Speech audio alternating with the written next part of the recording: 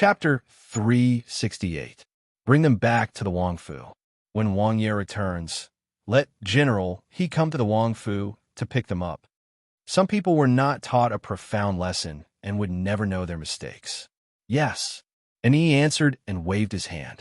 The Wangfu's bodyguards stepped forward, one person each, with a knife on their neck. They could either walk on their own or directly knock them out and take them away.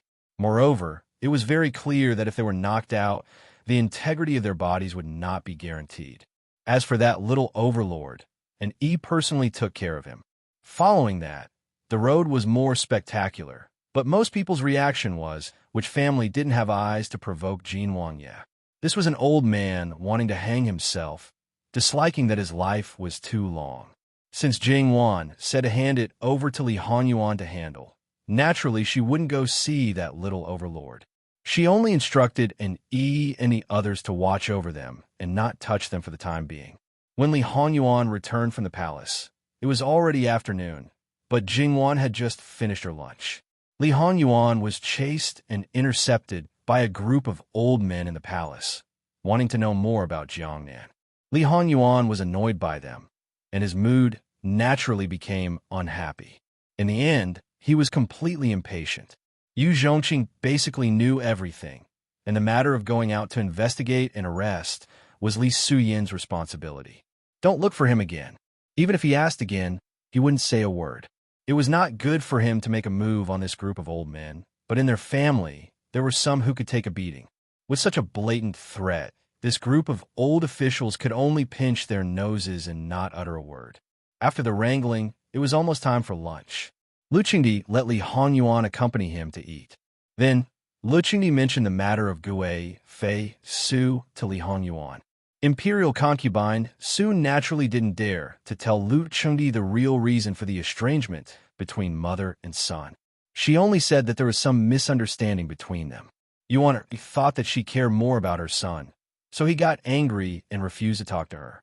Imperial concubine Su was very haggard these 2 days, and her eyes were also red.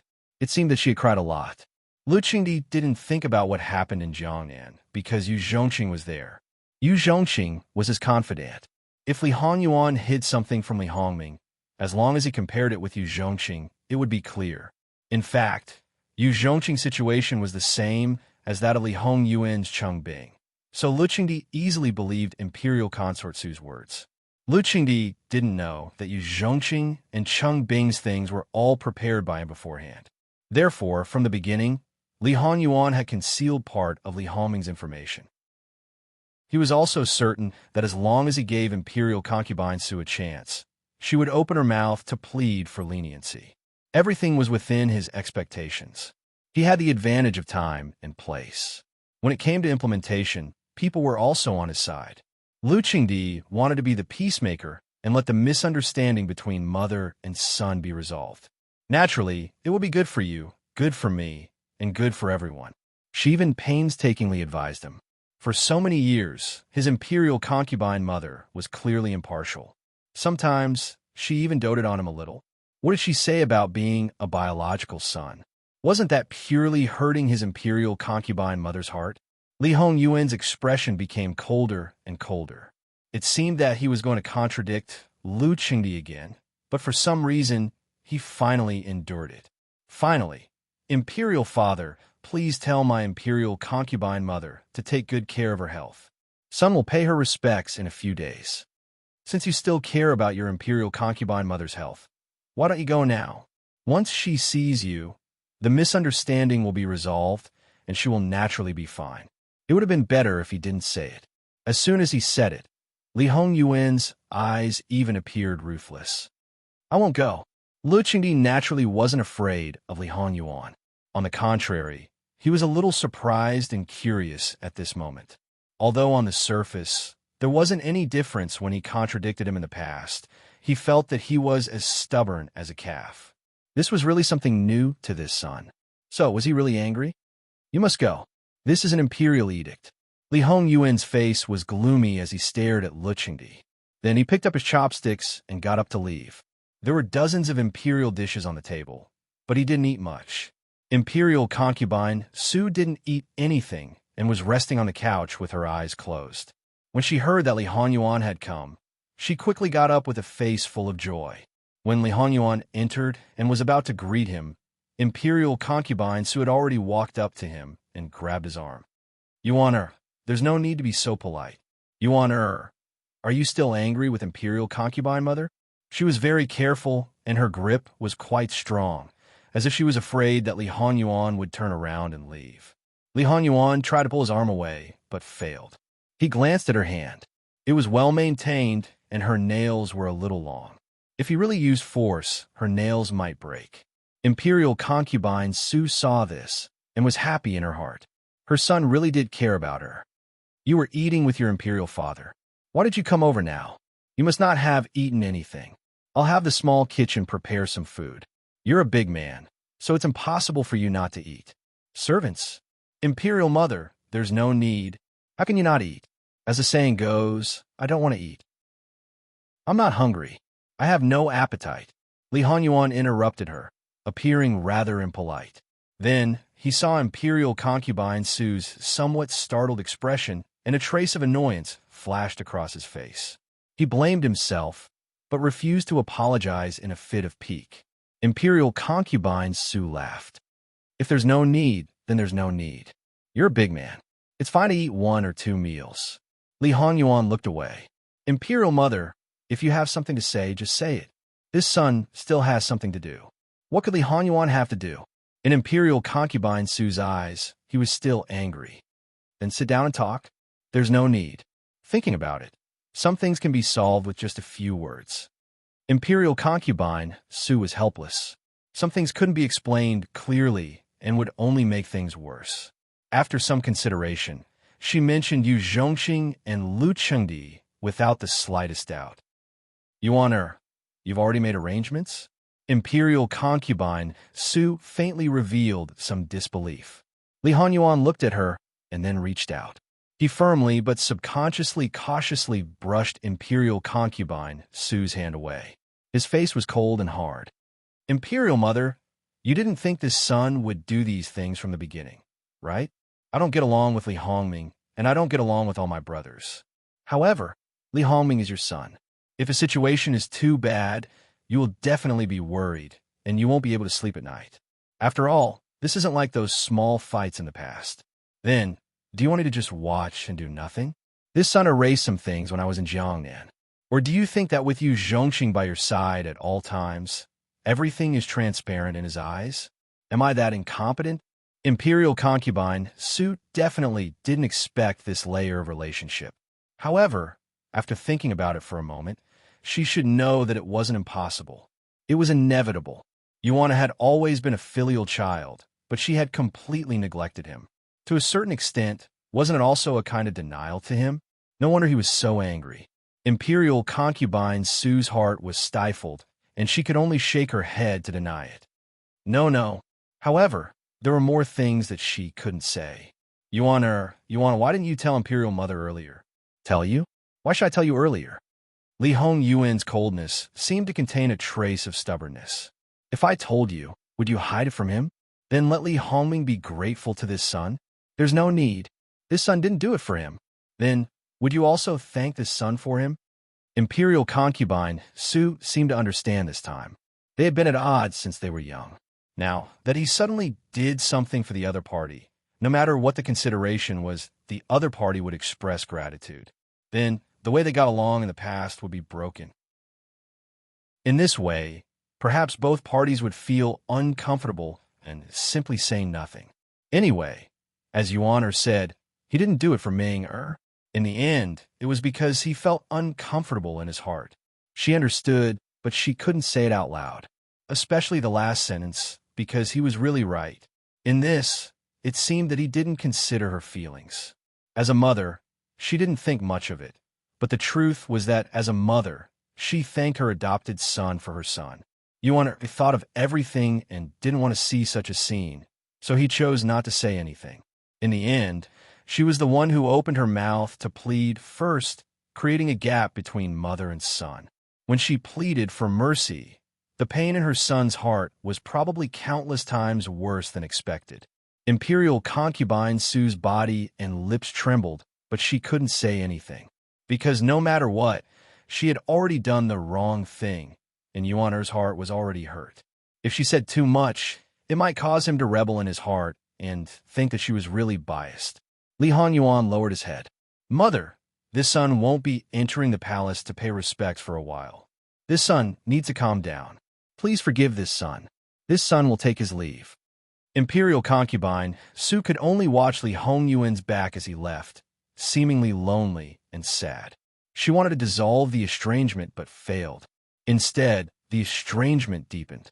Imperial concubine Su hadn't eaten or slept well in the past 2 or 3 days.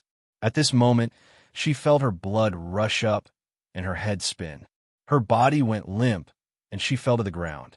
Imperial concubine, her trusted maid, hurried forward. Someone, quickly call the imperial physician. What imperial physician? Don't call him. Help this concubine up. I'll be fine after lying on the bed for a while. If she fell ill when her son came, wouldn't her son be accused of being unfilial? Although her son's reputation wasn't good, he shouldn't be accused of being unfilial, especially since she was the one who brought upon him. The maid didn't dare to disobey her and hurriedly helped her up. Imperial concubine, how about this servant go and ask the prince to come back? You're not allowed to go. He's already sad. Seeing this concubine like this, he should blame himself and feel guilty. This concubine was originally in the wrong this time. Provincial governor, don't make it public. When the imperial physician checks my pulse in 2 days, just have him secretly prescribe some medicine. Imperial concubine Su rubbed her temples, revealing her weakness and exhaustion. Imperial concubine Su was both physically and mentally exhausted. It wasn't only because of Li Hongyuan's matter, but also because Jingwan's disheveled appearance the day before yesterday, as well as her capable aunt being beaten to death. The imperial concubines who came to her palace to comfort her came in droves. Some praised her openly, while others sneered and ridiculed her. Of course, none of them really dared to point their fingers at her face. In reality, this wasn't a big deal to her. If she couldn't even endure this, how could she have a foothold in the harem?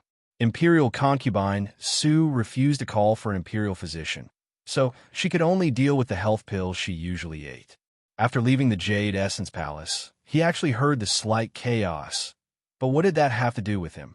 He looked back, then brushed the place where imperial concubine Su had grabbed, as if brushing away something dirty. Then, he directly left the palace. On the way back to the main courtyard, Li Hanyuan already knew that Jingwan had been bumped into. Not only had the horse been startled, the carriage had almost flipped over. Although the guards outside reacted quickly and managed to control the carriage, Jingwan had still been injured. In the blink of an eye, Li Hongyuan's body was shrouded in hostility. Go and receive your punishment. 50 lashes each. Yes. And he replied.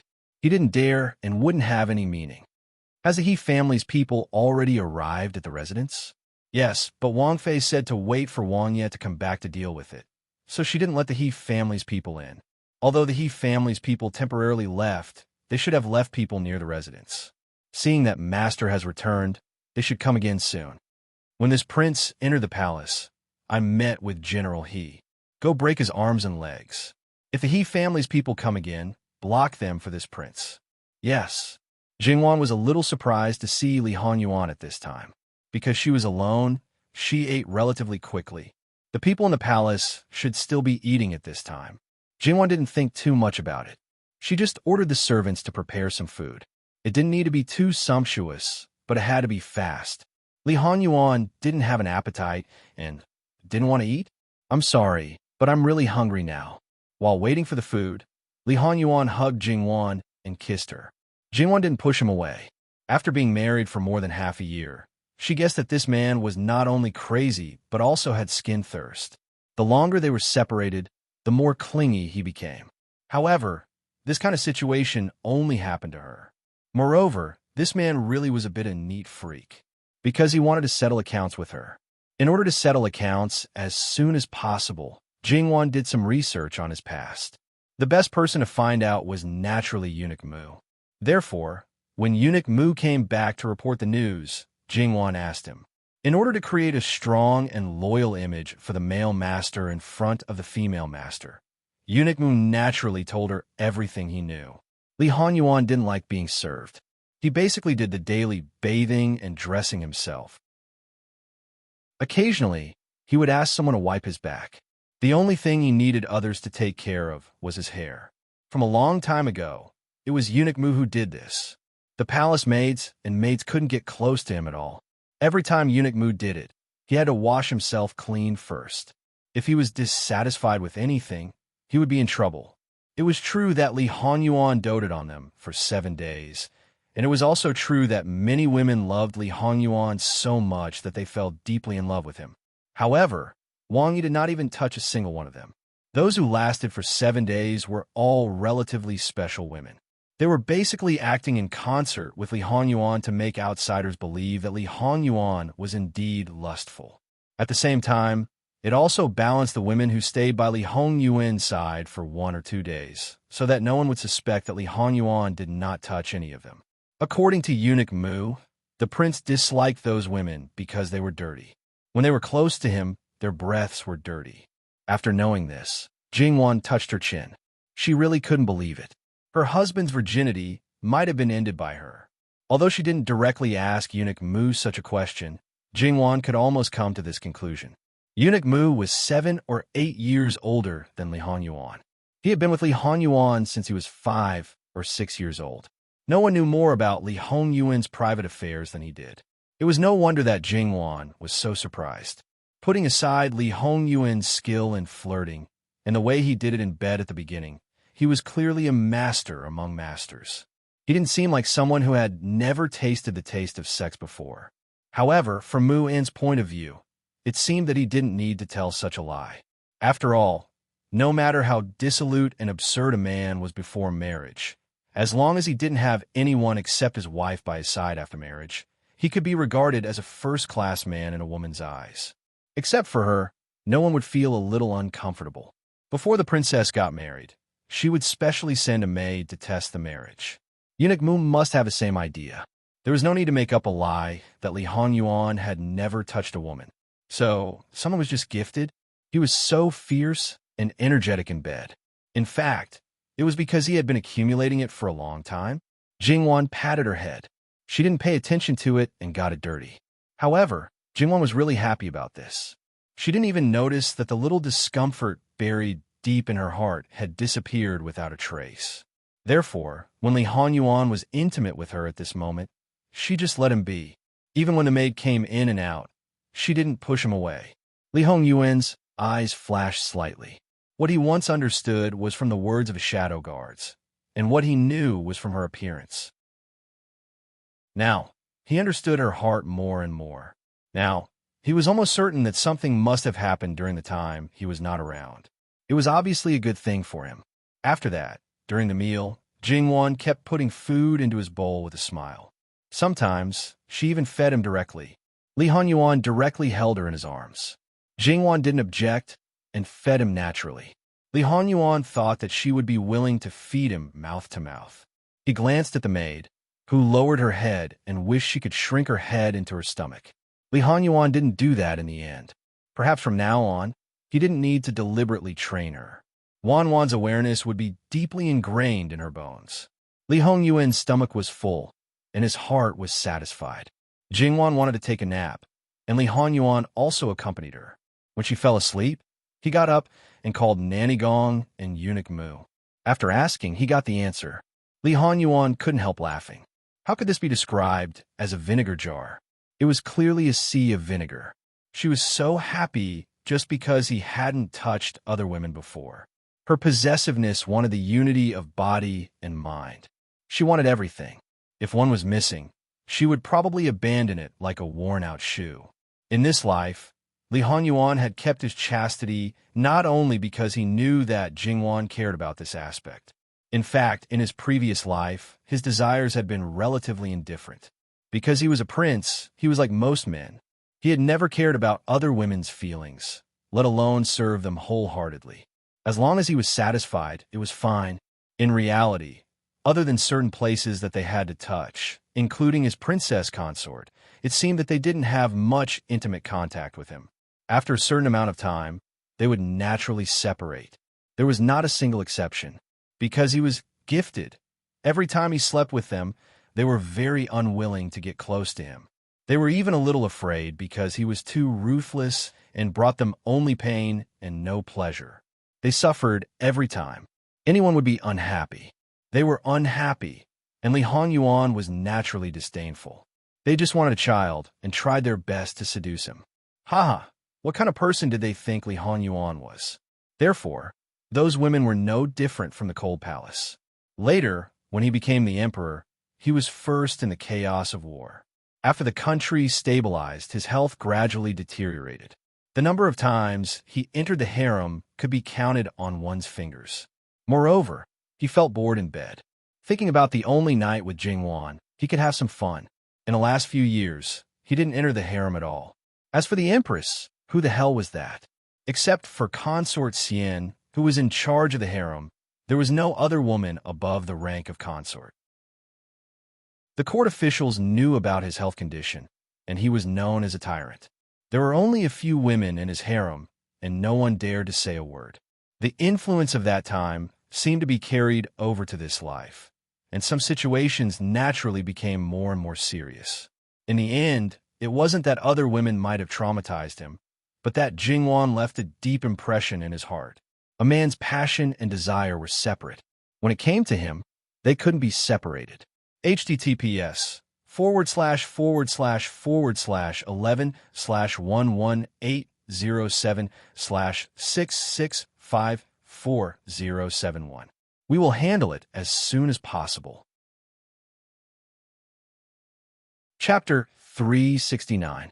The He family's people came? Li Hongyuan lazily asked. Yes. According to Master's instructions, they blocked the door. However, knowing that Master is in the Fu, they didn't intend to leave. Because of Jingwan, Li Hongyuan's mood was not bad. However, he also saw the bruise on Jingwan's arm. That was the person he held at the apex of his heart. Someone actually hurt her. It was absolutely unforgivable. Bring them to the martial arts arena. As he spoke, Li Hongyuan stood up. Although it wasn't a good time to move his muscles and bones, but for a living king of hell who would do whatever he wanted to do, did he need to pick a time to do something? Naturally, he didn't need to. Inside the martial arts arena, there were weapon racks on both sides. Although they might not be used, there were all kinds of weapons. Li Hongyuan took the spear that he was most comfortable with. The spear was more than 1 zhang long. The body of the spear was pitch black and carved with exquisite patterns. The surface was faintly glowing. The spearhead was bright, and the cold light was threatening. With a flick of his hand, he grabbed the end of the spear and skillfully shook it. The entire body of the spear shook and made a buzzing sound. After that, he executed a set of spear techniques.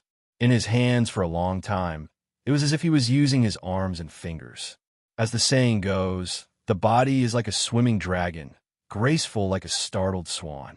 When the imperial bodyguards brought the little tyrant he and his bodyguards over, Li Hongyuan's spear techniques were only half completed. Not to mention the little tyrant whose hands and feet were broken. The others were all people who had truly fought on the battlefield. At this time, when they saw Li Hongyuan, they couldn't help but be aghast. It must be known that Jin Xinwang's illustrious reputation was something they had all heard of. However, seeing the other party in this manner, some of the rumors were instantly shattered. At the very least, this man absolutely couldn't be useless. That cold, murderous aura, every move, every style, all revealed a murderous intent. This wasn't a prince who lived like a prince, but a killing god who walked down from the battlefield. At this moment, their eyes were all on Li Hongyuan. They forgot about the little Gongzi that they were supposed to protect and let him lie on the ground like soft mud. After a set of spear techniques was completed, the spear was stuck on the ground with a bang. It felt as if the ground was about to split open. Li Hongyuan's figure was like the gun in his hand, a pole. 2 people in a team. Come and fight with this prince. If you win, this prince will consider meeting the He family. If you lose, Li Hongyuan's eyes fell on little gangster He. He suddenly curled his lips into a smile. It was supposed to be an extremely seductive smile, but at this moment, it made people shudder. It won't be as simple as breaking your arms and legs. After all, little gangster, he only had his joints dislocated, and his bones weren't really hurt. These soldiers who were temporarily acting as guards wanted to save him without hesitation at that time. But when they realized this, they restrained themselves. However, at this moment, they thought of what the people in the prince's mansion said at that time. You should be glad that the master doesn't have the time to deal with you now. If the master did it himself, even if you didn't die, you would be half dead. Now, they believed it without any hesitation. Li Honyuan was standing in the middle of the field, so they didn't have a choice.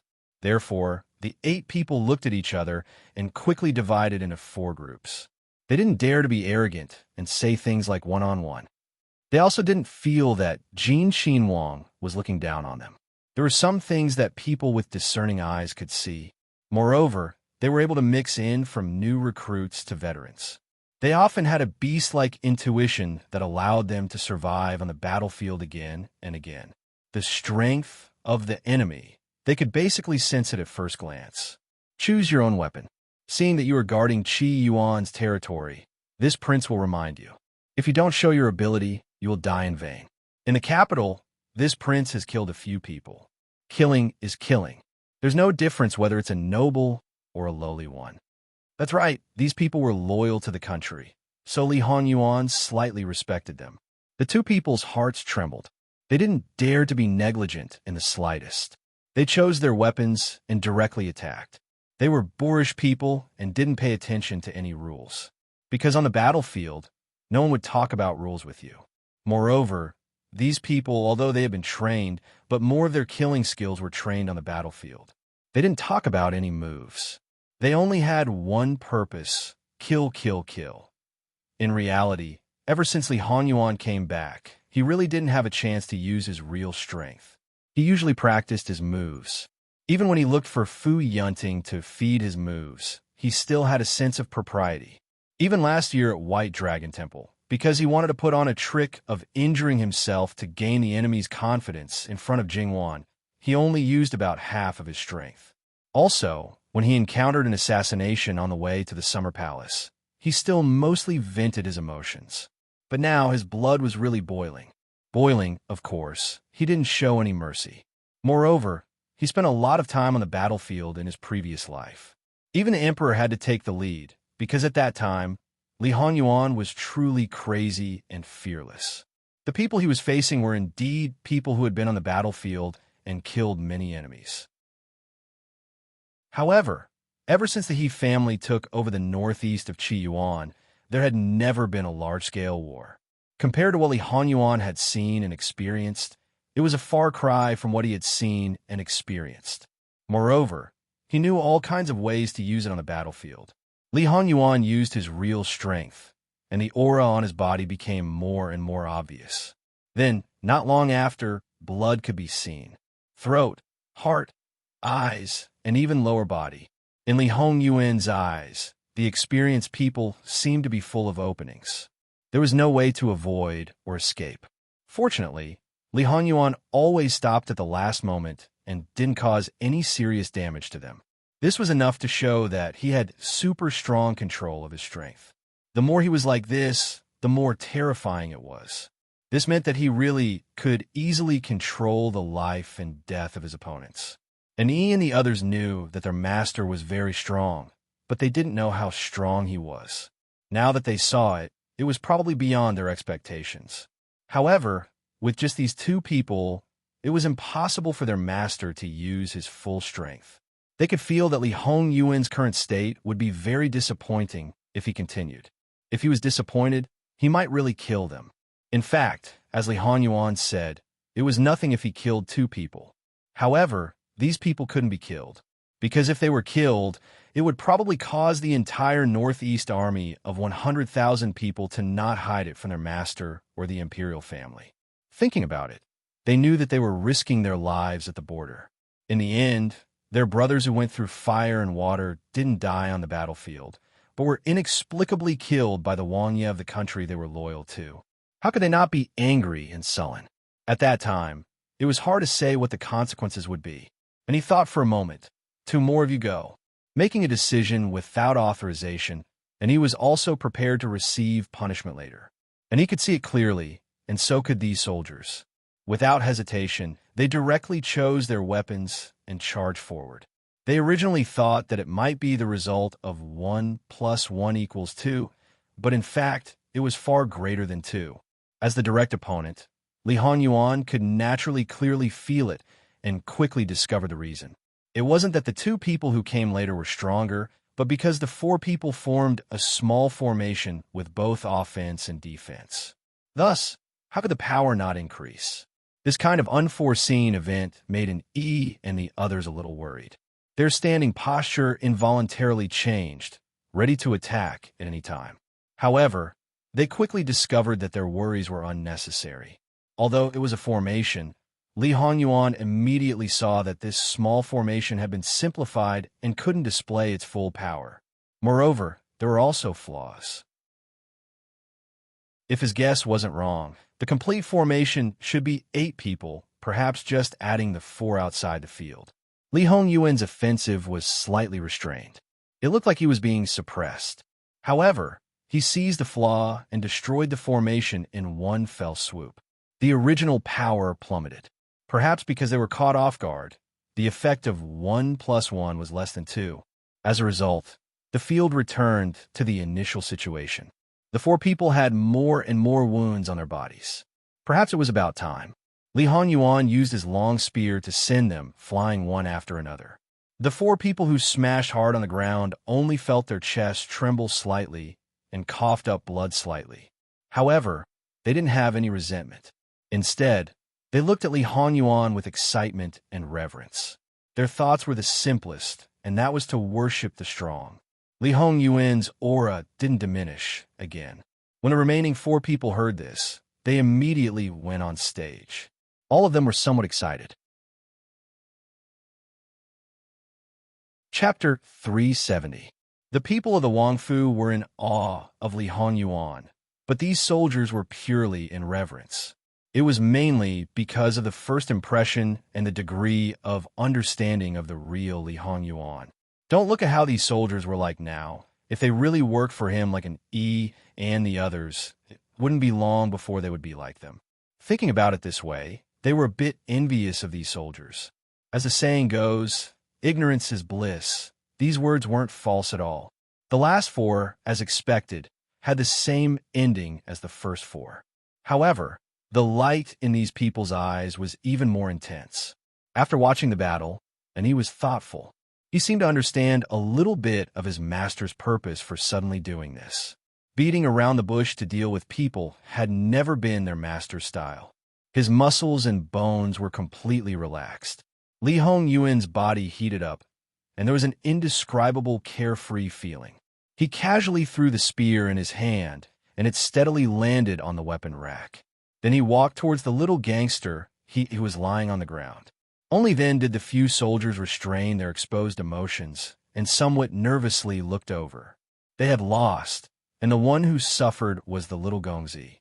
But with their current situation, even if they were to face Jin Qinhuang alone, they would not be able to stop him, not to mention that there were still a bunch of guards standing guard. The group of imperial guards of the Wangfu also looked over, but they wouldn't have known if they didn't see. Now that they saw it, the expression on their faces cracked a bit. Actually, they had already discovered before that this boy was actually very unyielding. When his hands and feet were broken, he only frowned at that time. Just based on this point, they still respected him as a man. He was worthy of being born in a family of generals. If it was those dandy Gongzi in the capital, they would be howling like pigs being slaughtered. Only this one, his mother, that fanatical expression was even more intense than those soldiers. Li Hongyuan's feet subtly paused. Although others didn't see it, his following kicks were not the least bit careless.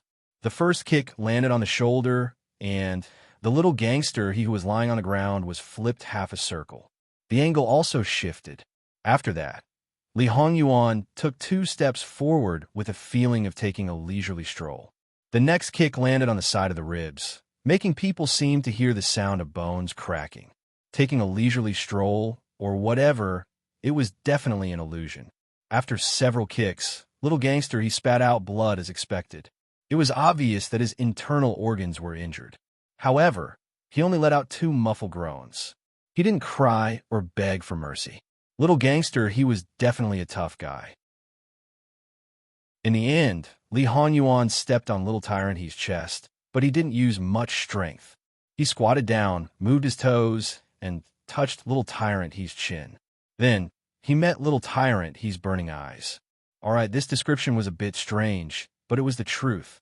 Although little tyrant He's injuries were not light, and his expression was slightly distorted, he was still filled with passion. If Jingwan was here, she would probably give him a reasonable title, which was a fanboy, a brainless fanboy. Li Hanyuan didn't have any other emotions except for the first time. It wasn't that he hadn't seen little tyrant He's condition in other people before. For example, Wan Fangfei in the past, and some of the girls who were favored by Sheng Do. However, in comparison, it wasn't so obvious. Of course, Li Hanyuan also knew that the meaning behind this was different. Speaking of little gangster Li Hanyuan was very familiar with him. Of course, that was in his previous life. According to the time, he had to wait for a few more years. When he went on expeditions, little gangster, he was one of his valiant generals. Little gangster, his name was Sea of Consciousness. He was the youngest son of He Jinwei, the general who was currently guarding the northeast border. He had 4 older brothers, 2 of whom were direct descendants, and 2 of whom were concubines. Of the 4 brothers, only 2 were left. The He family was different from other families. Because they were guarding the border, they suffered a lot of losses. Therefore, among the brothers, no matter if they were direct descendants or concubines, they had a good relationship. The He family was actually quite decent. The He family's daughters-in-law didn't seem to have a high status, but most of them were women who weren't inferior to men. Although they didn't go to the battlefield with their husbands, they had at least guarded a city. However, among the He family's descendants, Sea of Consciousness was considered a weirdo. Perhaps it was because his closest brother was almost 10 years older than him, so, in comparison, he might be a bit more indulgent. However, the He family didn't have the mindset of spoiling their children. Their upbringing could be said to be very strict, whether in terms of thinking or body. Because they were strict when they were young, when they grew up, they would have a better chance of surviving on the battlefield. The reason why Sea of Consciousness was called a weirdo was because his physical fitness was very good. At the same age, he had to at least triple the training to achieve the same effect. When he wasn't even 10 years old, he could already beat his older brother. However, this kid's thoughts were very rebellious. He didn't commit all kinds of crimes, but he was very arrogant and liked to cause trouble. At home, he was punished, beaten, locked, his legs were broken, and his ribs were broken, but it didn't have any effect at all. It seemed that he was born with a hard bone. In the Northeast, it became a ghost worry. When Sea of Consciousness was 12 years old, he led a group of people to sneak out of the city. Once he went out, it was close to 10 days. His family was crazy with anxiety. In the end, they didn't even have any hope. In the end, he came back alive and well. He led people to play a sneak attack and really destroyed a small tribe. Of course, in the end, there was no reward. He was ruthlessly beaten up until his skin was torn and his flesh was torn. He only got out of bed after 10 days and half a month. After that, the people at home strictly guarded against him. At any time, they sent a few valiant soldiers to follow him. General He's soldiers took turns to follow him. As a result, these people had a deep impression of this young master. Sea of Consciousness learned many things from them. Because he was too energetic when he was 13 years old, he was simply brought to the battlefield. Although he was a bit young, the whole family didn't object. In reality, Sea of Consciousness seemed to be born to fight. On the battlefield, he could be said to be invincible. Moreover, he was a complete madman. The soldiers below actually admired him very much. Occasionally, they would also be very respectful. The reason why they were respectful was because this respect usually didn't last for more than 3 seconds. In the end, he was a very troublesome person. Sea of Consciousness was now 16 years old. A year ago, he defeated his father. Half a year ago, he defeated the He family's most powerful elder brother. On this trip back to the capital, only General He Jinwei's eldest son remained in the northeastern border city. The rest of He Jinwei's branch had all returned to the capital. Speaking of which, Sea of Consciousness was what He Jinwei was most worried about. He was afraid that he would cause trouble again. The capital wasn't like the border city. If he caused trouble in the border city, for the sake of the He family, basically no one would care too much. In the capital, if he accidentally offended the influential officials, the He family might not be able to settle it. Because the He family guarded the border, it could be said that they worked hard and contributed a lot. His Majesty treated them well, but they also had some responsibilities. However, as long as one was smart, they should know that in this kind of situation, they needed to be more careful. If anything happened, they would be ruthlessly attacked. But they didn't think that something would still happen. Moreover, it was to hit a big iron plate. When the He family found out that the rascal rode a horse on the street and collided with Jin Xinhuang's carriage, not only did he not apologize, but he also dared to act violently and was arrested by the people of Jin Xinhuang Fu. They were angry and anxious, causing the family to be thrown off their feet. Before returning to the capital, they specially warned him, especially Jin Xinhuang, to never, ever offend him. They even enlarged the logo of Jin Xinhuang Fu a lot, wishing that they could directly stuff it into his brain. After entering the capital, they also restrained him, who knew that because they had just entered the capital, there were many things to do and they were exceptionally busy. Going out would cause a big disaster. Although they quickly found out that Jin Xinhuang wasn't in the carriage, Jin Xinhuang Fei was. The more noble a woman's status was, the more delicate she was in their eyes. She couldn't be touched. If something bad happened to her, it was simply asking for a person's life. However, there was one more thing to be thankful for. That rascal didn't act impulsively. Perhaps he realized that something was wrong, or perhaps he was persuaded. Otherwise, based on his martial strength, if he let loose and fought, it would be like fighting on the battlefield. It would be strange if he didn't die. Li Hongyuan looked at He Jihai. In his previous life, he was familiar with him after he ascended the throne. At that time, he was the only adult male left in the He family. Including He Jinwei, they all died 2 months later. And the day they died, it just so happened to be New Year's Eve. At that time, He Jihai didn't have this unbridled brashness. His entire person was gloomy, just like a walking murder weapon. When he followed him to battle, he witnessed He Jihai's ruthlessness and extraordinary skills in killing the enemy. For many years after the war, He Jihai could be said to be the stabilizing force of Qi Yuan. Just his name alone was enough to make the enemy's expression change. Li Hongyuan's current martial arts skills, to a certain extent, originated from He Jihai. However, He Jihai wasn't suitable to be a commander-in-chief of the entire army. He was only suitable to be a general who charged and broke through the enemy lines. Moreover, he was the kind of general who needed someone to assist him and mobilize the troops for him. He was only responsible for charging and killing. It wasn't that He Jihai was a boorish man who didn't understand the art of war and strategy. On the contrary, He Jihai's brain was actually quite powerful. Although he wasn't that righteous and liked to take the unconventional path, he was very good at mobilizing troops and dispatching troops. Winning with fewer troops was simply his specialty. It was just that he had lost all his family members, and he himself had lost the ability to reproduce due to his serious injuries. Therefore, the only thing he had left was revenge. After the battle, he was like a sharp weapon without thinking. He only listened to Li Hongyuan's orders and commands. He fought so hard and was so fierce only because he didn't care about life and death. And when the battle was over, nothing could be seen from his appearance, but inside, he was already a useless person. At that time, Li Hongyuan saw it all. Therefore, when he had the chance to start over, he cherished talent and wanted to protect He Jihai and make him a real commander-in-chief. He wanted to make the enemy not only change their countenance, but also make the enemy's army tremble in fear. In this way, he was bound to protect the He family. This was also the reason why the He family returned to the capital this time.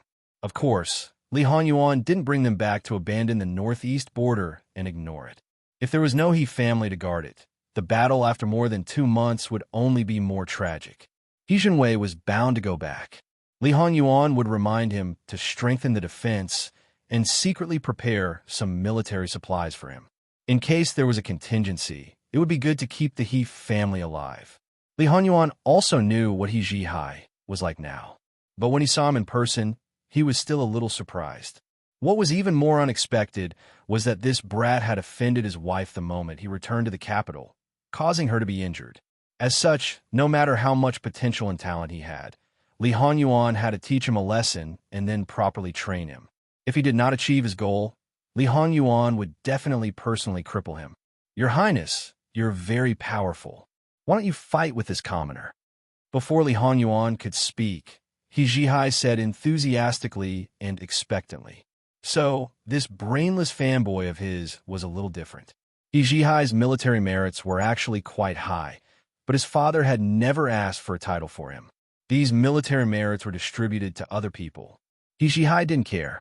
Because of this, the capital basically didn't know that there was such a fierce person in the He family. However, when he said this, those soldiers couldn't bear to look directly at him. However, it was completely expected. They were all too clear about this young master's temperament. How much effort would it take for this prince to take your life now? Your Highness won't take this commoner's life. What? This prince has no power or influence, so I'm afraid of your He family. Li Hanyuan didn't get angry. No, it has nothing to do with the He family. It's just that intuition tells this commoner that your Highness won't do that. Li Hanyuan had seen He Zhihai's intuition before. In his previous life, he even relied on his intuition to save a battle. Do you know why you're in Jinqin Wangfu? I know. This commoner can apologize to Wang Fei Nyang Nyang, Cao and admit his wrongs. As long as I can fight with your Highness, this commoner will do anything. He was still enthusiastic. Therefore, He Zhihai sold himself so easily. So much so that for many years in the future, when he recalled today, he couldn't help but want to bang his head against the wall. He was really too stupid. How could this master's heart be so black? It was better to quickly scram far away. Running around the borders for a lifetime, he didn't want to face Li Hanyuan. Li Hanyuan stood up, "Take him away." He didn't know what Li Hanyuan was going to do, so naturally, he could only obediently be taken away. Let Gong Jiu go take a look. Just let this prince see if Gong Jiu's medicine can soften people's bones. https:///11/11807/6654077. Chapter 371. After Li Hanyuan finished dealing with He Zhihai, he went back to accompany his wife to sleep. As for whether He Zhihai would cry for his father and mother in pain, that was none of his business. Perhaps it was because of the familiar person, the familiar smell. When Li Hanyuan approached, Jingwan unconsciously rubbed into his arms. Her head rested on his arm, and her arm rested on his chest. She also sleep-talked, calling out Yuan. Li Hanyuan chuckled and moved his body to let Jingwan sleep more comfortably. He touched her face and kissed her. At least at this moment, Li Hongyuan's heart was abnormally satisfied. The person at the top of his heart who had become obsessed with obsession was his legitimate wife. At this moment, she was peacefully lying in his arms, which was enough to soothe all his negative emotions. And in order to maintain everything now, and even let Jingwan be more unrestrained, he must hold the power in his hands, and no one can say anything. Jingwan woke up, and before she opened her eyes, she rubbed Li Hongyuan's shoulder and whispered twice, "Ayuan, and Ayuan, and Ayuan." Li Hanyuan turned his head to look at her and smiled silently. I'm here. Ayuan, Ayuan, Ayuan. Jingwan called out again and again without saying anything else. Li Hanyuan also responded patiently. She didn't know how many times she called out, but Jingwan's heart seemed to finally be satisfied. Then she remembered the thing she should have asked the day before, such as the matter of Prince Zhong Fu catching fire. Later, I'll have people organize all the big and small things in the capital in the past 6 months. When the time comes, you can take your time to look at it. When Li Honyuan said this, in a place where Jing Wan couldn't see, his eyes flickered. Speaking of which, although he deliberately let people go easy on him, someone really could do it, which was indeed amazing. Jing Wan responded, "How do you plan to deal with the He family's matter?" Li Honyuan didn't hide anything and briefly told her what happened before. Although Jing Wan didn't know how powerful Gong Jiu's medicine would be, she was quite optimistic about him. Well, there was a condition called hypersensitivity to pain, which would increase the pain by countless times. A small cut or hit could make people feel excruciating pain. Maybe Gong Jiu had such a medicine. If so, she would light 32 candles for He Jiu's little gangster. I heard that in the past years, General He came back with a few bodyguards and didn't have any family members. This year, is there a bad rumor? Or is there something wrong with the He family? Or is someone plotting something again? Wan, you're overthinking. It's not like that. Although the He family has worked hard and made great contributions, the Northeast is relatively stable and there are no major wars. Naturally, the He family's influence is limited and it's far from the capital. Similarly, the He family guards the Northeast and basically has no contact with the capital. No matter how fierce the fight for the throne is, it has nothing to do with them. No one from the He family is in the capital, so the sky is high and the earth is far away. Therefore, the He family could be considered another kind of neutral party. The reason why so many people from the He family came back this time is because there's something strange going on at the Northeast border. There might be a major war before spring next year. It's not appropriate for the entire He family to guard the Northeast. If something unexpected happens, some people should be avoided as much as possible. So, Yuan, you're the one who facilitated this? Li Hongyuan's voice was muffled as he responded. Jingwan chuckled. I know that Yuan is very resourceful, so he must have received some accurate information. However, the imperial court might not know about it. Even if they knew, they probably wouldn't care. After all, the Northeast has been relatively stable for many years. Why would there be a major war suddenly? If there really is a war, or if there are heavy casualties, they might even push the blame on the He family. There's rarely a time when there's an adequate supply of provisions. The He family's Northeast army is no exception. If there's a major war, even an Iron Army will be like a sick cat without the support of provisions. Since a Yuan can't bear to do that, he must have prepared more than just a few members of the He family. She knew what he was secretly preparing. Wan knows me well. Don't flatter me. Li Honyuan chuckled. I'm telling the truth. Moreover, in her previous life, the imperial court really did push all the blame on the He family. They said that they didn't supervise the situation properly. If He Jihai wasn't the only one left in the He family, they might have even accused them of treason. Although the He family suffered heavy casualties and was almost wiped out, the enemy didn't fare any better. Otherwise, Qi Yuan wouldn't have been able to clean up the mess so easily. Perhaps a large piece of land in the northeast of Qi Yuan would have fallen into the enemy's hands. After getting up, she was in high spirits. As for little brat he wasn't a bad person in nature. It's about time to send them back. Since Jingwan said so, and Li Honyuan didn't have any other instructions, the matter was naturally settled. However, the He family didn't manage to enter Jinqin Wang Fu. Even He Zhan Wei didn't manage to see Li Honyuan. The whole family was exceptionally anxious, afraid that He Jihai would really die in Jinqin Wang Fu. Although reason told them that no matter how lawless Jinqin Wang was, he wouldn't go to this extent. However, it was possible to turn He Jihai into a useless person. He Jihai was only 16 years old and was already the #1 general in the Northeast Army. Now that he had become a useless person, it was too painful. Since they couldn't see him, the He family could only go back first, although the He family didn't want to make the matter known to everyone. But in the entire capital, the people who should know already knew. Because it was a special period, No one stood out to blame Li Hongyuan with the He family's previous righteous indignation. They said that little Gongzi he was in the wrong first and should be punished according to law. Jin Xinhuang shouldn't abuse his power, and so on. Not to mention that Jin Xinhuang couldn't be provoked. This was an occasional case. If any action was out of line, Lu Chengdi, who was still in a fit of anger, might label them as forming a clique. Let's wait for one more night. If I still don't see him tomorrow, I will directly enter the palace to see His Majesty. He Zhanwei's resolute face was surrounded by deep worry at this time.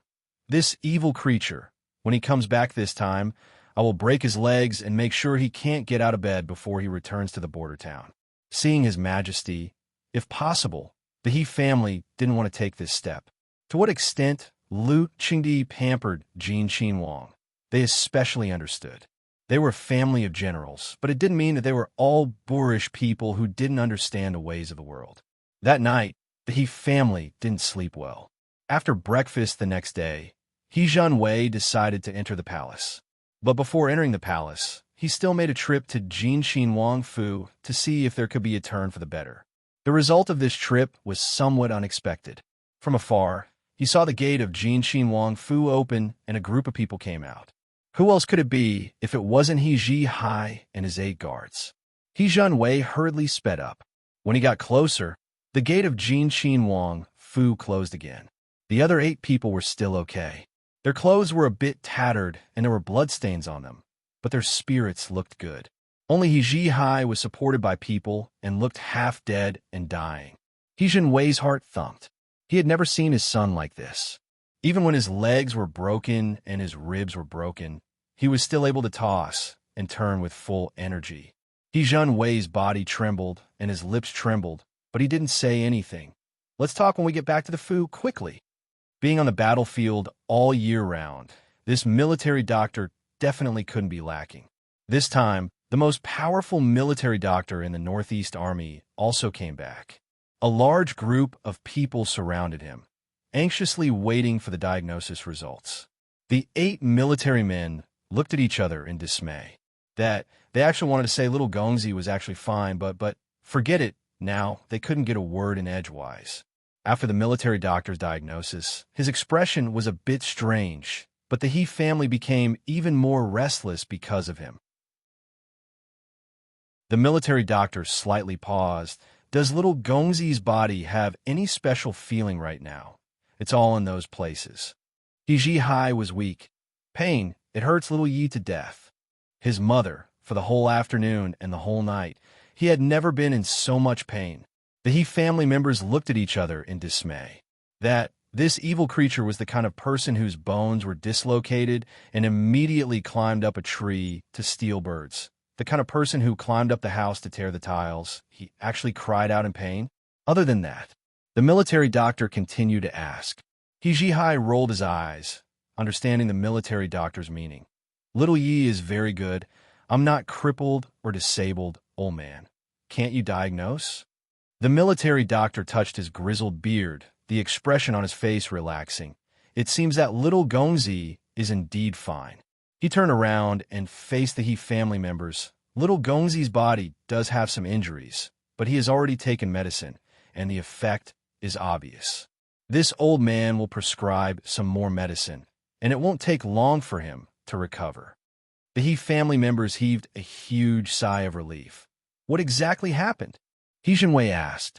Only then did the guard open his mouth and explain the whole matter. The He family members' expressions were very strange. So, little brother is in so much pain that he's hovering between life and death.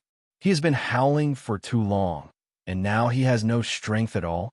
Fourth brother, shut up. He Zhihai flew into a rage out of humiliation.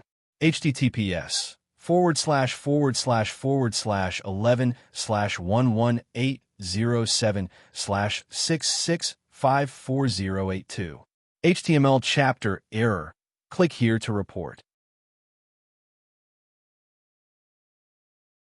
Chapter 372. He Zhanwei stepped forward and sat beside He Zhihai's bed. Without holding back, he patted He Zhihai's chest. He Zhihai shuddered and howled miserably. The sudden sound startled everyone in the room. Then they looked at He Jihai with a bit of disbelief and some worry. He Jihai's face turned green. Did they think he was willing? His mother, it was really too painful. He couldn't bear it at all. It should be that the effect of the medicine hasn't completely disappeared. Once the effect is gone, it won't be like this. The military doctor said with a smile. Knowing what was going on, the He family looked at He Jihai as if they were looking at a rare treasure. If he really howled like this for the entire afternoon and night to still have this spirit, it should be considered not bad. Moreover, his throat hasn't gone hoarse. He Jihai looked at this group of family members who rejoiced in his misfortune. He was too lazy to even roll his eyes and didn't have the mind to explain. At this moment, it was indeed very painful, but it was basically within the range of tolerance. In any case, from small to large, each and every one of them were waiting for him to suffer, wanting to see him make a fool of himself. They all wanted him to be taught a lesson and behave himself. He Jinwei also touched the short beard on his chin. If there's a chance, ask Jin Qinhuang what medicine was used. The effect is so good. Even if I'm thick-skinned, I'll ask for it. The effect was good. Clearly, there were two meanings. Not only was the effect of the medicine good, it was also better to deal with He Jihai. And indeed, I've never seen Xiao Hai so well-behaved. He Jihai's grandmother, old Madam He, nodded in agreement. He Jihai had never been a person who could hide his emotions. Therefore, everything was written on his face. At this moment, his face was like a color palette, exceptionally splendid. After relaxing a little, it was time for the proper business. What did Father say to you before entering the capital that you treat Father's words as wind? He Jinwei's face was exceptionally stern. He Jihai didn't say a word. The capital isn't like the border cities. I know that you're messing around, but you know what you're doing. You won't go overboard. However, in the capital, a small matter can cost someone's life and implicate the entire family. Why can't you behave? Do you have to throw the entire family in for you to be happy? Dad, I was wrong. I won't cause trouble in the future. He Jihai lowered his eyelids and said in a low voice, "You have to keep your word." His spiritual C did not say that he was grounded, because he knew that if this kid really wanted to go out, he would have a way to get out. There was simply no way to lock him up. It was better to let him walk through the door and let someone follow him. That would be of some use. He Jihai's eyes were filled with excitement. He indeed would not go out to cause trouble again, because his next goal was very clear: to find Jin Qinhuang to fight. He Jinwei's eyelids twitched. The more he looked, the more he felt that it was impossible for this kid to be so honest. There must be something he didn't know. He prepared to ask the people who had followed this evil creature out. At this moment, those bodyguards had gone to change their clothes. The wounds on their bodies also needed to be examined. Originally, the soldiers wanted to downplay the part where they exchanged blows with Li Hongyuan. Now that they were faced with General He's cold and stern face, all of them were like quails and confessed everything. He Jinwei only felt his temples throbbing. He was very clear what kind of moral character his son had. When they were in the border city, he had not been lenient when he exchanged blows with his father. Now, he had the guts to set his eyes on a Qinhuang, and it was the kind that could not be provoked. Originally, when he had offended Jin Qinhuang Fei, the other party had just tidied him up and did not lose an arm or a leg. He should be extremely thankful. But this matter was not over yet. He was still thinking about how to deal with the aftermath. Sure enough, he should directly break that evil creature's legs so that he could not get out of bed. That would also save him a lot of worry and trouble. He Jinwei could almost imagine, wherever Jin Qinhuang went, that evil creature would block him. That scene was simply unbearable to look at. After all, he had done this kind of thing many times in the northeast border city. It was only until those people were all knocked down that it gradually stopped. Fortunately, those soldiers were still broad-minded and did not argue with that boy. After all, to be flipped over by a young teenager in public was a very shameful matter. They even said that the younger generation would surpass the older generation. Even if those people were indignant, they would not do anything to that evil creature on account of his face. Jin Qinhuang was different. If he really wanted to block the door, he had many guards around him. One word from him could make that evil creature suffer. After all, two fists were no match for four hands. If Jin Wang was really angry and let people completely cripple him, he, as the father, could only pinch his nose and swallow his bitterness. There was no place to judge, and he did not have the face to do so. He Jinwei wiped his face.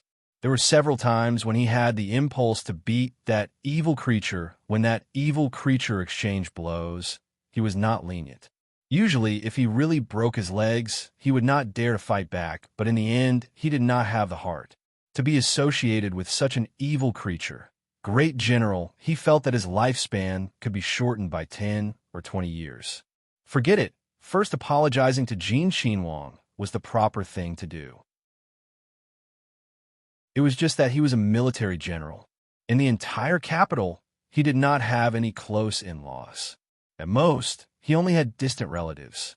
In the past few years, he would come back with his personal guards. He would not hold a banquet, nor would he pay a visit. This time, because his family had returned, there was a possibility that he would stay in the capital in the future. A banquet was a must. Before that, it would not be good for him to pay a visit to anyone. Even if it was to apologize, it would not be good.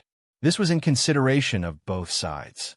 After thinking about it, Great General, he decided to start with Lu Qingdi. He explained the cause and effect clearly and let Lu Qingdi help to build a bridge. This could also show his loyalty. Before entering the palace, Great General, he still went to see He Zhihai. The father and son talked about something behind closed doors. Whether it was effective or not, he did not know for the time being. He Jinwei was very skilled in war. His EQ was also very high. After briefly explaining the matter, he began to pour out his grievances. That evil creature was such a disgrace, How could he not be worry-free, How could he give people a headache, But in the end, this evil creature is this official's son. I can't really ignore him. Lu Qingdi was not only greatly moved, he could empathize with him. He also began to pour out his grievances. He also had an evil creature son. Beloved official you have been far away in the border city all year round. You don't know, the living Hell King's fighting strength was much more valiant than little gangster he. When Great General he heard this, he sighed endlessly. So what? His son could still live well. It was really a miracle. With such a comparison, he actually felt that his son was actually quite obedient. Just think, if his son was really like Jin Wang, he reckoned that he would have long been angered to death. After all, no matter how he was, he could not be like Lu Qingdi, who could suppress everything. Zhen's evil creature. These 2 years, he has restrained himself a lot. Although he still occasionally angers Zhen, contradicts Zhen, but those messy things have decreased. Beloved official, you don't need to take it to heart. After all, it was my son who bumped into the carriage and frightened Jin Wang Fei. I should apologize to Wang Fei Nyang Yang. Lu Qingdi's finger tapped on the table. Zhen is very clear about Old Six's temperament. If something makes him unhappy, he won't let today's matter pass until tomorrow. As long as he stops, this matter is basically over and he won't remember it. Since he released your family's boy, it means that Old Six's wife is fine. If beloved official really feels apologetic, just let your mother make a trip to Jin Wang Fu and it will be fine. Hearing Lu Qingdi's words, Great General, he was relieved. When He Zhenwei returned home and said this, old Madam He and others were also relieved. They, as military officers, were poor. They couldn't take out much gold, silver, and jewels. But in the Northeast, it didn't mean that there were no good things. Precious fur, precious herbs, it was more abundant than other places. No matter what, they were the local tyrant of the border town. Even if they didn't take the people's wealth, they had accumulated a lot of these things. Handing over the visiting card, they also got the other party's reply. The next day, when old Madam he was preparing to go out, He Zhihai jumped out again. He firmly expressed that he also wanted to go to Jin Wang Fu. He Zhenwei's veins popped out on his forehead. Everyone said that no one knows a son better than his father. Correspondingly, no one knows a father better than his son. How could He Zhihai not know what his father meant? Pa, it's me who bumped into Jin Wang Fei's carriage. I should apologize. Moreover, my injury is not completely healed. How can I fight with Jin Xinhuang? I know that there won't be a good result. If I go up and get beaten up, wouldn't it delay the time to have a good fight? I'm not that stupid. He Jinwei was irritated by that have a good fight. His hand was itchy, and he wanted to slap someone. All right, go. I don't allow you to go. Maybe you will secretly climb over the wall of Jin Xinhuang Fu. Old madam, he said helplessly. https://11/11/11807/6654084. Chapter 373. Old madam, he keeps he high by her side to prevent him from making trouble when she doesn't pay attention to him. Today he Zhihai was well behaved. He did whatever his grandmother asked him to do. Perhaps because there was another man, Li Hongyuan accompanied her. When they met, old madam, he didn't hesitate to apologize. She didn't beat around the bush. She was straightforward. She was different from other women. Li Hongyuan played the role of a guest perfectly. Although Jingwan was in a high position, she respected those elders who didn't flaunt their seniority. Because she understood old madam she had a good impression of her. She was wise, sensible, and righteous. In short, she deserved to be admired. Old madam, he could see who was the leader. She was a bit surprised, but she didn't ask anything. Old madam, he glanced at him and asked her son to apologize. It's okay if she didn't look at him. She looked at him and couldn't help but twitch her eyes. Her eyes were full of excitement. If she didn't know, she would think that she saw a beautiful woman and fell in love with her at first sight. Then she looked at him again. He was indeed beautiful, a top-notch beauty. But he was a real man, a real handsome man. Li Hongyuan was so handsome, but he didn't look feminine at all. When he was young, it was hard to distinguish whether he was a man or a woman. But since Li Hongyuan was 10 years old, he had a subtle and cruel influence. Those who used to make fun of him didn't have a good ending. Jingwan also saw He Zhihai's expression, but she didn't show any special expression. He was just a crazy fan. It's not like she didn't see it before. Well, because the person who was being fangirled was her husband, Jingwan still felt a little strange. Jingwan slightly tilted her head and glanced at Li Hongyuan. A certain someone was unperturbed, as if he didn't notice. Old madam, he felt itchy. If it wasn't because of the occasion, she would beat him up. Xiao Hai, hurry up and apologize to the princess consort. He Zhihai came back to his senses. He was a little bully and a scoundrel, but he also inherited the natural qualities of a man from a general's family. His apology to Jingwan was quite straightforward and sincere. Jingwan accepted it, but she didn't say anything more. The He family style was there. She believed that they had taught He Zhihai a lot, and he was still like a little tyrant. She couldn't just casually say a few words to him. However, as long as he wasn't really stubborn, she believed that after this battle, he would at least be restrained in the capital. Old madam, he doesn't stay for long. After all, it's a special time. Even with Lu Changdi's imperial decree, she still needs to be cautious. Jingwan asked Mama Gong to send him out. Little gangster he, on the other hand, kept looking back as if he was reluctant to part with him. Jingwan looked at Li Hongyuan with a teasing expression. Wang Ye's charm is limitless. Even men will bend down for you, unable to extricate themselves. Whether other people bend or not, it has nothing to do with Ben Wang. Ben Wang only needs to bend down for Wan Wan. Is this He family's little Gongzi counted as one of Wang Ye's flowers and plants? Do you want Xie to cut him off? Jingwan won't let go. Her smile didn't change. Jin Xinhuang used to be both men and women, so he didn't mind Jingwan's teasing. That's not necessary. As a husband, occasionally I should help my wife solve her worries. Wan Wan, don't worry. No one can dream of your husband. The husband and wife teased each other for a while. After the joke was over, Jingwan asked Li Hongyuan about He Zhihai's matter. He's just obsessed with martial arts. He's excited to see you, Li Hongyuan replied lazily. Jingwan nodded. She understood immediately. Let's not talk about this matter for now. It's been 2 or 3 days. How is Wan Wan reflecting on her mistake? Oh, this. Almost done. I'm preparing to clean it up. Li Hongyuan nodded. This husband will wait and see. Speaking of which, To clean up a certain someone's peach blossom, some preparations were still needed. Jingwan ordered for our Jin Xinhuang Fu's steward to see her. Jin Xinhuang Fei smilingly expressed that she needed to know all the details of the beauties in her husband's other courtyard. How big and small they were, how they came, what their identities were, etc. Mu Gonggong inexplicably trembled. That, although Master absolutely didn't do anything wrong to Wang Fei, but the existence of so many beauties was a fact.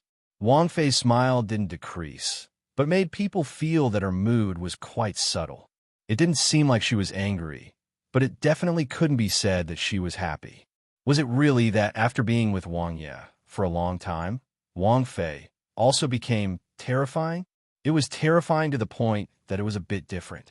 When a person's joy and anger were completely expressed on their face, it was actually easier to bear. But a gentle fear was what people couldn't bear, right? Fortunately, after Mu Gonggong returned from the Luo family and met with an accident on the road, he had already made preparations.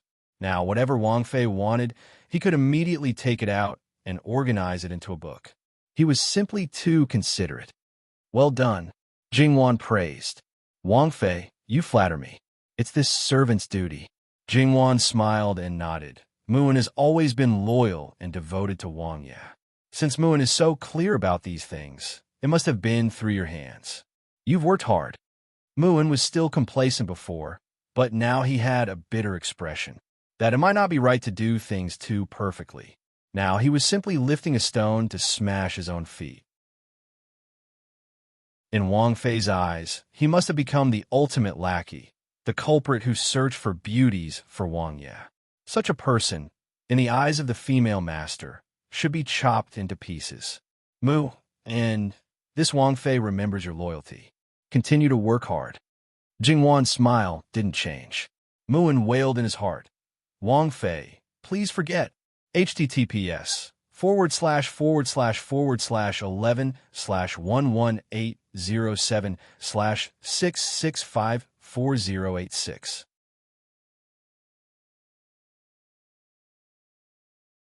Chapter 374. In the following 2 to 3 days, the latest rumor in the capital was that Jin Xinhuang Fei was extremely jealous. The beauties in Jin Xinhuang's courtyard were either sent away, sold, or beaten to death by her. Not a single one was left.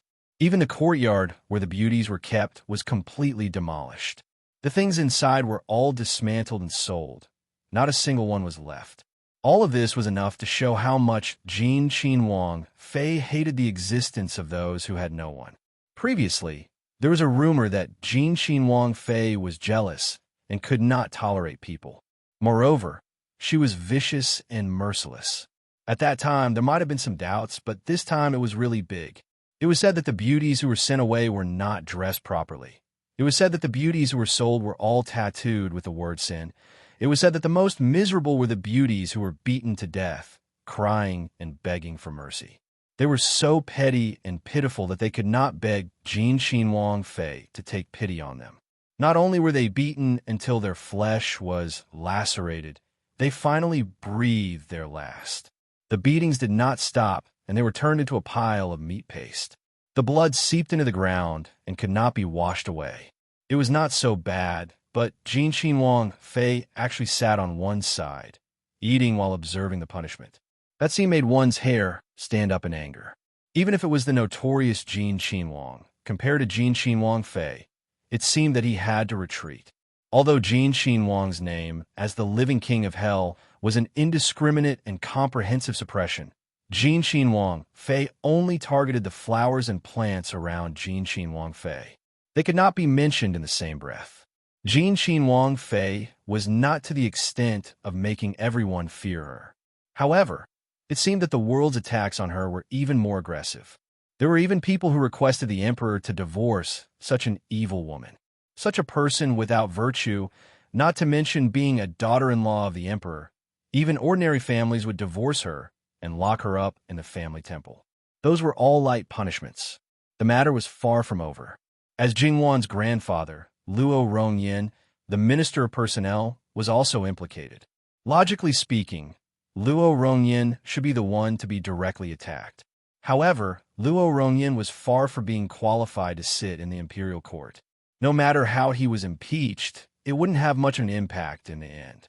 Thus, no one bothered to do that useless work. Ever since Luo Peishan became the minister of the Ministry of Personnel, he had been stubborn. No matter who tried to rope him in, he had offended everyone. At this time, naturally, no one would mention the Minister of Personnel's impartiality. However, even though he was impeached, Luo Shangshu appeared to be quite calm. According to him, his obedient granddaughter was filial to her elders before she got married. She loved her brothers and sisters and was gentle and chaste. She was a good girl. As the saying goes, there are two sides of the same coin. If his granddaughter really did something wrong, it would be nothing more than that. His meaning could not be more obvious. If his young lady was not well, then it meant that she had changed places. It was a problem of water and soil. Everything was fine before she got married. If there was a problem after she got married, then it must be Jin Xin Wang Fu's problem. Furthermore, it was the imperial family's problem. It was them who led his young lady astray. How many people's faces turned green, including Lu Qingdi's face? It was a little, well, actually Lu Qingdi also knew what was going on. Because this matter had not happened yet, he already knew. It was because his family's evil spawn threw a tantrum in front of him in advance. This implied that there was something wrong with those women. Those brothers of his could not bear to see him doing well. They even brought up the matter in Jiangnan. For example, the 3 times he was plotted against, they were all related to them. He clearly did not fight for anything and did not want anything, but there were still people who were unwilling to let him go. Thus, it was better to let his mother take him with her when she died. In front of Lu Qingdi, Li Honyuan took everything on himself in advance. The only one who could still pose a threat to Jingwan was Lu Qingdi. Lu Qingdi's weakness was grasped by Li Honyuan. Once it involved his true love, his IQ dropped. In addition, there was some specious evidence in Li Hongyuan's hands, so he did not think about anything else. Everything was for his son. Therefore, after Jingwan did those things, Lu Qingdi's imagination filled in that his son was borrowing his daughter-in-law's hand to get rid of those unstable factors. The beauties in the other courtyard and so on were just a cover. The real people to get rid of were actually in the Wangfu. His daughter-in-law took the blame for his son. He had no choice but to be kind and really divorce her. Speaking of which, the imperial family did not seem to only divorce a woman. There was only the word sudden death. Moreover, with his son's quota of cursing his wife, if this daughter-in-law was gone, he might be a widower for life. Not only that, thinking about the abundant national treasury and the bulging private purse, that was also old sixth daughter-in-law's infamy. With all these, Lu Qingdi felt a little embarrassed when facing Luo Shangshu. Then, Lu Qingdi dismissed the memorial and said that he knew his daughter-in-law. She was not a malicious person. It must be those lowly people who angered her. What's more, what she said about being beaten to death was purely false. As the daughter-in-law of the imperial family, she represented the imperial family's face. Such wanton slander was slandering the imperial family. Whoever released the message, if he found out, he would definitely punish them severely. Then, the reward flowed like water into Jin Xin Wang Fu and was given to Jin Xin Wang Fei. Jingwan looked at the things that filled the courtyard and was speechless. What was that? Many of these things were embezzled by her from Jiangnan. As a monarch of a country, was he really so embarrassed? Moreover, she brought back tens of millions for him. These things were not even worth 100,000. So stingy. Waving her hand, she put them into the treasury. https://11/11807/6654088.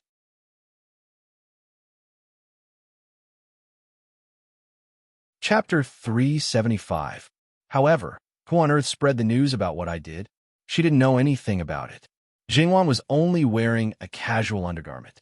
Leaning against Li Honyuan, she yawned lazily and twirled a strand of Li Honyuan's hair with her fingers. Li Honyuan was only wearing a single garment. He held her hand and kissed her fingertips. Does Wan mind? It doesn't matter. But obviously, someone is up to no good. Because of Li Hongyuan's sincerity and love, reputation really didn't matter. Don't worry, I'll take care of everything. Li Hongyuan lifted Jingwan's chin and lowered his head to kiss it. Li Hongyuan knew very well that as long as there was no other woman besides Wanwan by his side, no matter what he said, Wanwan would bear the name of a jealous woman. Although it was not impossible to get rid of it, it would take a long time at least to prove it. Only by letting people know his feelings for her and letting him be labeled as affectionate and let people believe that it wasn't that Wanwan didn't want to be with him, but that it wasn't that he didn't want her. Only in this way could he wash away the stigma of Wanwan.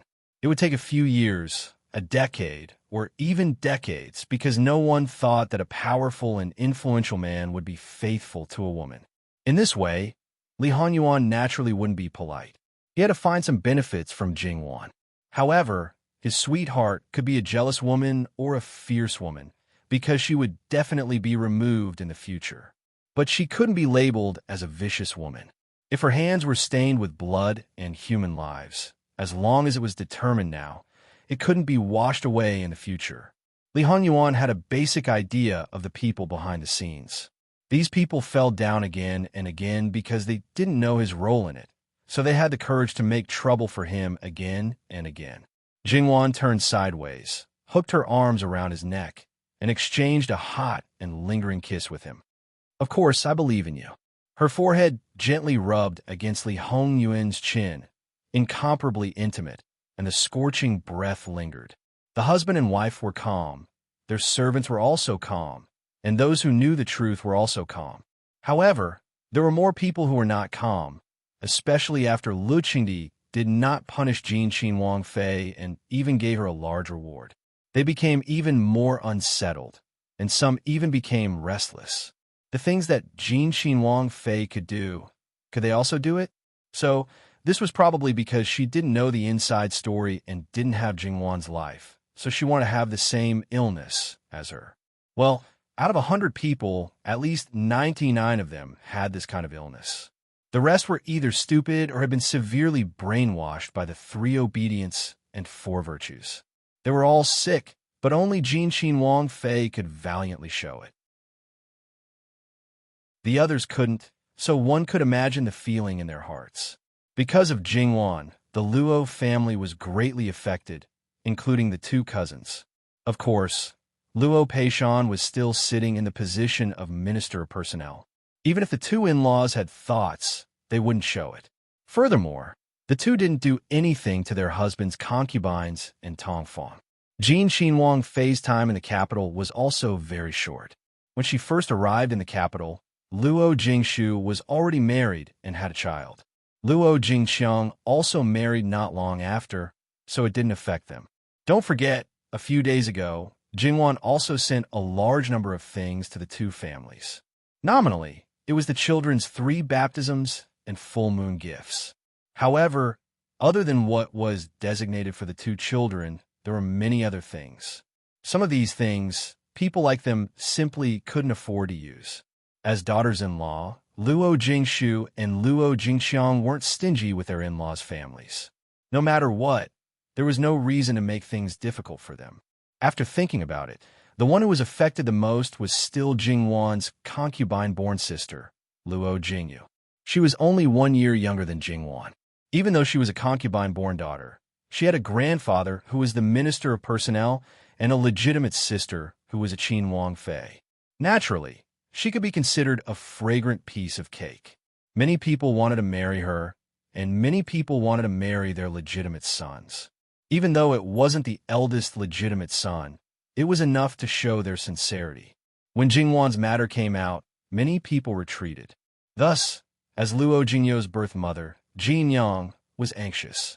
Originally, there were many outstanding men with good family backgrounds for her daughter to choose from, but now, Luo Jingyu herself was very calm. Originally, she was a little dull and timid, but Sun Yijia, her eldest sister-in-law, helped her to adjust. She had always followed Jingwan's lead, so she was very open-minded about this matter. Concubine, you don't have to worry.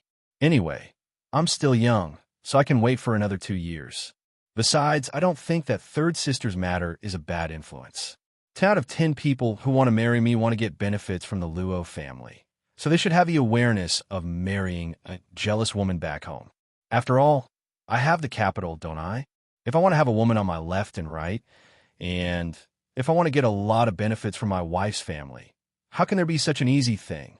A truly ambitious man will not put too much thought into the harem, so naturally, he will be relatively indifferent to women. In my case, it's purely a marriage of benefits, and for the sake of the future, such a man is the best choice.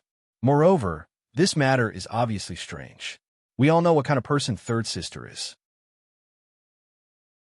Although she doesn't like concubines and concubines, even if she wants to deal with those women, she will definitely do such a vicious thing. Just look at grandmother and the others.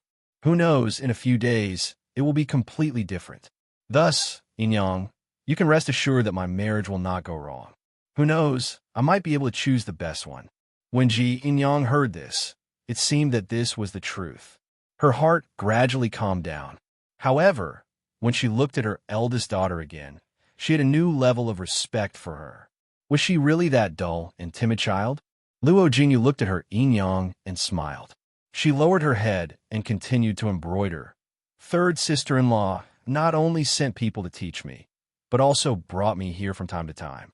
If I don't make any progress, wouldn't I be letting down third sister's good intentions? What does this have to do with your third sister? Luo Jingyu raised her head again and looked at her Inyang with a strange expression. If third sister didn't ask third sister-in-law, do you think third sister-in-law would pay attention to me? Ji Inyang's face was somewhat flustered. She really was muddle-headed. However, she wasn't anxious at all.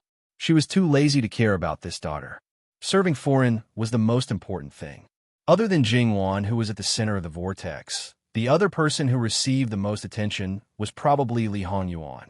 Although Jin Xinwang had spoiled those women in the past and completely did not touch them, but he had always spent money to support them. Now, all of them were dealt with by Jin Xinwang Fei. To a certain extent, it was undoubtedly 2 slaps on the face. It was simply trampling his dignity on the ground. His face was completely lost, and no man could tolerate it. Thus, he was caught by his brothers and laughed at.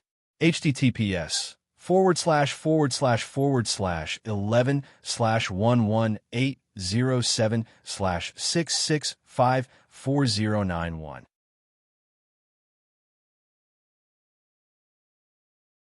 Chapter 376. Li Hongyuan didn't say to accept, nor did he say to refuse. Prince Kong just minded his own business and let people send the beauties out. When Li Hongyuan saw them, his lips curled into a smile. Triplets were indeed triplets. Their identical faces were not a lie, and they were indeed quite beautiful. The only slight difference was probably due to their gender. 2 females and 1 male. He was lustful, and like both men and women. This was a reputation he had created himself. However, he had never blatantly sent any male prostitutes to him. Due to his special use, he had once raised 2 or 3 in the courtyard. Prince Kong clapped his hands and smiled. I just knew that 6th brother would like it. Someone come. Send the person to Jin Xinwang Fu. Be sure to hand the person over to Jin Xinwang Fei and let her take good care of the person. However, no matter what, it was sent by Ben Wang. There is no need to remind. I believe that 6 daimai will settle the person down properly. Eldest imperial brother. Li Hongyuan opened his mouth to speak. Prince Kong waved his hand. 6th brother doesn't need to be polite. We are all brothers of the same family. If you need anything in the future, you only need to tell this older brother. Today, Li Hongyuan held a string of beads in his hand, fiddling with each bead. He didn't speak, but that expression of a smile that wasn't a smile made people's scalp numb. There's a saying, some people want to court death, and you can't stop them. Today, 9th Wangya was the host and invited his brothers to sit down.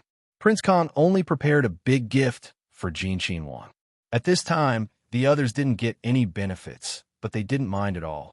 Each and every one of them had a smile on their faces and were respectful to each other. The scene looked exceptionally harmonious. After the beauties were sent away, Prince Kang's personal attendants led 2 guards of the Wangfu to the gates of Jinqin Wangfu. With a smile on their faces, they politely stated the purpose of their visit. The guards of Jinqin Wangfu were expressionless, but the expression in their eyes was a bit strange. They were actually Li Hongyuan's personal guards. The reason why they were watching the gate was because after Jingwan was injured, she was given an additional punishment of 50 whips. They were very clear about their master's thoughts towards Wang Fei. The reason why Wang Fei did so much was because she was forced by Wang Ye. Now that they had sent beauties, and even sent them into Wang Fei's hands, they only wanted to hee-hee in their hearts, gloating over their misfortune as they waited to see how these people would end up. He didn't show any of his thoughts on his face. How can such a lowly person walk through the gate of the prince's mansion? Send him to the Jiaomen. Prince Kang's personal attendant's face was a bit green, but in the end, he was still able to hold it in. Our family wants to serve our Wang Ye. This means we would have to trouble Tong Bing Wang, Fein Yang Yang, to ask her to bring the person in. Is that possible? As for handing it over to Jinqin Wang Fei, could it be that they really had to enter through the corner gate? This wasn't just about his own face, it was also related to his Wang Ye's face. Therefore, it would be easier to explain after returning. It wasn't that he didn't want to, but that he couldn't. Then you wait. Immediately after entering the gate, he called for a small steward to pass on the message back to the inner courtyard. It could be considered to be reporting layer by layer, so this speed really couldn't be fast. In addition, there were people who deliberately neglected them. By the time the message reached Jingwan, it had already been a while. Jingwan gave an O with interest, her fingers lightly tapping the table. It was said that one is marked by the company one keeps. She was really influenced by Li Hongyuan. Qing Zhu, have people prepare a ceremonial stand. I want to go to Prince Kong Qing's Fu. Guards and the like, bring more. Although the people around Jingwan had different temperaments, none of them were stupid. What Jingwan wanted to do, they quickly understood and completely didn't feel that there was anything wrong with their Wang Fei doing this. Originally, Wang Ye and Wang Fei were just living their own lives. It was none of other people's business.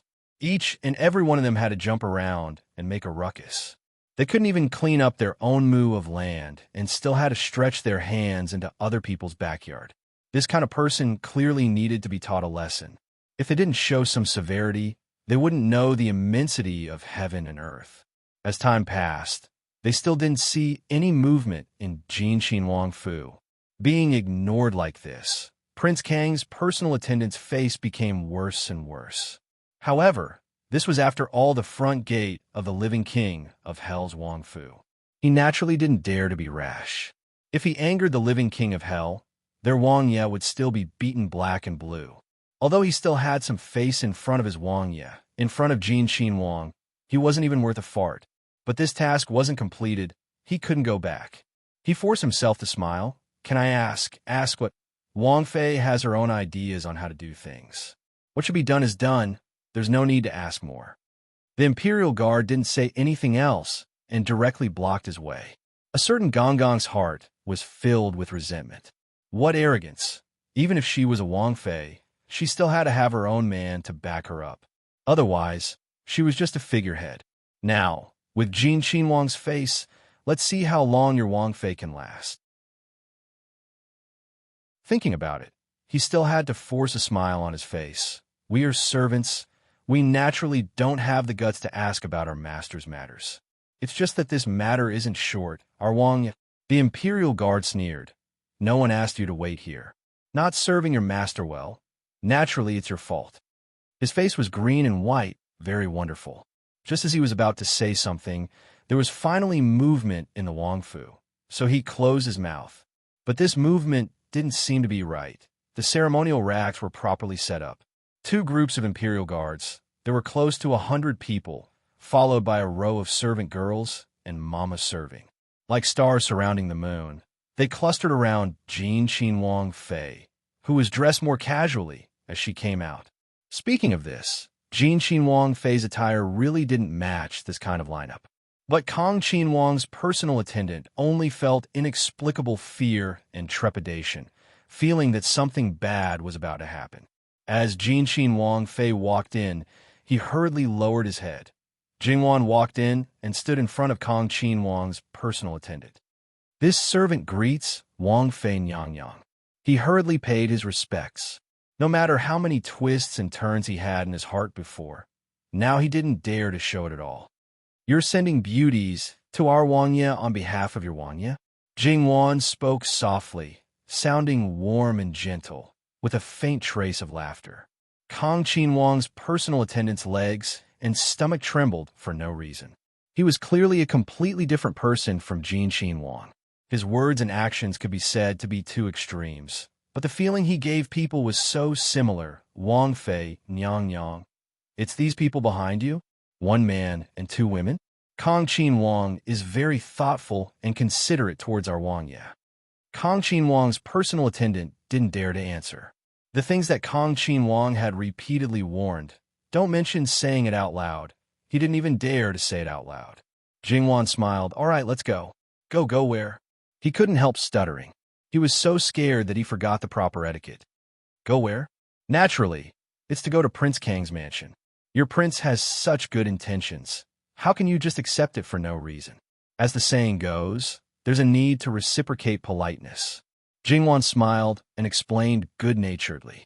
Kong Qin Wang's personal attendant only had fear left, and he thought of a possibility. Jin Xin Wang Fei. How could Jin Xin Wang Fei do this?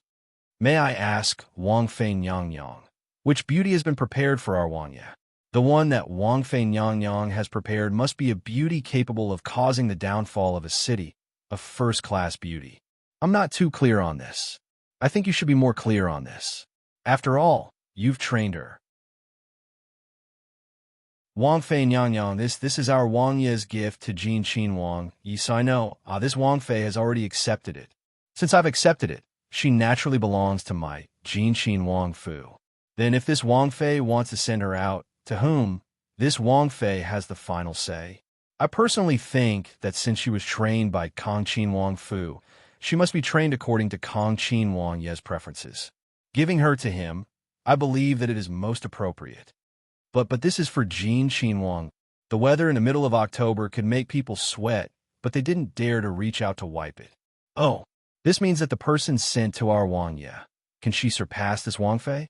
This Wang Fei can't touch her, can't handle her, and can't even speak of her? Wang Fei Nyang Yang is thinking too much. This servant absolutely doesn't mean that. Then why don't you tell this princess? What do you mean? If you can't explain it clearly, this Wang Fei can't help but find your Wangya to discuss it. That's not right. Kong Qin Wang Yi is still eldest uncle.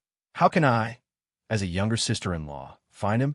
It's just that this Kong Qin Wang Fu doesn't have a Wang Fei, so I can only ask to see the Empress Nyang Yang.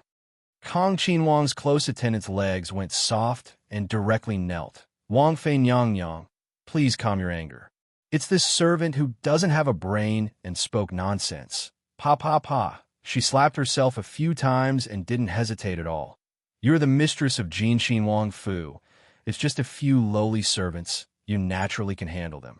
Jingwan slightly nodded. It's good that you know. Jingwan reached out and put her hand on Gong Mama's arm to get on the carriage. Two head maidservants followed to serve, and the rest followed at the side.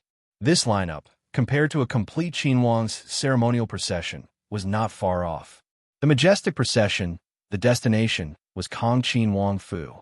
Kong Qin Wang's close attendant stood up while trembling, wanting to immediately report to Kong Qin Wang.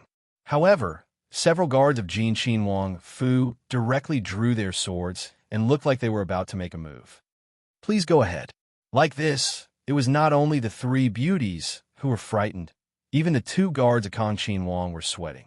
It was obvious that they were not prepared to let them go to the 9th Wangya's Fu to report to Kong Qin Wang. Kong Qin Wang Fu and Jin Xin Wang Fu were not on the same street, but they were not far apart.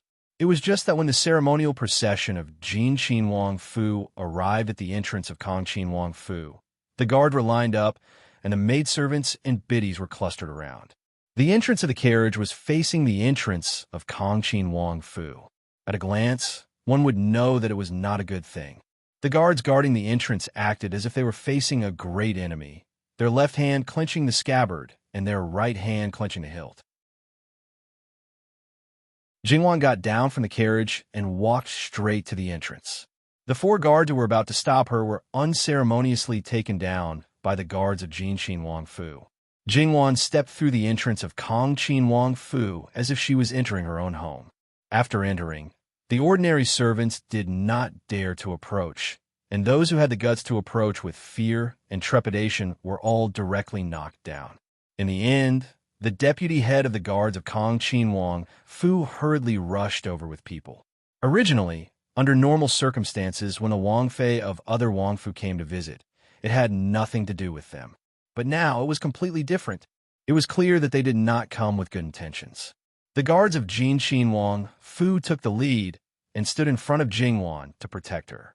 Jingwan waved her hand to let them withdraw and walked forward as if nothing had happened. They were clearly a group of tall and strong men, but when she moved forward, they could only retreat. It was as if they were not facing a defenseless and weak woman, but a scourge and a fierce beast. The other party was a Qin Wangfei, not to mention her noble status.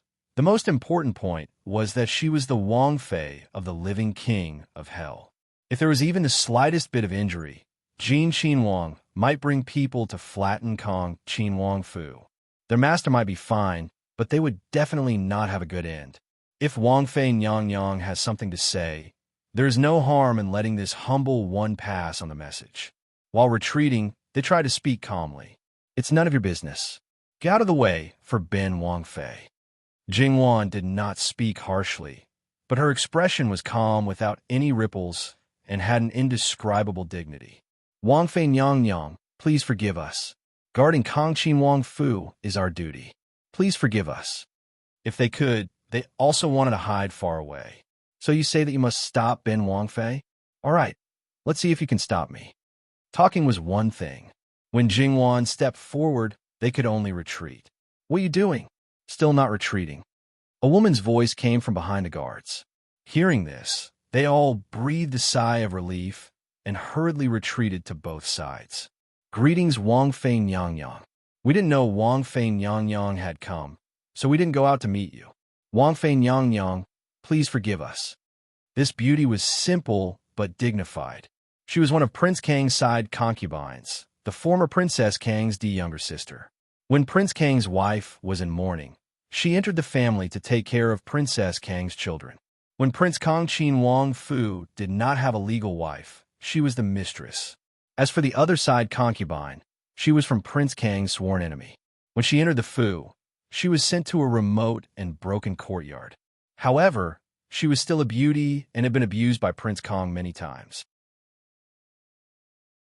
Jingwan sized up this side concubine and thought that it was a pity. Although Prince Kong was Lu Qingdi's eldest legitimate son and his status was more honorable than the other brothers, he was essentially scum, the scum of scum. This girl could have had her own beautiful marriage, but because of her sister's dying request, she entered Prince Kongqin Wangfu and became a side concubine. Probably no one asked for her opinion and thoughts. Although she had not been in the capital for long, she had not heard any news about this side concubine.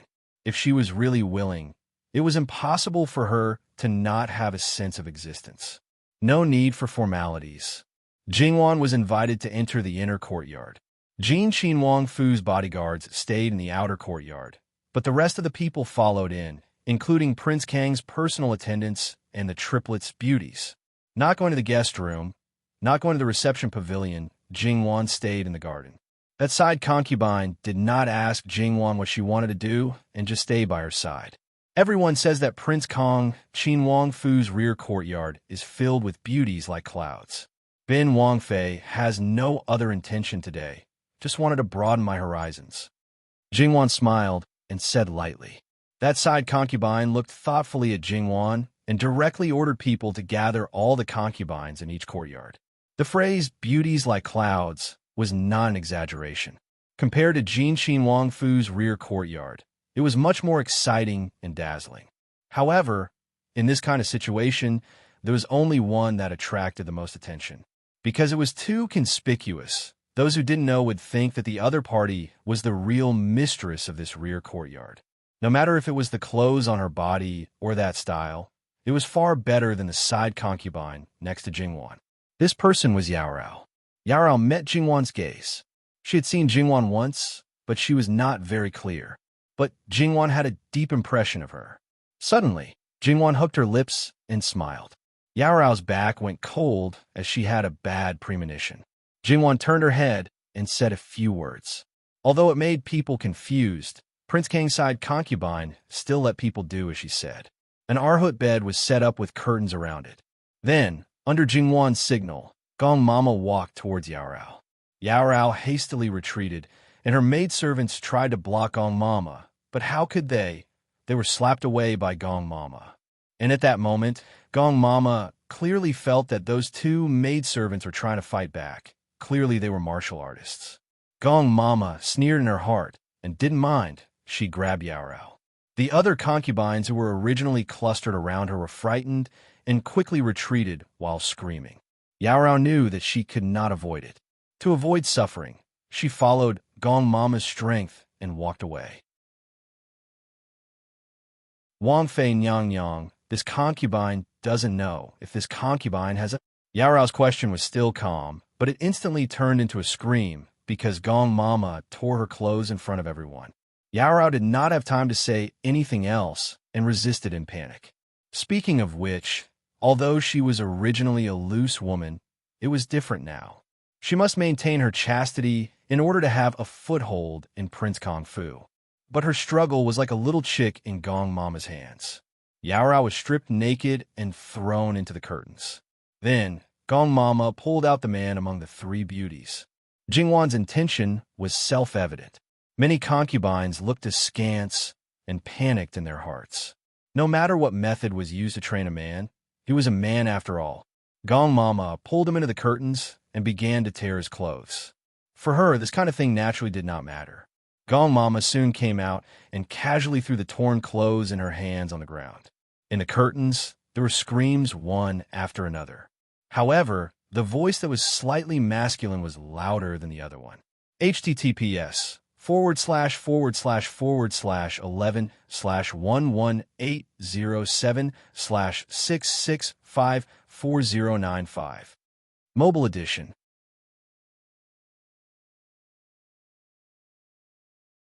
Chapter 377. The onlookers outside, after the initial panic, gradually began to rejoice in other people's misfortune, especially those concubines of Prince Kong. No matter if they were in opposition to Yaorao or fawning on her to survive, in fact, the more they flattered her, the happier they were in their heart at this moment. They all depended on the same man to survive. His favor determined their status. There were so many concubines in the harem, but Yaorao monopolized more than half of his favor. As for the rest, some people couldn't even get a little bit in 2 or 3 months. How could they not be jealous? Sometimes, when it was easy to get some soup and water, they were intercepted halfway. How many things were thrown and how many handkerchiefs were torn? They believed that their beauty and talent were not inferior to Yaorao. How could she, after this incident, even if Prince Kong didn't kill her, they didn't believe that he could still favor her like before. It was like a woman who was born in prostitution. No matter how dissolute she was, once she turned over a new leaf, she couldn't have any relationship with a man other than her husband.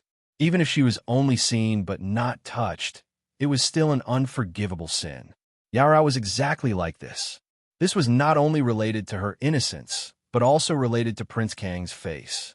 If Prince Kong could still take it lightly in the face of such a situation, probably everyone would praise him as good tolerance. Prince Kang's side concubine glanced at Jingwan thoughtfully, but she didn't ask. Anyway, she never thought highly of Li Hongyi and never cared about him. She never thought of having a child of her own, not only for the sake of her sister's child, but also because she didn't want to give birth to that man's child. Every time she talked about having a child, her family would say that she was sensible and considerate. In fact, it was a joke.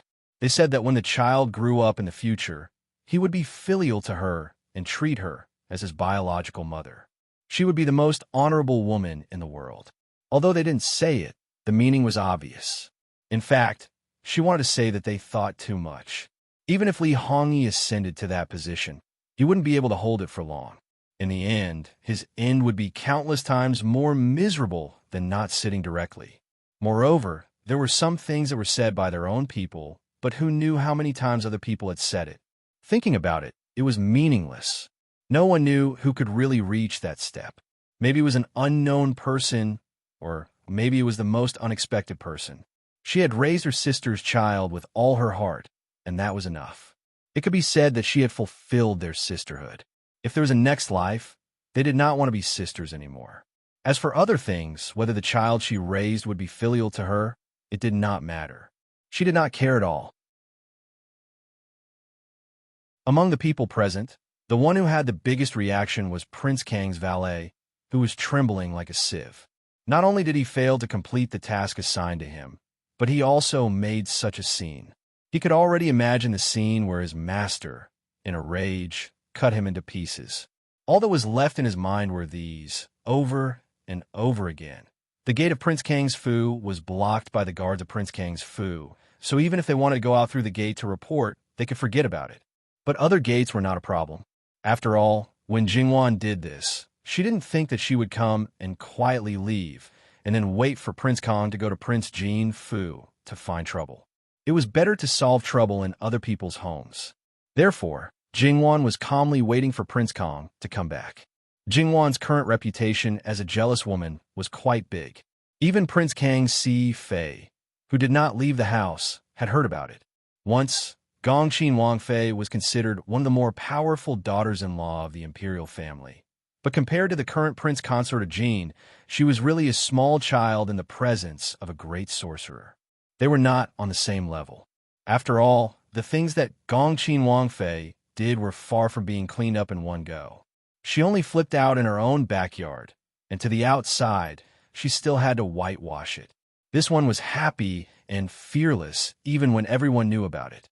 Now that she did such a heinous thing in Prince Kang's Fu, she still had a smile on her face, without the slightest bit of a guilty conscience, as if what she did was nothing more than eating and drinking. On the other side, a guard of Prince Kang's Fu rushed to the 9th Wang Ye's Fu at the fastest speed. On this kind of day, he was drenched in sweat. When he was brought in, all the adult princes were present.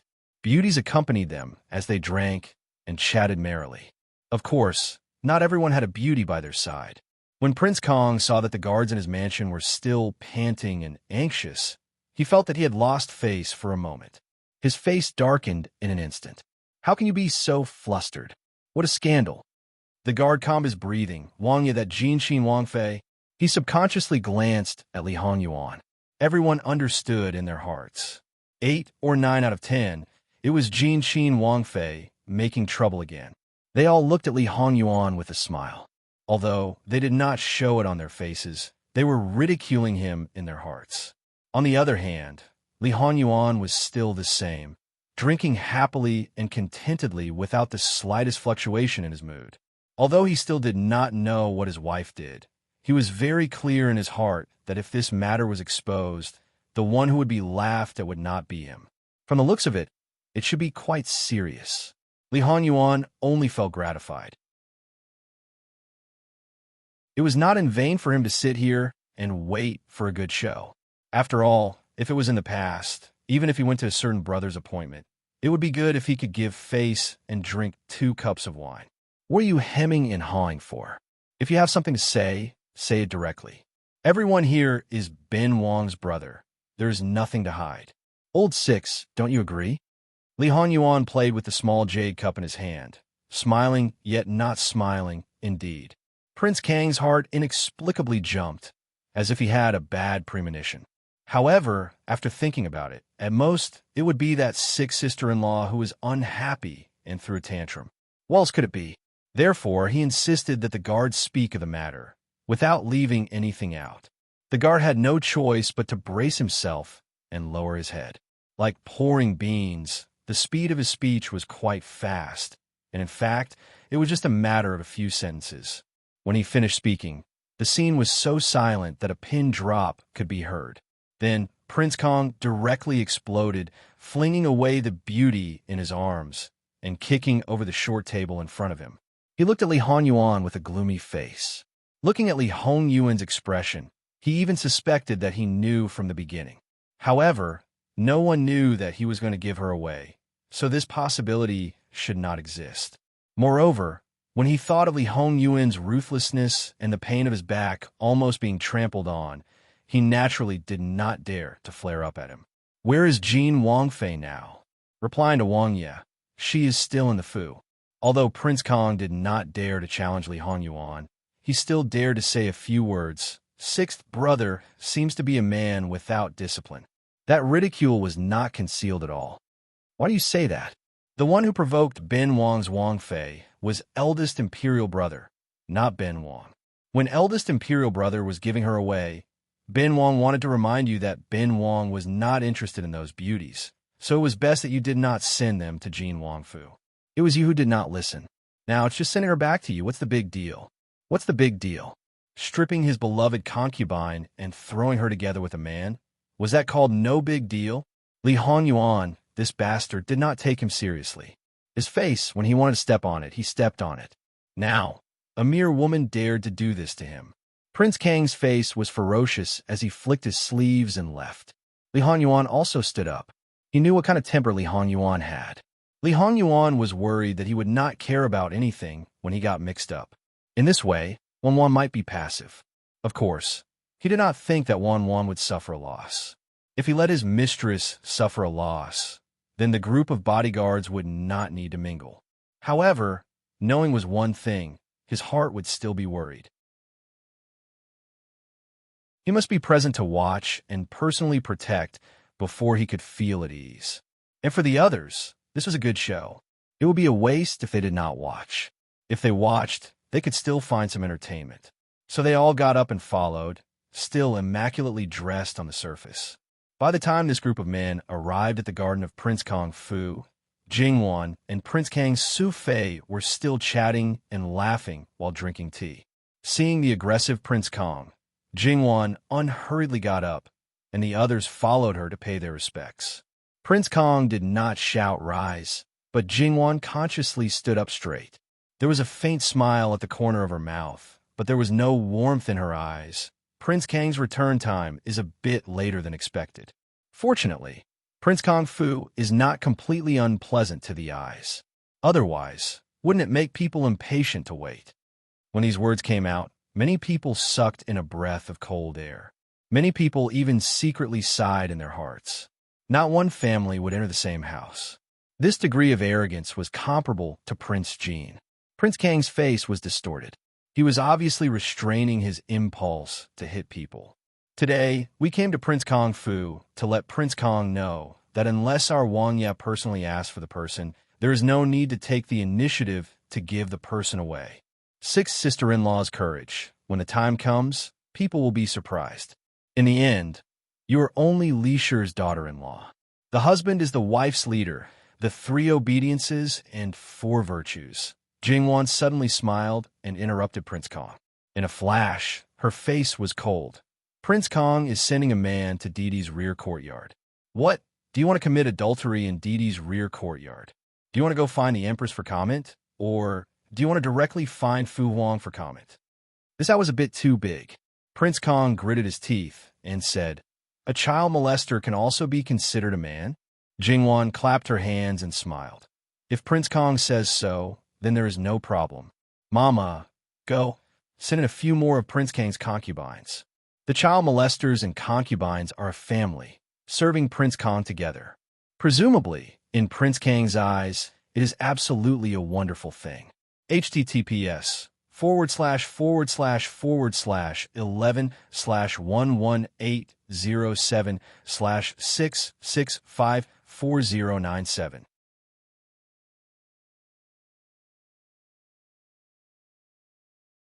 Chapter 378. Luo Shi, you dare. Jingwan raised a hand to stop Gong Mama. Why wouldn't I dare? Besides, Prince Kong himself doesn't care, so why get angry? Prince Kang's eyes were about to split open. No man would not care about this kind of thing. Behind him, Prince Kang's brothers all wanted to cover their faces with their hands. They really didn't want to admit that this was their brother and that the Empress Shrewd Woman had given birth to him. Although Fu Huang wasn't particularly wise, he should still be considered normal. How could his son be a cripple? Right now, they were completely being led by the nose, all right? In any case, the first thing to do now was to remove something that was more conspicuous, wasn't it? However, they were quite happy to watch this kind of joke. They could even go into the palace and tell their Mufei. Then, they could also watch the Empress make a fool of herself. Oh, then Prince Kong, why don't you tell me what you care about? Jingwan carelessly stroked her sleeves. Prince Kong was furious. Jingwan's attitude made him almost stomp his feet. He pointed at the curtain. What I care about? You still dare to ask Ben Wong what I care about, a man? A child molester isn't a man. Prince Kong, you said it yourself. It's said that a woman's heart is like a needle at the bottom of the sea, but men don't seem to be outdone. If Prince Kong doesn't care about this matter, then it naturally means that I, as your sister-in-law, didn't do anything wrong. Then, your anger is unreasonable. But if Prince Kong does mind, then I can't help but suspect that you have ulterior motives. You dare to do something that even you care about in your younger brother's backyard. What are your intentions? The more she spoke, the colder her expression became. Prince Kong was blocked until he couldn't speak. So after all was said and done, it was all his fault? If he said that he didn't mind, his backyard would probably be seen as a den of lust. If he did mind, then he intended to harm his younger brother. He couldn't get angry over the former, but if he got angry over the latter, others would only get angrier. Whatever they did was reasonable. In the end, this Jin Xin Wang Fei had trampled on his face and caused a ruckus in his Wang Fu. But he had to come and apologize and settle the matter peacefully. Thinking of this, Prince Kong, who was burning with anger, lost his mind and raised his hand to slap her. Jingwan was also on guard against him. She subconsciously took 2 steps back. Prince Kang's first slap did not succeed. He wanted to do it a second time, but someone grabbed his wrist. Prince Kong screamed in pain, thinking that his wrist was broken. Li Hongyi, do you think I'm dead? You dare to attack this prince's princess in front of this prince? Li Hongyi's voice was so cold that it could drop ice shards. Prince Kong wanted to break free from Li Hongyuan's grip, but his little bit of strength was not enough. Moreover, he was in so much pain that he could not exert any strength. It had already become a habit for them to pretend to be brothers. Now that they saw this scene, the other brothers naturally came forward to mediate. Li Hongyuan's cold gaze swept over them. Li Hongming and the others seemed to be frozen. That gaze was too obvious. It was clearly saying that if they dared to interfere, then they were asking for it. To be honest, these brothers, including the sickly 5th prince, had also eaten at Li Hongyuan's place. However, compared to the others, it was nothing. It was nothing at all, because the loss they suffered at Li Hongyuan's hand was too painful. They really could not summon up the courage to continue. In the end, Li Hongyuan was different from Jingwan. Jingwan took a roundabout route, while Li Hongyuan was simple and crude. However, his method could not be imitated by others, because what he could do, others could not do. Jingwan saw that it was about time. She took 2 steps forward and held Li Hongyuan's other hand in a place where others could not see. Li Hongyuan tilted his head and glanced at her. He did not say anything and let go of her hand. The hostility in his eyes did not dissipate much. Li Hongyi rubbed his wrist that seemed to be about to break. He looked at Li Hongyuan and could not hold back the hatred in his eyes. He said sarcastically, 6th brother has no scruples about men and women. They have been raised together since a long time ago. If he wanted to commit adultery, he would have done it long ago, right? Look at what Prince Kong is saying. Those things in the past were thrown away after 7 days at most. Can things that have been thrown away still be considered masters? No matter how messy they are, it can't be considered our Wangyes. Just like the beauties that our Wangye sent out before. Could they still be considered our Wangyes? Prince Kong received the most, right? Could it be that he still thought that they were our Wangye's women when he gave them the rights? Don't make me laugh to death, Jingwan said sarcastically. Prince Kang's face turned green and white. When men are talking, when is it a woman's turn to interrupt? Old 6th is awe-inspiring in front of us brothers, but his own woman is riding on his head? Jingwan made no attempt to hide her TS. Prince Kong is right. As a woman in the inner courtyard, it's not good for her to argue with men. Of course, there are people around. A man using a woman's means. Thus, if he is cut by a woman, it's his own fault. He deserves it. Lady Luo, what do you mean? Jingwan looked at Prince Kong with a fake smile. Why said, as she said this, her eyes swept over Li Hongming and the others. Besides, I didn't mention names. Someone came up to answer. Is he admitting that he did something? The others listened. No matter what, Li Hongyuan did not spend much most of the time, but when his mouth was venomous, he could make you so angry that one Buddha left your body and two Buddhas ascended to heaven. Jin Qinhuang Fei's ability to insult others was enough to make people vomit blood. She clearly meant to implicate them, but they did not dare to answer. Originally, for a man to argue with a woman, he was at a disadvantage. If he really did not let it go, he would lose all face. Thus, Prince Kong turned his head and started to bombard Li Hongyuan. I really couldn't tell that Old Sixth is someone who is caught by a woman, and a jealous, vicious, and merciless woman. Let's not talk about whether you lose face as a man or not. If Fu Wang finds out, this elder brother can see it. Finding a bunch of excuses to make trouble in Ben Wang Fu. In essence, it's just not tolerating people. Looking at it this way, her scheming is really impressive. I'd like to see if you're going to spend the rest of your life with her, Old Six. Li Hongyuan looked at Li Hongyi with a subtle gaze, as if he was looking at an idiot. He was too lazy to pay attention to him. Jealous? Prince Kong, are you talking about me? How can you say this? I still need Prince Kong to explain. A perfect smile hung on Jingwan's face again. Prince Kong, you must not invert right and wrong and put a big hat on me just to evade your own mistakes. When these words came out, who knew how many people's mouths twitched? Who was the one who inverted right and wrong? Could it be that the beauties in Old Six courtyard were not handled by Daimei? It was me who handled them. Does it have anything to do with jealousy? I already said that it was just some things that our Wangye didn't want. I don't know where they were long forgotten. I forgot to instruct the subordinates, so I spent money to raise them. I became the mistress of Jin Qinhuang Fu, cleaning up some useless and wasteful things. How could it be related to jealousy? It's true that Jin Qinhuang Fu is rich, but that didn't come from the wind. The places that should be frugal still need to be frugal. Jingwan said as she looked at Li Honyuan in confusion. Wang Ye, could it be that this Xie has done something wrong? Li Honyuan put his hand to his lips. At this moment, he actually wanted to laugh a little, but he still cooperated with Jingwan and continued to act. Wang Fei is not wrong.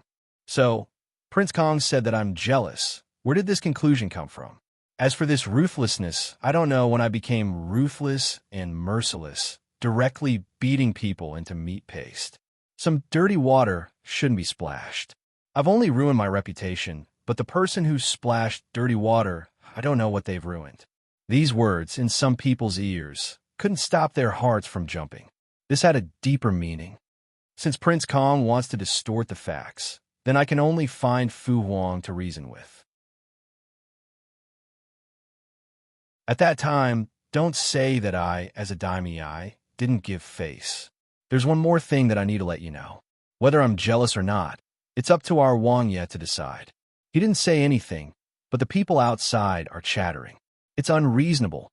Or do you all think that the living king of hell is someone that I can control? Everyone looked at Li Honyuan. What he said was indeed very reasonable. How could a woman easily deal with someone that even the emperor couldn't control? Li Honyuan was actually a little helpless at this moment. It was originally a very serious matter, but it seemed that his wife had almost resolved it, and she even used his name. Well, on this point, he was really wronged. He was clearly controlled by his wife, but he was very obedient. Forget it, there was no point in haggling over this. No one would believe it. Who told his reputation to be so deep-rooted, it was difficult for him to turn over a new leaf? It's quite boring. Let's go back. At this moment, Li Honyuan seemed to have lost all his anger, as if he wasn't the one who wanted to kill people just now. Jingwan nodded slightly, but before she left, she still looked at Li Hongyi. Does Prince Kong have anything to say? Prince Kong sneered. Ben Wang's actions are upright, but it seems that I pitted sixth brother and sent him a few beauties. It's just that I wasn't considered enough. Even in front of Fu Huang, Ben Wang will say the same thing. The others nodded slightly in their hearts, and some of the water in his brain was finally poured out. Jingwan expressed her understanding. Then I don't have to go in front of Fu Huang to comment on anything. Prince Kang's smile deepened, still carrying mockery and complacency, as if saying, "What can you do to me?" The others wanted to facepalm again. "Please, look at the situation clearly. The curtains haven't been removed yet, and your beloved concubine is naked with a man inside. It's just that she won't go in front of Fu Huang, but this might not be a good thing. Since Jin Xin Wang Fei could do such a thing in Prince Kang's Fu, then she might do something even more outrageous. Then it's better to go directly in front of Fu Huang and completely settle the matter." Sure enough, Jin Xin Wang Fei had a smile on her lips, her eyes cold.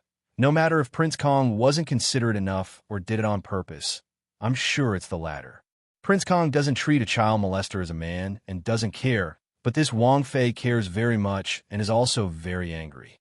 Prince Kong, just watch, this matter isn't over. Then, Jingwan looked at Li Hongyuan, a smile overflowing from the bottom of her eyes. It came from the bottom of her heart, gentle and affectionate, and she even took the initiative to pull Li Hongyuan's hand. "Are we leaving now?" Li Hongyuan nodded, ignoring the others, and pulled Jingwan away. And the people brought by Jingwan also crouched down and left with their masters. Prince Kong stood in the same place, his expression a little indescribable. The good show was over, so Li Hongming and the others also took their leave. Even if Li Hongyi wanted to eat them up, it didn't dispel their good mood. The unrelated people left, and then only their own people were left. Their faces were cut, and they were ridiculed to death. They had no road ahead, no door behind. They couldn't do anything to those people, but couldn't they deal with a group of lowly servants? Her entire person seemed to be shrouded in dark clouds, gloomy and sinister, looking exceptionally terrifying. Almost everyone's legs trembled. But Prince Kang's secondary consort was like an outsider. She crouched down and was about to take her leave. She only said that it had been a while, and she should go see the child. He knew that he wasn't in her heart, and also felt that she actually looked down on him, laughing at him like an outsider. Prince Kang's eyes were red from the provocation. Like a wild beast that had lost his mind, he grabbed the other person's neck. "Slut, you also dare to look at Ben Wang like that. You also dare." All the servants were frightened. Their legs went soft, and they knelt down on the ground, trembling.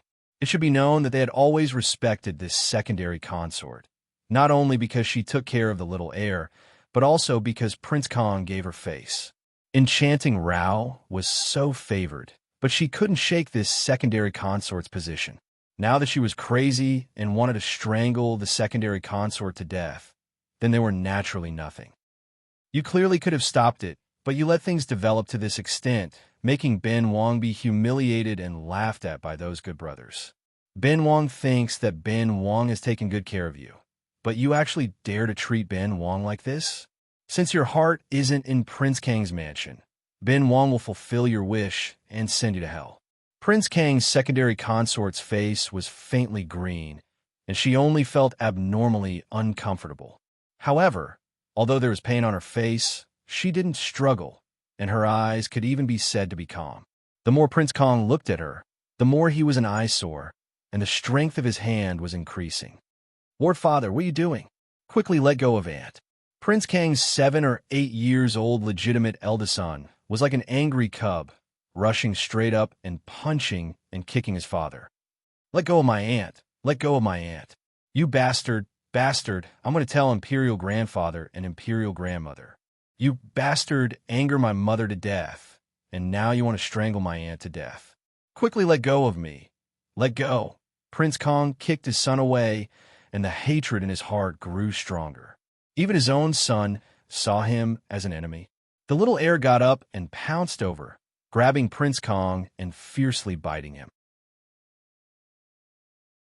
He was so fierce that he was determined to bite off a piece of flesh from Prince Kong.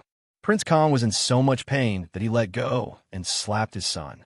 The little heir glared fiercely at him like a wolf cub, even though his face quickly swelled up and his ears hurt and buzzed.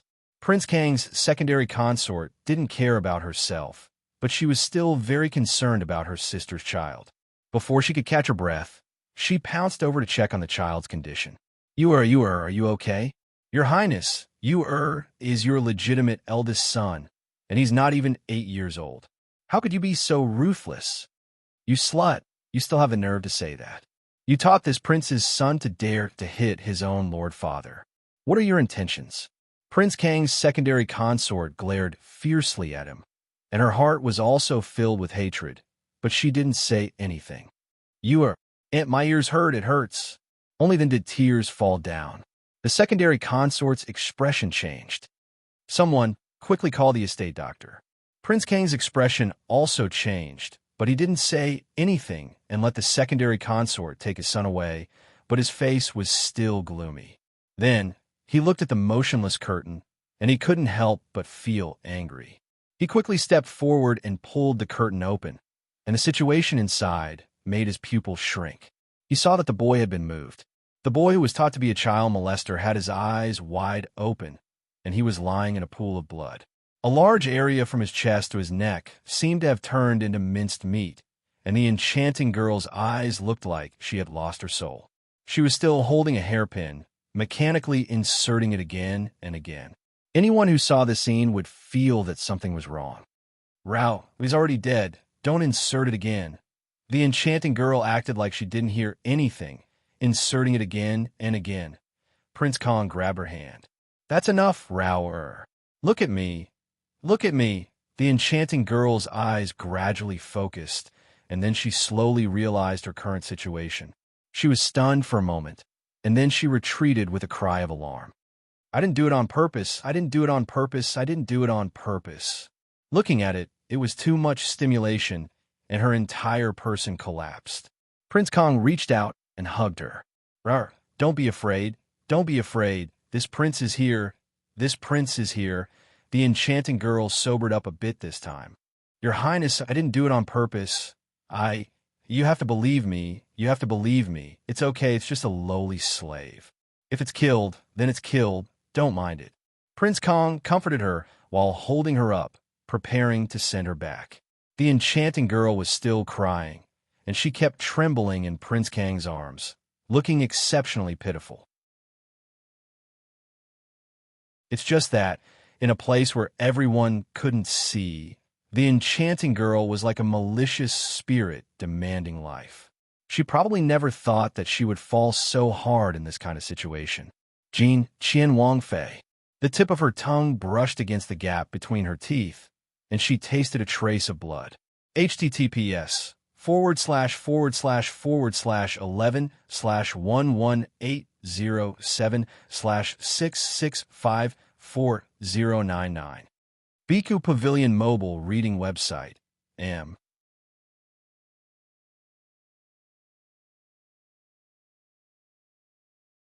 Chapter 379.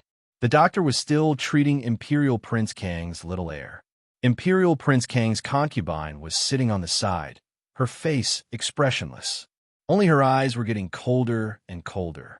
Her hands hidden in her sleeves were clenched into her palms, leaving a deep imprint. If this child was really deaf, then she couldn't absolve herself from blame. This child could be considered the Emperor's eldest grandson. Because of his intelligence and delicate appearance, even Emperor Liu Cheng valued him, not to mention the Empress. To a certain extent, she valued him more than Imperial Prince Kang. If he became disabled, the consequences were unimaginable.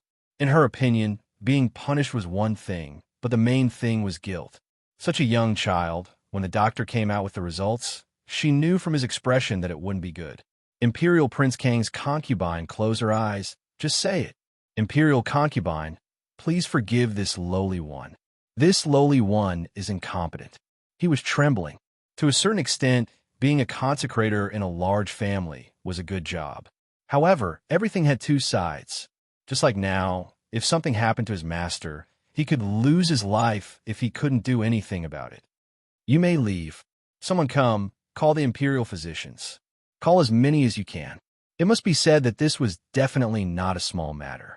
She believed that the palace would soon be alarmed. Although Imperial Prince Kong was the one who did it, Jingwan, who caused Imperial Prince Kong to fly into a rage, couldn't escape responsibility. After all, anyone could vent their anger. It was also possible for people to lose control when they were extremely sad and painful.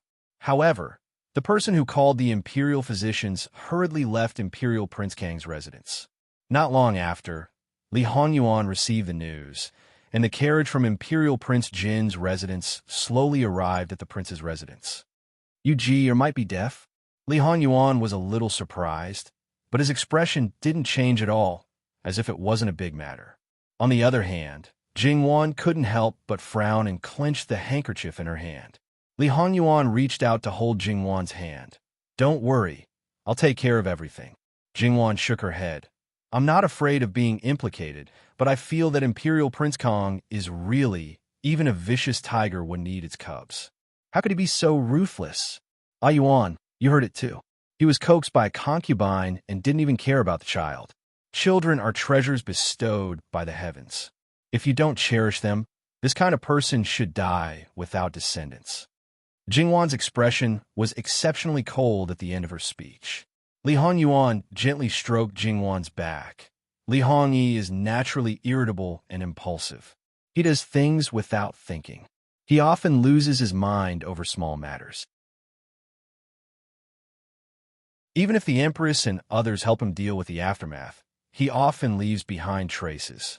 In this prince's opinion, if it wasn't for the Empress's protection, he would have been gnawed to pieces in the palace. Speaking of which, he is particularly confident in himself.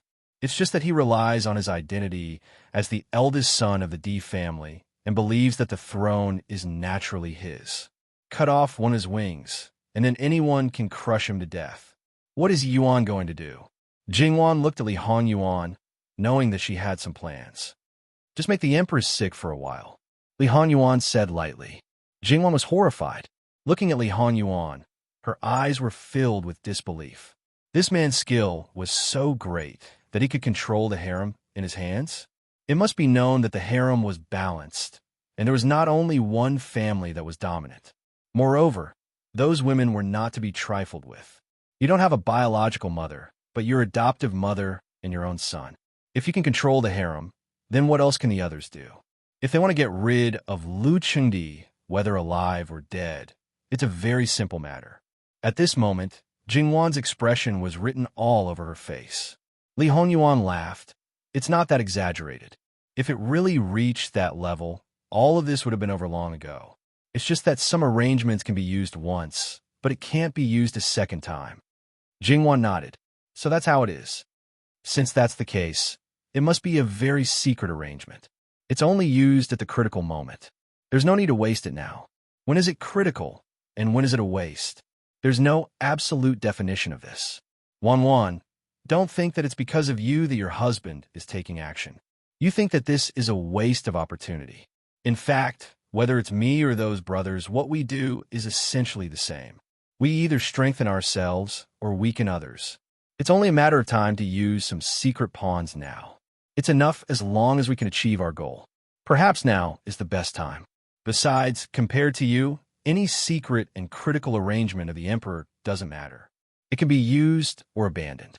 Although Jingwan faintly gave Li Hongyuan a supercilious look, her slightly red cheeks and ears still revealed her true feelings. Li Hongyuan reached out and pulled her into his arms. His little sweetheart was still so thin-skinned. He was clearly telling the truth, and absolutely didn't mean to say any sweet words deliberately. Every time, she would feel embarrassed. Why did she find someone to love her so much?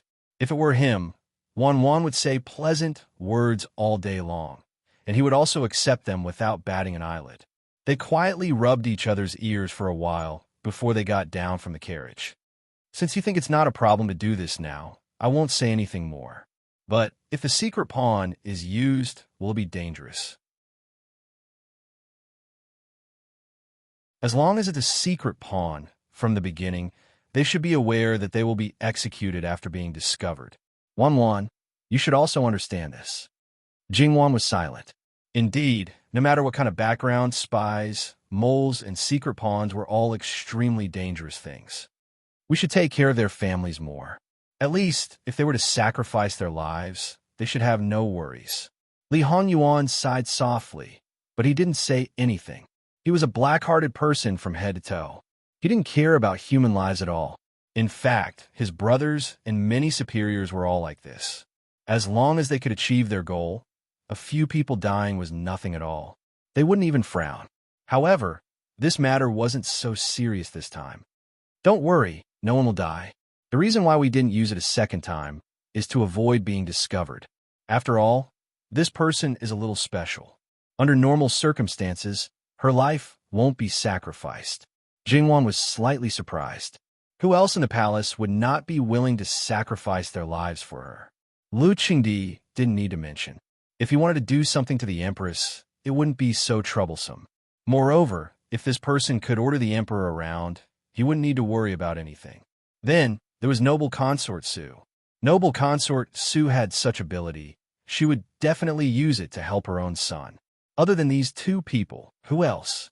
According to Jingwan, even if it was these two people, when necessary, this person would still be willing to sacrifice them. Then, who was so capable? Jingwan's eyes were filled with curiosity. Li Honyuan didn't hide it from her. Qin Shufei. To be honest, this answer, Jingwan really didn't expect. Qin Shufei, that person, how to put it, had a relatively low presence. Although she wasn't as favored as Noble Consort Su, she was better than the Empress. She didn't have any enemies in the palace, but no one dared to touch her. Although she didn't have any children, the Gong Prince could be considered half an adopted son. Her maternal family also supported the Gong Prince on the surface. However, the struggle for the throne didn't seem to affect her at all. No matter how you looked at it, she seemed to be a relatively special existence in the harem. Compared to the Empress and Noble Consort Su, she was more relaxed and carefree. Compared to the other concubines, her position was more stable. After coming back this time, I should have paid a visit to Noble Consort Su, but because of an accident, I couldn't go. I have to find a time to pay a visit. At the same time, she wanted to see if there was anything special about this Qin Shufei. I'll go after this matter. In fact, it doesn't matter. Wan, you don't have to worry about it. Qin Shufei won't have any grudges. In fact, I want to know more, Yuan. What's the relationship between you and Noble Consort Su? No matter how you look at it, you two shouldn't be related at all, but she can be used by you. If you say there's nothing between you two, no one would believe it. Jingwan looked at him, her face almost saying still not telling the truth. How should I put it? In fact, it was Qin Shufei who took the initiative to find this prince before this prince left the palace. The reason for this is unknown. In the beginning, Qin Tianming was already in the palm of my hand. Because my methods were more violent, generally speaking, no one would be happy. I didn't care. I wasn't cultivating him as a confidant. As long as I achieved my goal, it was fine. It was just that when I didn't know, Qin Shufei mediated between us. After that, Qin Tianming's mood became better. Even if he was tortured by me, he didn't complain. Qin Shufei is a very smart person. I suspect that the reason Qin Tianming was able to sit in the position of Left Commander-in-Chief was because of her. Otherwise, Qin Tianming would not have told Qin Shufei such a big thing. In the Imperial Harem, if Qin Shufei wants to compete with Emperor's son and Noble Consort Su, it's more than enough for her to stand on three sides. She might even have the upper hand. If she was willing to help Old Fourth definitely wouldn't be like this now. So, Yuan doesn't know much about Qin Shufei. It's only based on the surface. To a certain extent, she's the one who hides the deepest. It's not a problem to say that. Then, is she reliable? Based on her understanding of Li Honyuan, if he didn't know very well or had something that could be used against him, he wouldn't easily use her. It doesn't matter. Regardless of whether Qin Shufei is reliable or not, it has nothing to do with me. If she really has any bad intentions, Wan, you have to believe that before she does anything, I will let her know the consequences of boarding this prince's ship and going against this prince. Speaking of which, it had been many years. Although Li Hongyuan had never trusted Qin Shufei, Qin Shufei had never deliberately done anything. It was just that Li Hongyuan occasionally needed her to cover up. Qin Shufei was always watertight. Although he didn't completely trust her, she was quite useful. Jingwan was relieved. After all, if Qin Shufei really hid it well, then it would be good if she didn't have any bad intentions. Once she had bad intentions, she would be quite dangerous. Therefore, she had to be on guard. Speaking of which, under normal circumstances, unrelated people wouldn't help others for no reason, especially this kind of matter that concerns their lives. Before you left the palace, you shouldn't have shown any signs. Even the Gong Prince has a higher chance of winning than you, so there's no reason for him to bet on you. Could it be that Qin Shufei actually has a request, and only you can achieve it? So, she came to you? Who knows? In fact, in Li Hongyuan's impression, the Qin Shufei of his previous life was basically the same as in this life. The only difference was that in his previous life, he didn't have any interactions with Qin Shufei. When the dust finally settled, because she didn't participate in the struggle for the throne, and because of her relationship with Qin Tianming, Li Hongyuan didn't touch her. After ascending the throne, she was the only grand imperial concubine and had been raised in the palace. It could be said that she was the woman with the highest status in the palace. However, she didn't interfere in the palace's affairs at all, living in seclusion. She was simply an invisible person. If she didn't appear at important palace banquets, outsiders wouldn't even know of her existence. Occasionally, Li Hongyuan would wonder if Qin Shufei was the same as him, having a second chance in life. After a long time, it didn't seem to be the case. If she really had foresight, why didn't she do anything? However, Li Hongyuan didn't completely deny his guess. If she really was the same as him, then she should also know about his situation. After all, the changes he made could be said to be earth-shattering. She was just a harem woman. There was no need for her to do anything. As long as she got in touch with him, she would be the biggest winner in the end. All of this was based on speculation. Maybe there were other reasons. Li Hongyuan wasn't interested in getting to the bottom of it.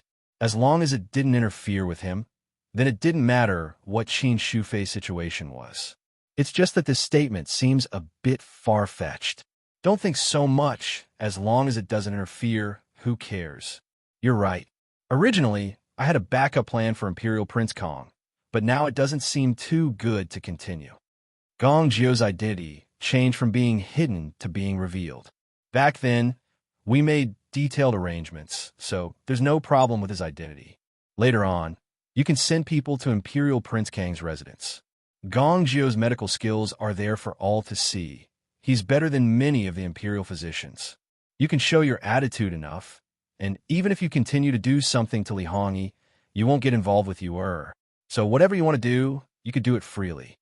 It's one thing to give face, but I'm afraid that Imperial Prince Kong won't accept it no matter what. The pitiful one will only be the child. Li Hongyuan wanted to say. So what if the enemy's child died? Forget it. If I really said this, Wan would feel terrible. You and his father weren't of the same mind, so it's fine to keep him. If he becomes a scourge in the future, then just get rid of him. I'll enter the palace and directly look for Imperial Father. After hearing Li Hongyuan's words, Jingwan ordered people to pay close attention to the situation in Imperial Prince Kang's residence. If possible, she wanted to send Gong Jio to have a look as soon as possible. In her previous life, there had been cases where people were slapped until they became deaf. If it was a perforated eardrum, then it was likely that even Gong Jio would be helpless. If it was a damaged ear nerve, then it should be better, and it might be a way. No matter what kind of situation it was, it should be treated as soon as possible. Even if people thought that she had a guilty conscience, she wouldn't hesitate. Sure enough, after the people in Imperial Prince Kang's residence invited an imperial physician, it didn't take long for the palace to know. Not to mention how furious Emperor Lu Chengdi and the Empress were, they immediately sent their trusted subordinates out of the palace to Imperial Prince Kang's residence to inquire about the specific situation. A group of people arrived one after another, and the courtyard of Imperial Prince Kang's heir was filled with people. But Imperial Prince Kang was nowhere to be seen, which was hard to believe. They asked about the cause of Yuer's injury. Without a doubt, Jingwan's havoc in Imperial Prince Kang's residence was also known. However, because the person who narrated this matter was Imperial Prince Kang's side consort subordinate, he didn't deliberately distort black and white, nor did he use the art of language. He only explained the cause and effect clearly. If they really wanted to pursue the matter, Jingwan really didn't have any responsibility. After all, the young heir was beaten because of his aunt. The people from the palace naturally didn't dare to comment, and only asked about Imperial Prince Kang's current whereabouts. Imperial Prince Kang's side consort sneered. He's probably hugging his frightened beloved concubine and comforting her. Right at this moment, a maidservant came in. Seeing so many people present, she became timid for a moment. Why had he been gone for so long? Where is His Highness? Imperial Prince Kang's side consort asked coldly. The maidservant stammered, and there was an indescribable shame on her face. When she saw her master's cold and hard expression, she spoke in a trembling voice. This servant didn't see His Highness. The maidservant in the concubine's courtyard stopped this servant from entering and said that His Highness was handling important matters and had no time to see this servant. This servant said that the young heir's condition wasn't very good. That maidservant sneered at this servant, saying that master is a side consort after all, using the young heir as a raft to fight for favor. This servant is too shameless. Not only were there people from the palace present, but there was also a group of imperial physicians. When they heard this, they wished that they were deaf and didn't hear anything. In fact, they all heard it, so they looked down. However, in their hearts, this Imperial Prince Kang was indeed unreliable and completely useless. This kind of person, it had to be said that when people court death, they couldn't be stopped. Based on Imperial Prince Kang's current actions, even if someone wanted to lessen his crime, they would be powerless. After all, if they wanted to go against their heart and say a few good words about him, no matter how thick-skinned a person was, they wouldn't be able to say it. However, Imperial Prince Kang's side consort had an expected expression. How is Yuer's situation? Please ask the Darren to come up with a plan. If one listened carefully, they would find that her voice was actually a bit hoarse. She was trying her best to maintain normal, and the strangulation marks on her neck were becoming more and more obvious. Side consort Yang.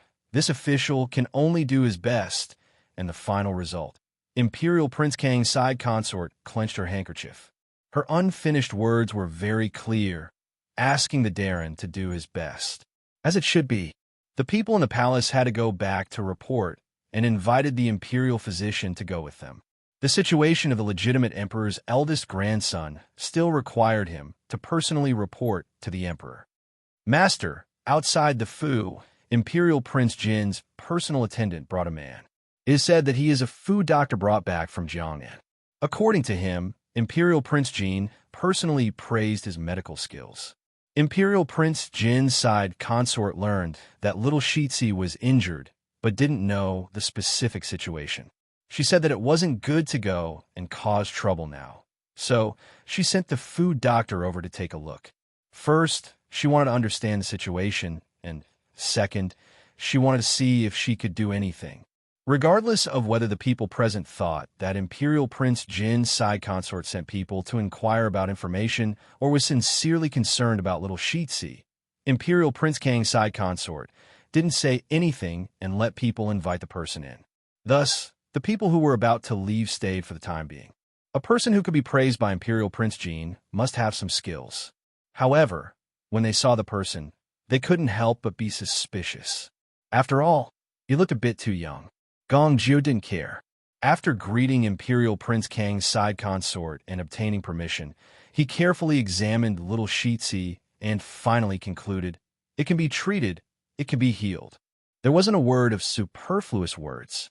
Compared to the imperial physicians who talked about a minor illness as a major illness, they talked about a major illness as a terminal illness.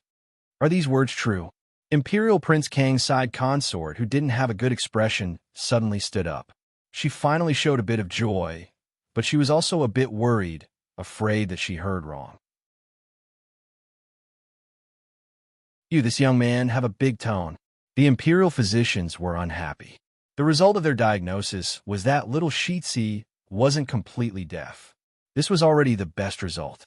A young man dared to be so insolent. Gong Jiao didn't pay attention to them at all.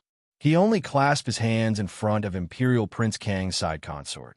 This small one doesn't dare to speak rashly when it concerns little Shitsi. The imperial physicians shut their mouths. Indeed, this kind of thing, no one dared to carelessly boast. "Then we will have to trouble the physician. If you need any medicinal herbs, just say it. If the food doesn't have it, the palace will definitely have it. Wang Fei sent this small one here with this intention. Since this small one can do it, this small one will definitely do his best." Gong Jiao wrote the prescription and then performed acupuncture. During the process of his acupuncture, the other imperial physicians all picked up the prescription and looked at it. It must be said that these people's medical skills weren't bad. At a glance, it seemed that there was a lot of potential. Looking at Gong Jiao again, there was some change in their expressions. It must be said that they weren't people who were jealous of ability. Although it was indeed a bit shameful to be compared to a young man, now was not the time to care about this. One after another, they went to see Gong Jiao perform the acupuncture, suspecting that they were secretly learning from him. Seeing that Gong Jiao ignored them, they just stood there motionless. Imperial Prince Kang's side consort saw the attitude of the imperial physicians, and her heart became more relieved. She hurriedly called for someone to get the medicine.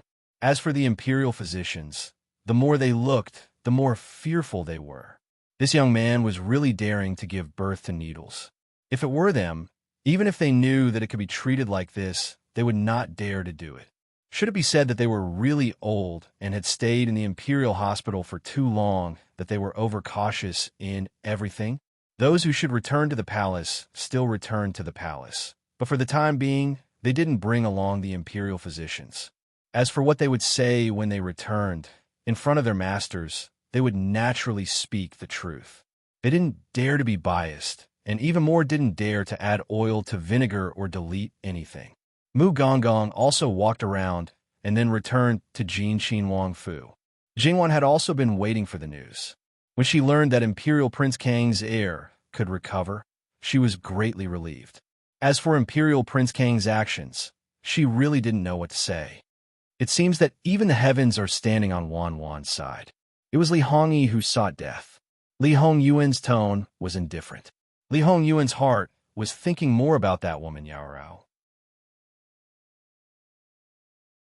Li Hongyi would most likely push all the blame onto her head, saying that it was her who seduced Li Hongyi to commit adultery in broad daylight, disregarding the imperial grandson. Whether it was for the sake of face or something else, in this case, Yao Rao would most likely be executed. If that woman were to fall like this, it would really be too unjust. But as far as Li Hongyuan knew, he feared that it wouldn't be that easy. Speaking of which, Yao Rao was indeed unlucky. Not only was she unknowingly tricked by Jingwan, she only thought of retrieving Imperial Prince Kang's favor and neglected other things. The result was that she was even more unlucky. https://www.yangwaiwo.com/11/18076654101 www.yangwaiwo.com Yangwaiwo.com.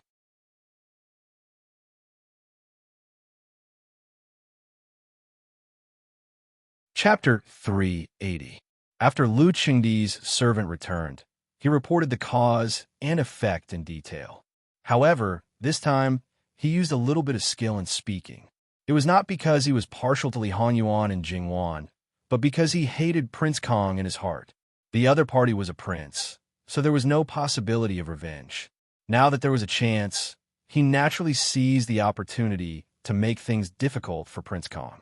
Sure enough, except for the fact that Jingwan made a scene in Prince Kang's mansion, Lu Qingdi did not connect the matter of his grandson's injury to Jingwan.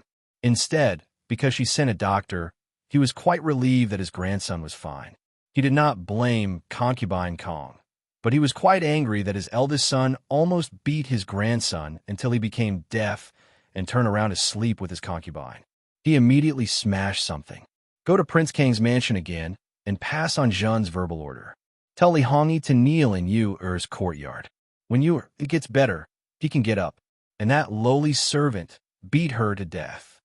Lu Qingdi suppressed his anger and said expressionlessly, "Yes, your majesty." The chamberlain fiercely sighed in his heart. A father kneeling to his son, Prince Kang could be considered to be the first. For an extremely narrow-minded person like him, who was very prideful, this point alone was enough to make him angry for a long time. Moreover, this matter would not be over so easily. He must find a way to make the emperor punish him more severely. As for the empress, she was completely realistic. The empress sat upright, and no one could see her emotions. She just closed her eyes and did not open them for a long time. The servant beside her did not dare to breathe loudly, for fear that he would suffer a disaster if something went wrong. The empress thought more than Lu Qingdi. First of all, it was not Li Hongyi, not Yao Rao, and not Jing Wan, but Prince Kang's concubine. From the time she had invited the imperial physician over with great fanfare, to the time she had exposed Li Hongyi's illicit affair with someone else when her son had been injured in front of everyone. As long as the empress wanted to, she could have suppressed all of these incidents. However, not only had she not done so, she had even recklessly publicized it.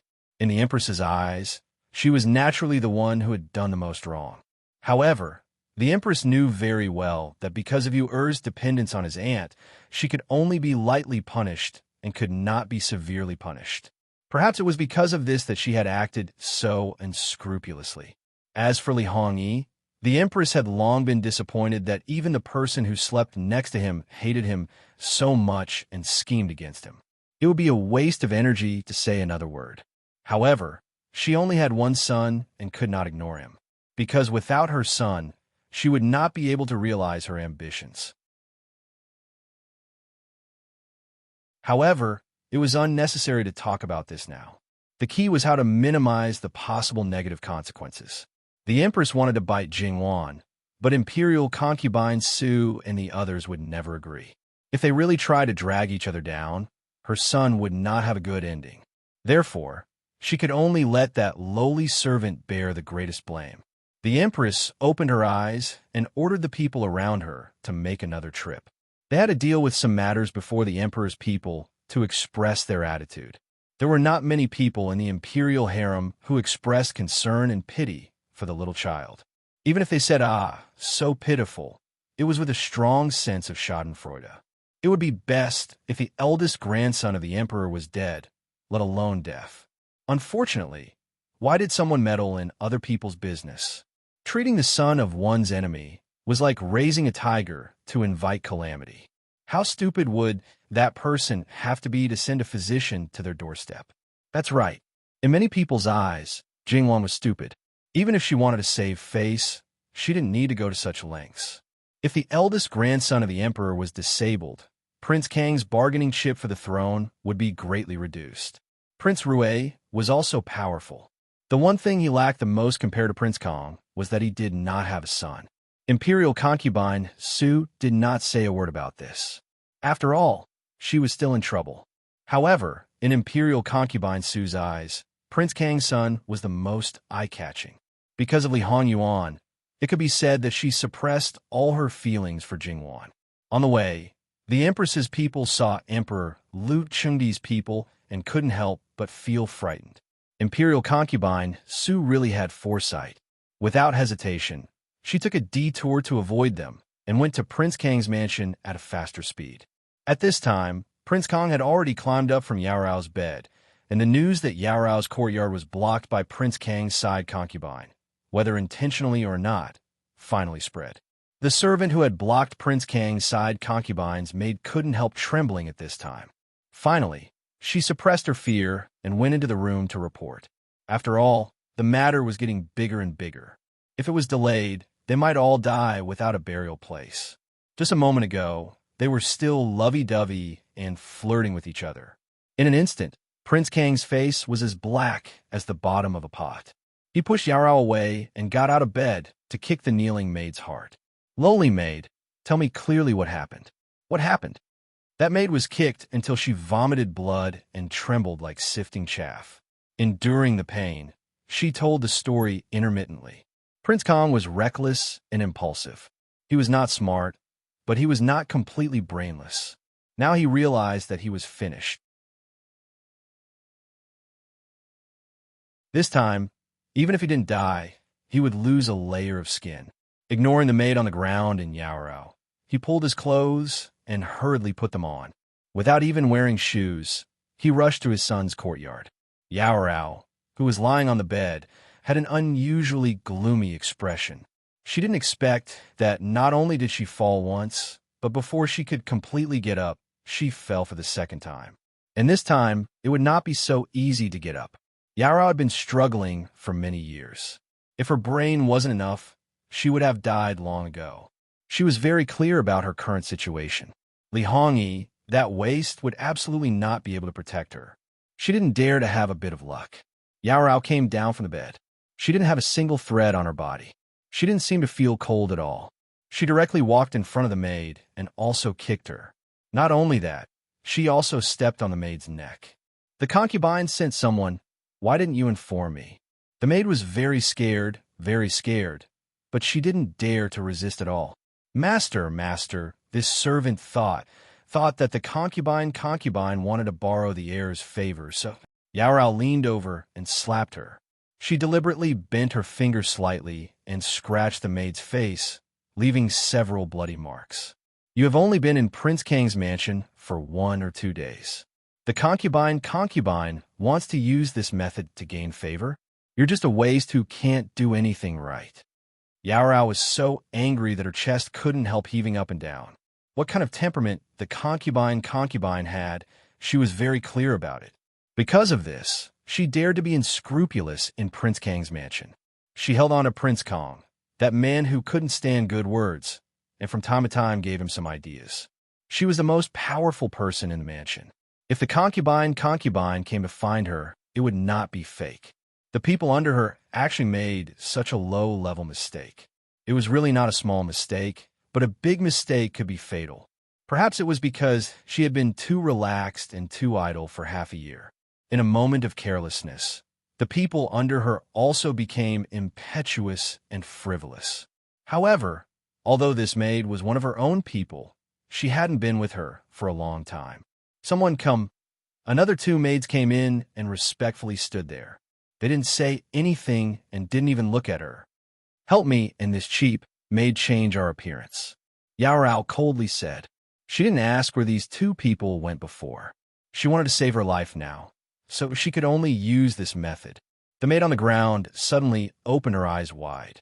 She was very clear about what was going to happen next. Speaking of people, as long as they could live, no one would want to die, especially when they had been living a good life before. Master, please spare my life." This servant knows that she was wrong.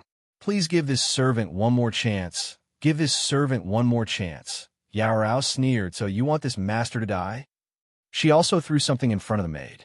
The maid's voice stopped abruptly. Her lips squirmed, but she couldn't say another word. After a moment, her heart was like dead ashes. The other 2 good sisters pulled her up and used something to smear her face. And Yaorao's face was also treated like this. If one paid a little attention, they would find that Yaorao's several trusted maids were actually very similar to her figure. In terms of appearance, there were also similarities, but these similarities were not many, so under normal circumstances, it wouldn't attract attention. And these maids' facial features were not very prominent, because the less distinctive they were, the more convenient it was to disguise. These maids, to a certain extent, were Yaorao's substitutes. And in Kong Qin-Wang Shizi's courtyard, when Kong Qin-Wang arrived, his clothes hadn't been completely tidied up. But no matter who it was, they all acted as if they didn't see anything. Kong Qin-Wang anxiously inquired about his son's situation, but his Si Fei completely ignored him. Even though Kong Qin-Wang was angry, he didn't dare to make a move now. Kong Qin-Wang's Si Fei dared to do this, but the imperial physicians didn't dare to be mute. Naturally, they would answer all the questions. But when Kong Qin learned that the one treating his son was Jin Qin Fu's fu doctor, he immediately exploded. Luo, sure, that slut. The weasel pays a visit to the chicken for the new year. Now that she sent someone here, who knows what intention she has. Scram, immediately scram for Ben Wang. Saying this, he rushed forward and wanted to make a move on Gong Jiao. It was probably the most crucial moment. Gong Jiao didn't move at all, concentrating on twirling the silver needles. Not to mention Kong Qin Si Fei, even the imperial physicians and the others were shocked. Those with eyes knew that they couldn't disturb him now and subconsciously stopped him. These people dared to offend their superiors. It could be seen how angry Kong Qin was. He didn't have any manners and shouted without caring about his image. Gong Jiao took out a silver needle and turned to look at Kong Qin. His face was like an ancient well without ripples. Wang Ye can continue to make a ruckus. If it affects Shitzi and causes him to wake up, the needle will deviate and cause serious consequences. At worst, this little one will pay with my life, but Shitzi, Kong Qin Si Fei was thoroughly enraged. Someone come, drag Wang Ye out. Don't allow him to take half a step into the room. Slut, you have such big guts. For Yuji, Chia will definitely offend her superiors. When Yuji, recovers, Chia will personally go to Fu Huang Muhu to ask for forgiveness. Kong Qin Si Fei was happy and fearless. After bringing up Lu Chengdi and Empress Sun, Kong Qin arrogance restrained a little. But the negative emotions on his body were still so strong that people didn't dare to approach. Then he scolded the imperial physicians outside that they were useless. There were so many of them, but they relied on a nobody to treat his son. Useless, useless. All of them were useless. Originally, they felt a little uncomfortable because they couldn't compare with the young man. Fortunately, most of them were more open-minded, and Gong Jiao didn't mind them stealing. As the saying went, the one who reached the top was the first. They all calmed down and contributed to Yu Ji's illness. Now that they were insulted by Kong Qin like this, even a clay figurine would have a temper. How could they not be angry in their hearts? However, the other party was a noble, so they couldn't do anything to him. In addition, Kong Qin Si Fei repeatedly apologized on the side, so they naturally expressed that they wouldn't care. But in their hearts, they fiercely marked Kong Qin. You, Kong Qin, better be healthy forever otherwise. It was said that doctors shouldn't be offended easily, but Kong Qin had offended almost the entire Imperial Physician Hospital. Kong Qin didn't stop. As for Yaorao's side, she quickly tore off a mask from the face of Yaorao and her maid. With 2 masks in hand, Yaorao handed her mask over. The person in charge of the disguise stuck the mask on the maid's face. After some processing, he quickly changed the maid into Yaorao's clothes. Not to mention other things, just by looking at her face and figure, one would think that she was a pair of twin sisters. You're not dead yet, Yaorao said coldly. The person who was originally in a daze seemed to have come alive in an instant. Her every move was another Yaorao. Even Li Hongyi, in a state of unease, would be able to defend the authenticity of the mask. Yaorao nodded with satisfaction. Just as she was about to put on the maid's mask, she hesitated for a moment. Go and bring another maid in.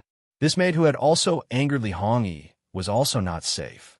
She had to find another person who was more peripheral to guarantee her 100% survival. Fortunately, she was prepared from the beginning, so she didn't have to worry about not being able to find a candidate. Only this person would be completely kept in the dark, that's all. The maid who was in charge of cleaning was brought in. Speaking of which, since she was in charge of cleaning, her hands and feet were not tender. However, this maid was different. She was pampered by her master, so she didn't need to do much work. Moreover, she often got good things from her master, so she didn't know how many people were envious and jealous of her master. Now that her master was looking for her, she happily came in. When she saw her 2 masters, she was unusually surprised, but before she could speak, her mouth was blocked from behind. Very soon she lost consciousness and fainted. Not only that, she was also fed a mute medicine, so that even if she suddenly woke up, she wouldn't be able to open her mouth. Similarly, Yarao took off the mask from the maid's face. This time, Yarao didn't hesitate at all. Soon after, she put on the maid's clothes, combed the same hair ornament, and put on the head ornament. After changing her clothes, Yarao turned around and put some things into a small chest. After that, her bearing changed. Originally, she had an enchanting figure, but in an instant she changed into a somewhat naive maid who was somewhat proud of herself because of her master's reward. Just like that, she swaggered out with the chest. When the other servants in the courtyard saw this, they didn't suspect anything. And inside the room, the maid who was doing the rough work had changed into the maid who was disguised as Yarao. Her hands and feet were tied behind her back, and her mouth was also gagged. Perhaps because her fate was already determined, Yarao was instead calm. Looking at her own face, she sneered again and again in her heart. Look, naive idiot, she really thought that she got the favor of her master for no reason. She didn't know that she was just a substitute for her master. Essentially, she was the same as that animal. And she was also nothing more than an idiot without any power to resist.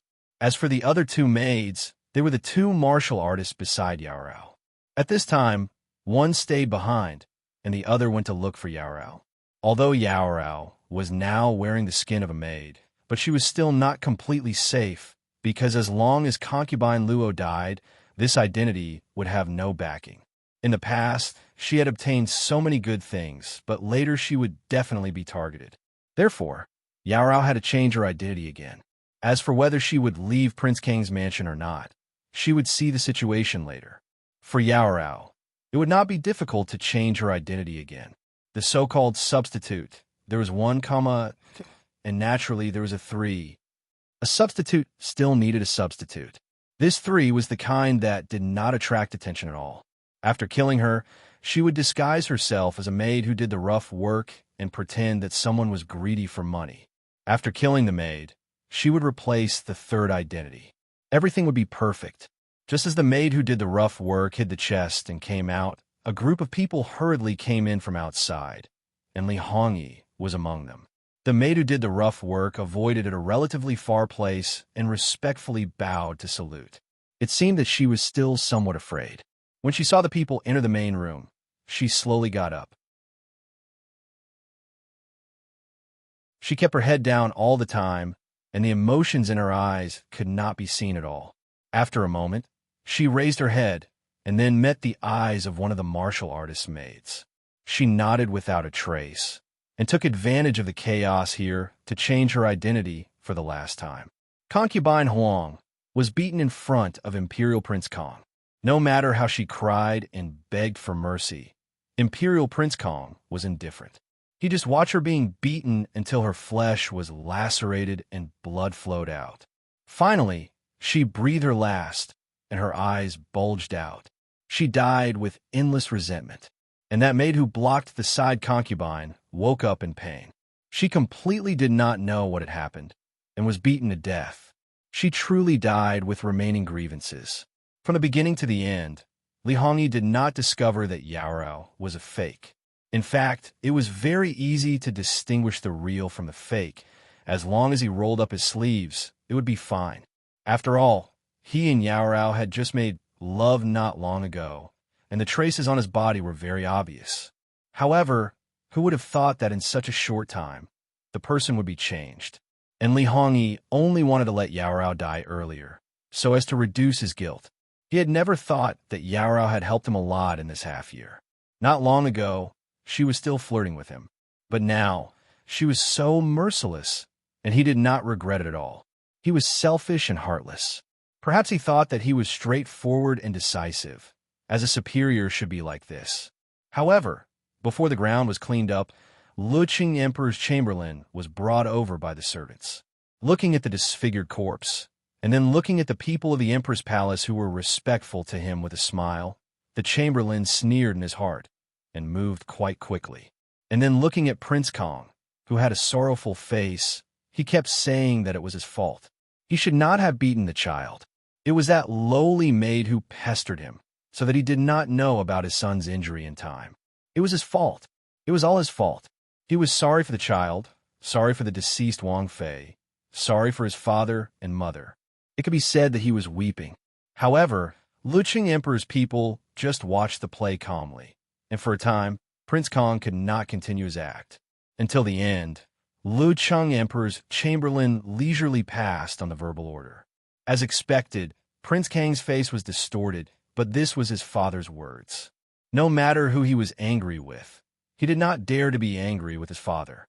Even if he disobeyed the Empress, he could not disobey Luqing Emperor. He kicked a luring corpse twice. It was all this bitch's fault. It was too easy to beat her to death like this. He completed the plan of knocking people out with medicine as fast as possible. Although it did not take long to make the mask, it could not be obtained immediately. While his subordinates were waiting for the masks to be made, the rough maid came out to keep watch, which was quite open and above board. By the way, she expressed her fear to everyone, as well as the panic after losing her backer. But everyone who saw her was originally afraid of the bloody scene. But in a flash, they had evil intentions. Concubine Rong had given this girl many benefits: gold, silver, jewels, silk, satin, rouge, face powder, and even the ridiculously expensive things in the Rouge Pavilion were given to her. A rough servant girl was actually able to stay in a room all by herself. This treatment was even better than a first-rate servant girl. How could people not be envious? It wasn't that no one had suspected why concubine Rong didn't directly promote her, since she thought so highly of her. Instead, she stayed as a servant girl. However, all of their suspicions were thrown out of the window when they saw those treasures. After enchanting Rao finished her performance, she reckoned that it was almost time for her to leave, and some of the maidservants followed after her. Concubine Rong calmly tore off the mask on her face, but the moment she turned the corner, she changed her mask and turned in another direction. The people who followed her looked and confirmed the direction of the target. However, when they turned the next corner, a person rushed up. They only felt darkness in front of their eyes and wanted to retreat. The next moment, they felt something was wrong. The straight tip of a knife was pointed at their abdomen. When people were facing a threat to their lives, they could often erupt with their most terrifying potential. There was no doubt that the rough maid who had been tampered with was far from a match, and then fell in a pool of blood. And the servant who killed the maid, before she could recover, heard a scream from the side, which immediately attracted more people's attention. It was too late to hide. Although the person who screamed was not Yao Rao, who was wearing someone else's face, that person was attracted by Yao Rao. It could be said that in the end, Yao Rao still cheated Prince Kong. After all, there were still a lot of things in Prince Kang's mansion. Adding in the matter of the servant being snobbish and forgetting righteousness at the sight of profit, the maid who had just lost her power was targeted by others and then killed inhumanely. To put it lightly, it was not strict enough. To put it seriously, how could one sweep the world if one did not sweep the house? In short, it was an additional crime. A servant who was beaten to death by a master and a servant who was killed by a servant were both dead, but the meaning was completely different. If the former died, no one would say anything. If the latter died, then so be it. If the latter was investigated, then it could even alert the capital government. Prince Kong and the people of the two big shots in the palace had not left yet. This murder was simply under his nose. The shadow in Prince Kang's heart was probably already incalculable. Prince Kong was straightforward and decisive this time. He simply did not ask the cause and effect. The murderer was directly beaten to death. As for the explanation, he simply did not give the murderer a chance to speak.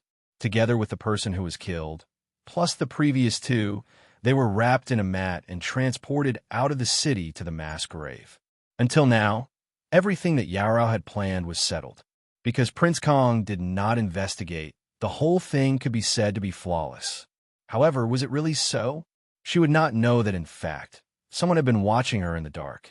In fact, everything she did was in fact seen by someone. After all, they were servants. It did not matter if two of them died. The two eunuchs in the palace did not say a word. However, when they returned, their master would certainly know. Not to mention anything else, at least Lu Qingdi would certainly remember him in his heart. Under the eyes of the people coming and going, Prince Kong finally took a look at Lu Qingdi's eunuchs, gritted his teeth, and knelt down.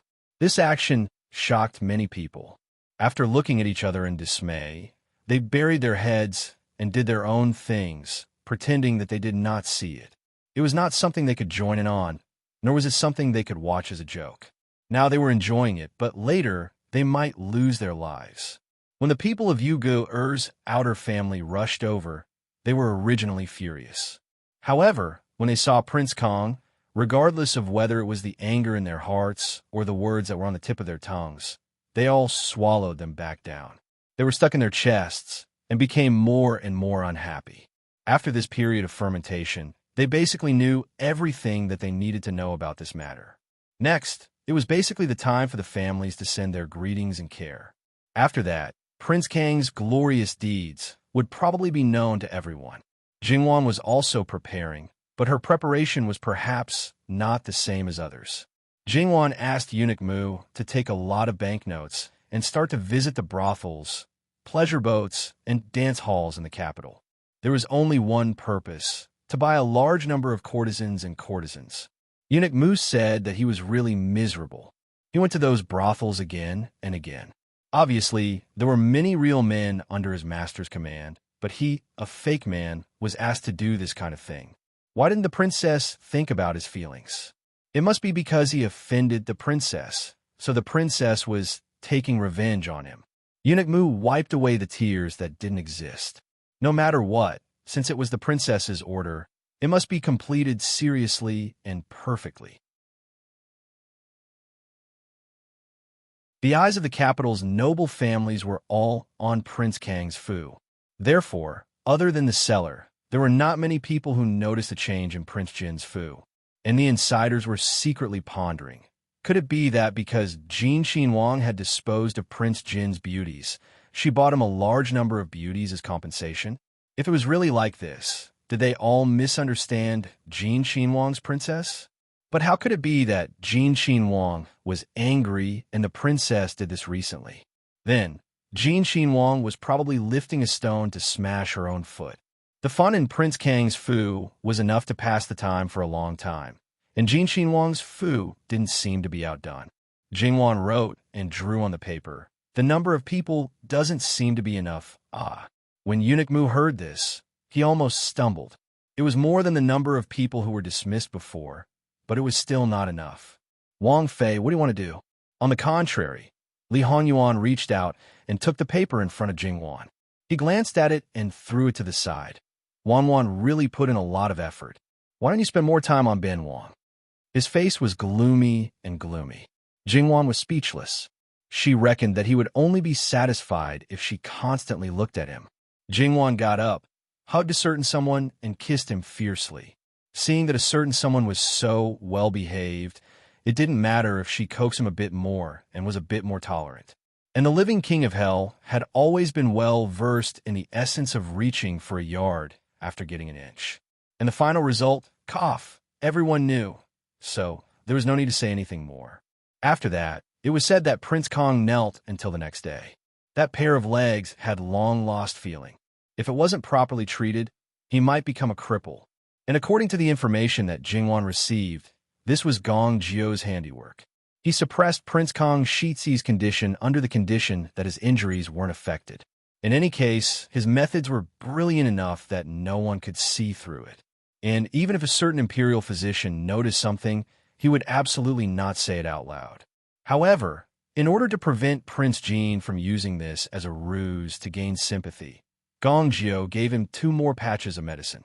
Naturally, he wouldn't be so kind as to let him recover without leaving behind the root of the illness.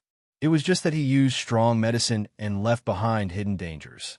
In the future, if there were any problems with that knee, it would be very easy to cripple that pair of legs. Prince Kong might not necessarily appreciate Gong Jio's kindness. However, if Gong Jio wanted a person to be alive and kicking, there were still many ways. Because everyone was watching, even if Prince Kong wanted to pretend, he wouldn't be able to continue. Jingwan very much wanted to say, "Sure enough, like master, like subordinate. This heart, liver, and lungs were all thoroughly black. Er's condition has clearly stabilized. Is the palace going to start settling this matter? Jingwan asked Li Hongyuan, and it's about time. If you want to send someone off, you can send them off now. Receiving Li Hongyuan's affirmation, Jingwan beamed and nodded her head. She was a bit like a bad little fox. She felt that she was becoming more and more naughty. Li Hongyuan was rather fond of this small appearance of hers. Thus, a string of pink sedan chairs, beating gongs and drums, headed towards all of Prince Kang's legitimate and non-legitimate in-laws' families. The degree of liveliness was comparable to a grand wedding ceremony. The male masters of those families, as long as they hadn't separated from the family yet, from those who had just reached the age of marriage, to those who were so old that their teeth had fallen out and were paralyzed in bed, each of them had at least one beauty. And it was sent in the name of the living king of hell. Not accepting? That was not giving Prince Jean face. Were they waiting for Prince Jean to personally come, or what? https:///11/11807/66544106.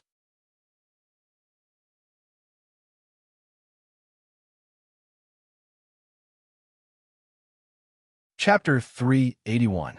It was reasonable to say that to cause chaos in the inner residence, it would take a period of time to ferment. After all, even if there were schemers and courtesans among them, they would need time to do something. Who would have thought that they didn't even need to lift a finger? Prince Kang's in-laws would cause a ruckus on their own. And the reason was very simple.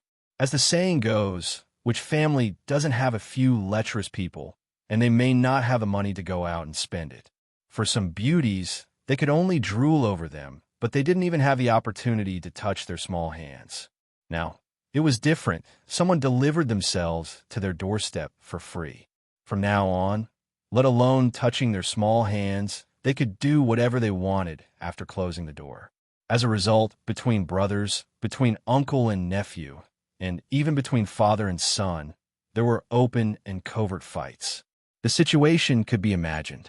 The women in the inner residence wanted to say something, but they were righteous and confident. Prince Jean gave it to them. If you have the ability, send it back. Using this as a command arrow, it simply angered them to the point of vomiting blood. Those with cowardly personalities, or those who had long seen through it and didn't want to get involved, just let them cause a ruckus. So what if they lost face? So what if they let people see them as a joke? Their face had long been lost, so it didn't matter if they wanted to pull out. But when they met those with a shrewish temperament, they would cry to the heavens and scramble for the earth. When Jingwan received the news, she was a little surprised.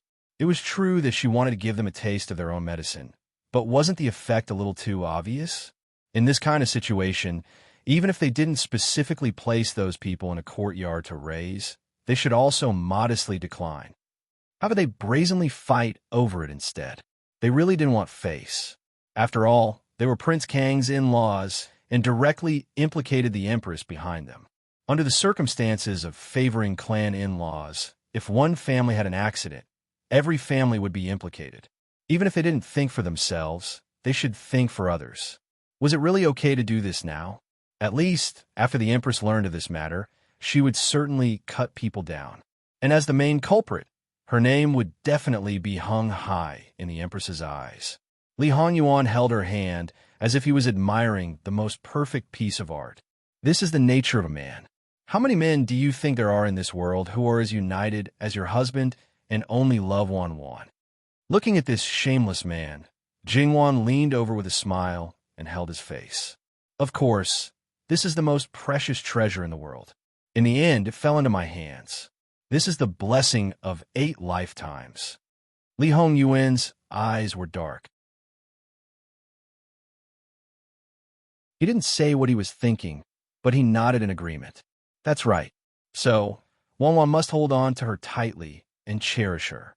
Yes, I'll definitely hold it tightly. I'll hold it in my palm, keep it in my mouth, and put it in my pocket. I'll take it with me wherever I go, as long as this treasure doesn't run away on its own. Li Hongyuan didn't think that Jingwan didn't believe him now, or that she was still worried about personal gains and losses. It was just that people's hearts were fickle. They had only been married for a little more than half a year, and there was still a long way to go in the future. If it weren't for his situation, where he had already experienced the vicissitudes of life, even he himself wouldn't dare to say that he would be with Jing-Wan for the rest of his life. Li Hanyuan held her in his arms. I once said that Wan's sincerity can be exchanged for my life. These words will always be valid.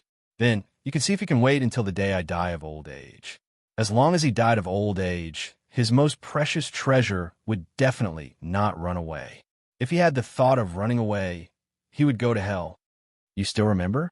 I almost forgot. Jing-Wan rubbed her face against the side of his face. You really forgot? Li Hanyuan expressed his doubts. Jing-Wan was speechless for a moment. Yuan, as a good husband, sometimes you shouldn't expose your beloved wife's white lies. Do you understand? The matter of exchanging one's heart for his life was probably engraved in one's soul. How could he forget it? If their relationship was ordinary, it might soon fade away. It was because of their deep relationship that the memory of that moment was destined to be more profound. Yes. I'll do whatever my beloved wife says. I'll pay attention to it in the future. Li Hanyuan laughed in spite of himself. He was indescribably gentle and affectionate. After they were done, Jing-Wan's IQ didn't drop. It was very likely that there was something wrong with this matter. She didn't believe that so many people had holes in their heads. There must be something fishy about it.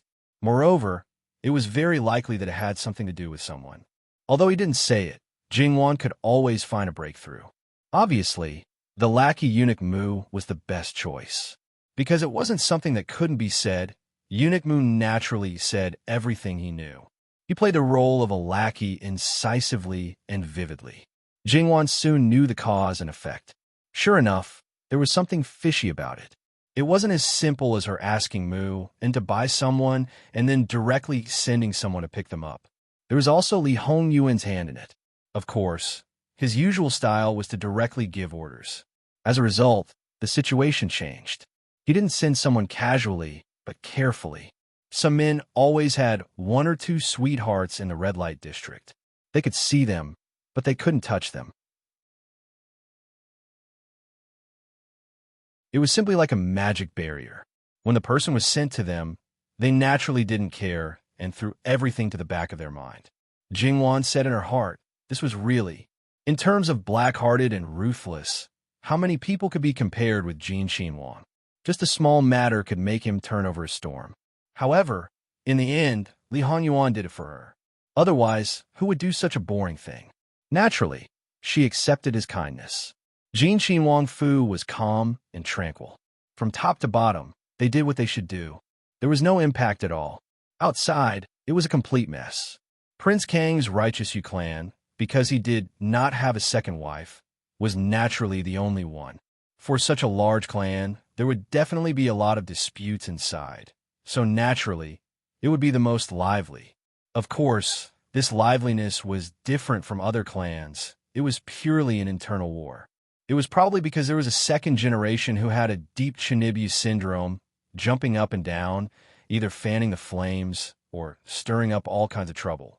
Originally, when it was about to die down, he would reveal some shocking information that others did not know about, causing the flames of war to reignite with a whoosh, whoosh, whoosh, whoosh, whoosh, whoosh. As for whether Li Hongyuan's hand was involved in this, it was unknown. After all, even eunuch Mu didn't know, so there was no way to talk about it. It hadn't even been a day, but he directly sent a plate to the palace to ask for an audience with the Empress. This kind of life was really hard to pass. In the end, this was all caused by Prince Kong.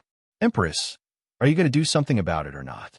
As the saying goes, when one person takes the lead, others will follow suit. The concubines in Prince Kang's harem also had high and low family backgrounds. Some of them came from a lower class and naturally didn't even have a maternal family. The highest ranking among them was probably a third or fourth rank official. They weren't even related to their father. But at this time, there was no doubt that they were harmed. How could they ignore it and watch with folded arms? Look for the Empress together. If they didn't give an explanation, naturally, they shouldn't expect them to not do things diligently in the future.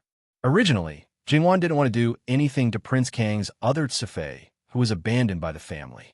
However, because they came from Chun family, noble consort Su's hardcore supporters, if they abandoned this family and didn't send beauties, wouldn't it tell outsiders that their husband was actually on Prince Rui's side? That was absolutely impossible. Therefore, this Chun family couldn't find Emperor's son, so they went to find noble consort Su.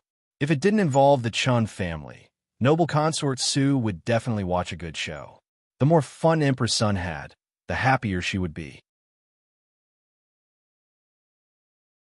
Although she didn't want to admit it, if it was just a one-on-one competition, she was probably not Emperor's son's opponent. However, no matter how powerful Emperor's son was, she couldn't withstand her stupid son who specialized in making things difficult for her. This pig teammate could even drag God down from the altar. But now, she couldn't sit still. She had seen the power of a pig teammate. The trouble caused by this daughter-in-law was an indiscriminate attack. The only difference was whether one was involved or not. Those who weren't involved didn't have any benefits at all. If one was too focused on watching the show, he or she might accidentally be involved. It was just that the people watching the show hadn't realized this yet. Noble consort Su's endurance was not as good as Emperor's son's. Even if she was not well recently and was in low spirits, when she heard her cousin-in-law, the wife of the right governor, and the other two daughters-in-law of the Chun family crying, her temples couldn't help but twitch and hurt badly. Annoyed by the crying, she directly smashed the cup. The crying in the Jade Essence Palace abruptly stopped. What does this Lady Luo want to do?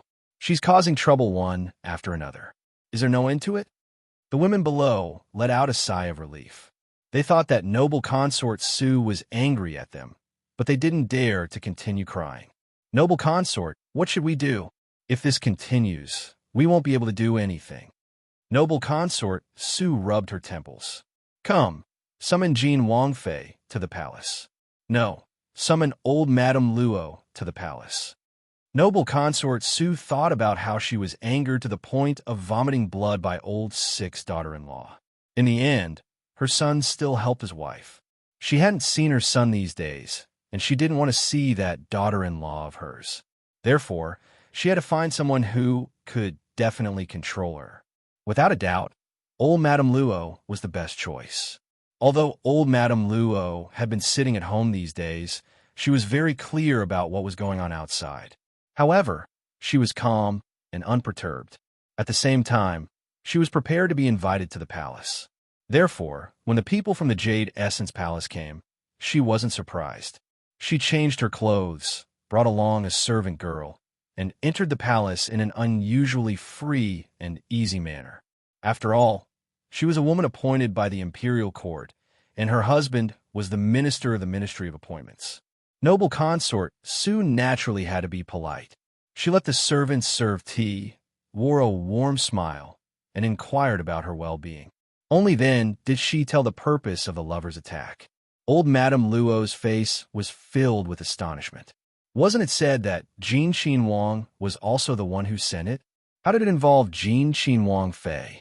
Jean Wang Fei was brought up by this noble consort. This noble consort is very clear about her temperament. She definitely wouldn't do such an improper thing. On the other hand, Jean Qin Wang Yi, as far as this noble consort knows, he often does this kind of thing in the past. This time, it will definitely be the same.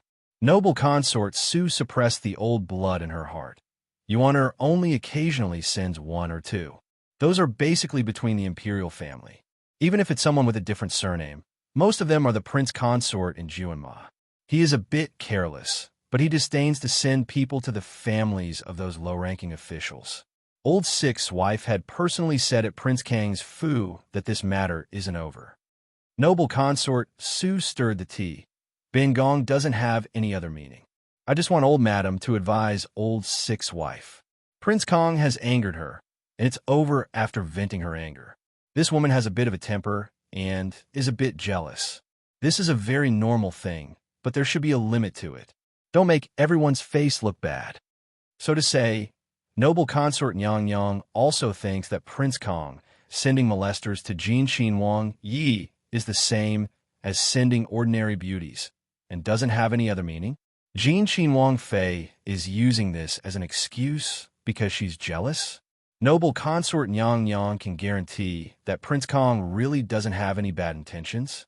If Jin Qinhuang Fei doesn't deal with the person, if something happens in the end, who is to blame? Right now, Jin Qinhuang Fu only has Jin Qinhuang Fei as the mistress. If something happens, does she still want her face? Does she still want to live? For the sake of the imperial family's face, would they push all the blame onto her head, saying that she didn't abide by the virtues of a woman and had an affair? Jin Qinhuang Fei is a daughter from the Luo family. How should the Luo family deal with it? Chen Fu even suspects that this is a plot against Jin Qinhuang Fei, against the Luo family. It's fine if noble consort Yang Yang doesn't uphold justice for your own daughter-in-law, but instead, you're blaming Jin Qinhuang Fei. At this moment, old Madame Luo wasn't as amiable as before. She was also respectful towards noble consort Su, and her words carried coldness. Noble consort Su was blocked to the point that she couldn't speak. She stiffly tugged at the corner of her mouth. It's not to that extent. Noble consort Yang Yang, as the saying goes, one shouldn't have the heart to harm others, but one must have the heart to guard against others. What kind of situation is it now? Everyone is clear. Some things can be investigated after it has happened. Even if some people get punished, it's useless. Everyone understood the reasoning, but this matter, old Madame Luo, we're talking about the matter of Jin Qinhuang Fei sending the beauty. The daughter-in-law of the Chan family saw that noble consort Su was speechless and spoke up. I also said that the one who sent the beauty was Jin Qinhuang Yi.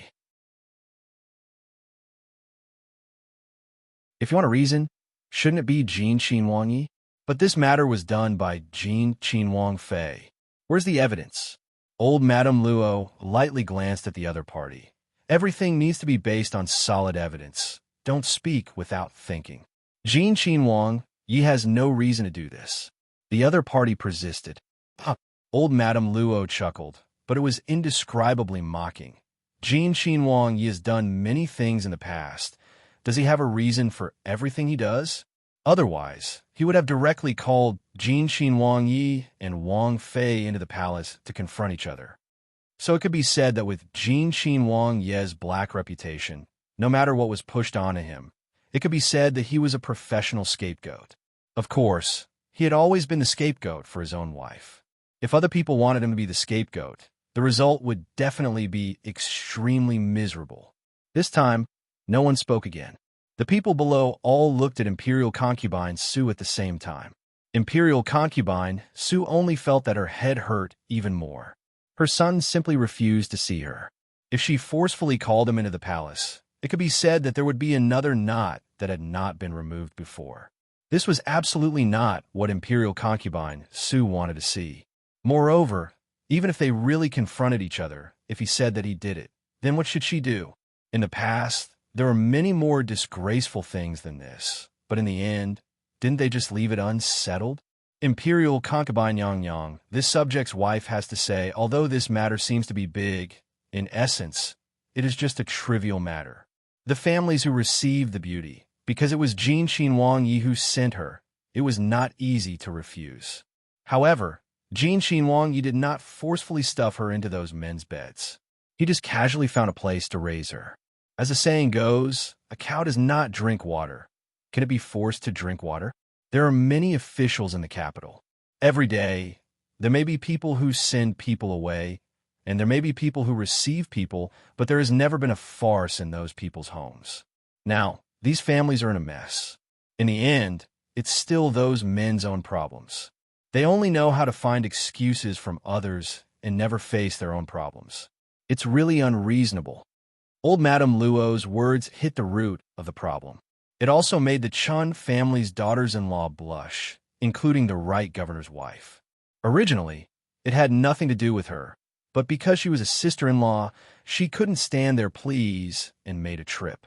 But now, it made her so ashamed that she was unable to show her face. This subject's wife sees that Imperial Concubine Yang Yang seems to be tired. If there is nothing else, this subject's wife will take her leave first, so as not to delay imperial concubine Yangyang's rest. No matter what happens, a person's body is their biggest asset. If the body collapses, then nothing can be done. Old Madame Luo's words were sincere because she herself was the best example. She had nothing to worry about now and could be considered to be enjoying her remaining years. Jingwan was married and her husband treated her very well. Now, she wanted to see Jingwan's child be born and didn't want Jingwan to worry. Therefore, she had always paid attention to her body. Imperial concubine Su nodded. Many thanks for old Madame's concern. Beingong will have someone send you out of the palace. Old Madame Luo gave her thanks, turned around, and calmly left. The remaining Chun family's daughters-in-law looked at each other in dismay. Imperial concubine Yang. Imperial concubine Su waved her hand. With old Madame Luo's comparison, she felt more and more that these people didn't have any eyesight. You all heard it. This matter is unreasonable no matter how you talk about it. You all should also go back. Properly managing your own men is the right thing to do. If you can't lock them up, then it's your own problem. Beingong is tired. She couldn't really go find Jin Qinhuang, so this matter could only be left unsettled. Therefore, she sullenly asked Imperial concubine Su to take her leave. However, after listening to old Madame Luo's words, Imperial concubine Su's heart also settled down. The Empress wouldn't find trouble with her. Therefore, after all was said and done, the most serious problem in this matter seemed to be that the eldest grandson of the D-Emperor almost lost his hearing. But now that he had received treatment, he could recover. The main culprit was Kong Qinhuang. Lu Qingdi had already punished a portion of them. As for the rest, it could only be clear when the time came. As for Jin Qinhuang's matter, it seemed to be very serious. However, just as she said, Jin Qinhuang didn't say anything, so why would other people meddle in it? Even if she was in the wrong and Lu Qingdi didn't make a move, no matter how much other people jumped around, it was useless. What was the reason for all parties to move together? After old Madame Luo left the palace, she didn't directly return to the Luo residence. Instead, she went to Jin Qinhuang Fu. Although she knew that Jingwan's actions were within her control and that Jin Qinhuang was controlling things from behind, nothing would happen. But one after another, popping up from time to time still made people unable to stop worrying. When old Madame Luo went to Jin Qinhuang Fu, she didn't need a visiting card. She respectfully welcomed people in and quickly sent someone to report to Li Hongyuan and Jingwan. Speaking of which, it was the first time that old Madame Luo entered Jin Qinhuang Fu. Not to mention other things, just by looking at the overall layout, she could see Jin Qinhuang's intentions towards his granddaughter. In old Madame Luo's view, as long as their relationship was good, it didn't matter if there were more messy matters. In just this short period of time, she had already decided not to ask what they were going to do or what they were doing. When Jingwan saw old Madame Luo, she quickly went up to greet her. She didn't want greetings or anything. Both sides didn't need to. Although Li Hongyuan was a super vinegar jar, he wasn't to the extent that he didn't leave this space for Jingwan. After saying a few words to old Madame Luo, he turned and left. Don't look at how he was very idle all day long. In fact, he had a lot of things to do. If he really wanted to do everything by himself, 24 hours a day wasn't enough. Jingwan could guess the purpose of her grandmother's visit, but now she didn't even mention half a word.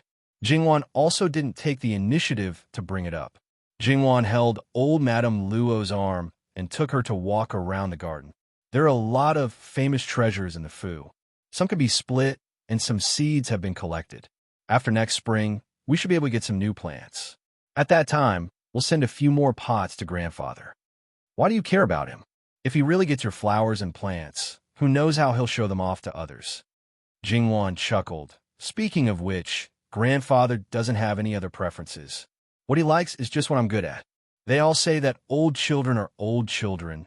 The older they get, the younger they get. Grandfather has never been careless about important matters. Showing off the flowers and plants is nothing serious. That's the reason, so I'm too lazy to care about him. He could do whatever he wants. Grandmother, you don't have to worry about me. Everything will be taken care of by the prince. According to my temperament, it's better to live my own life quietly. There are some things that don't need to be said. She would only feel helpless if she said too much. How could old Madame Luo not know that Jingwan was a person who didn't look for trouble? The prince's mansion was clean. There was no need for her to make trouble for others. Old Madame Luo basically understood all the unsaid words. However, she might have misunderstood a little. In her opinion, Li Honyuan wanted everyone to focus on Jingwan so that she could do something in secret. Even if she protected Jingwan well and didn't let her get hurt, old Madame Luo still felt a little angry in her heart. Jingwan didn't know what old Madame Luo was thinking. Naturally, she wouldn't explain because no one would believe her if she said it.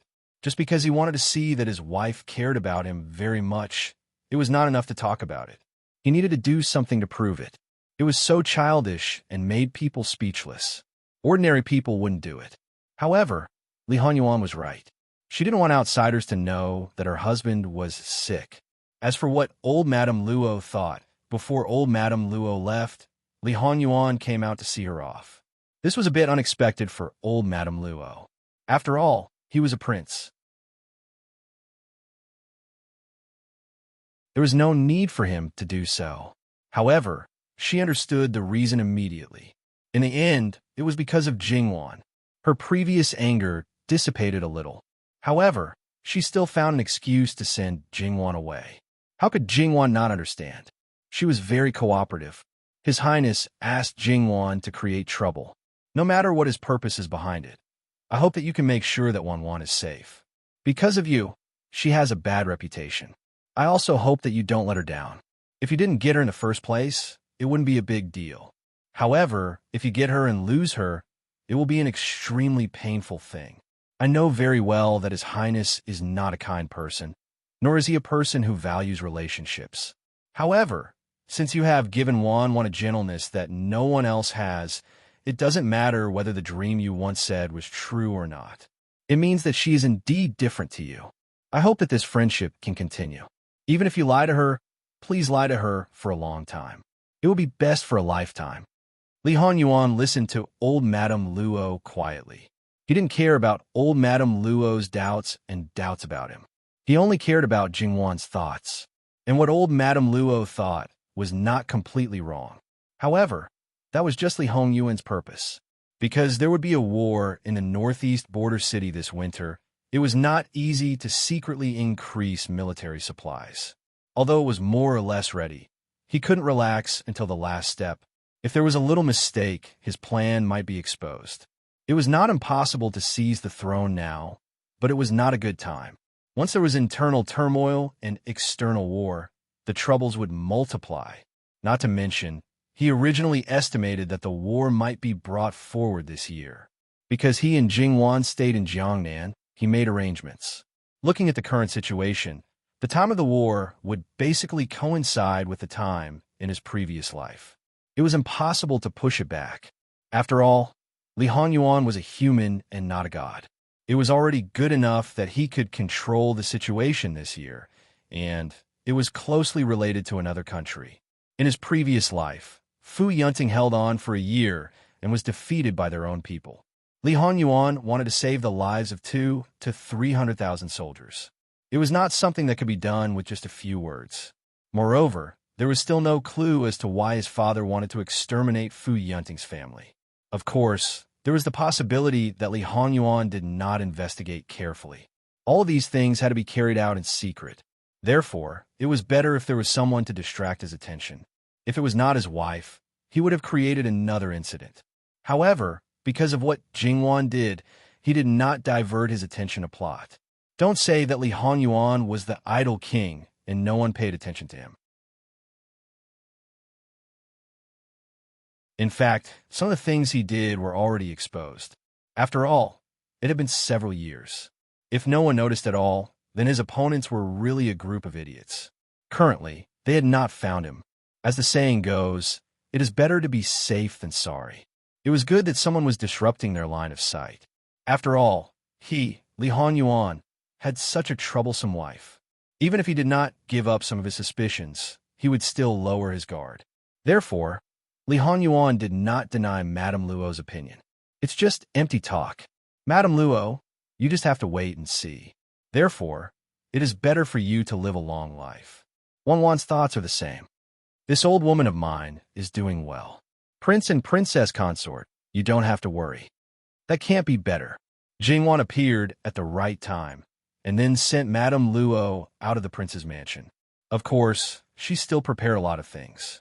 For example, there were many good medicinal herbs in the gifts sent by the He family. Half of them were given, and the palace did not have a share. However, the He family must have prepared more for Luqingdi. After sending Madame Luo away, Jingwan put her hands on her hips and said fiercely, "Tell me honestly, what did grandmother say to you?" Li Hanyuan smiled enchantingly and brushed his fingertips across Jingwan's face.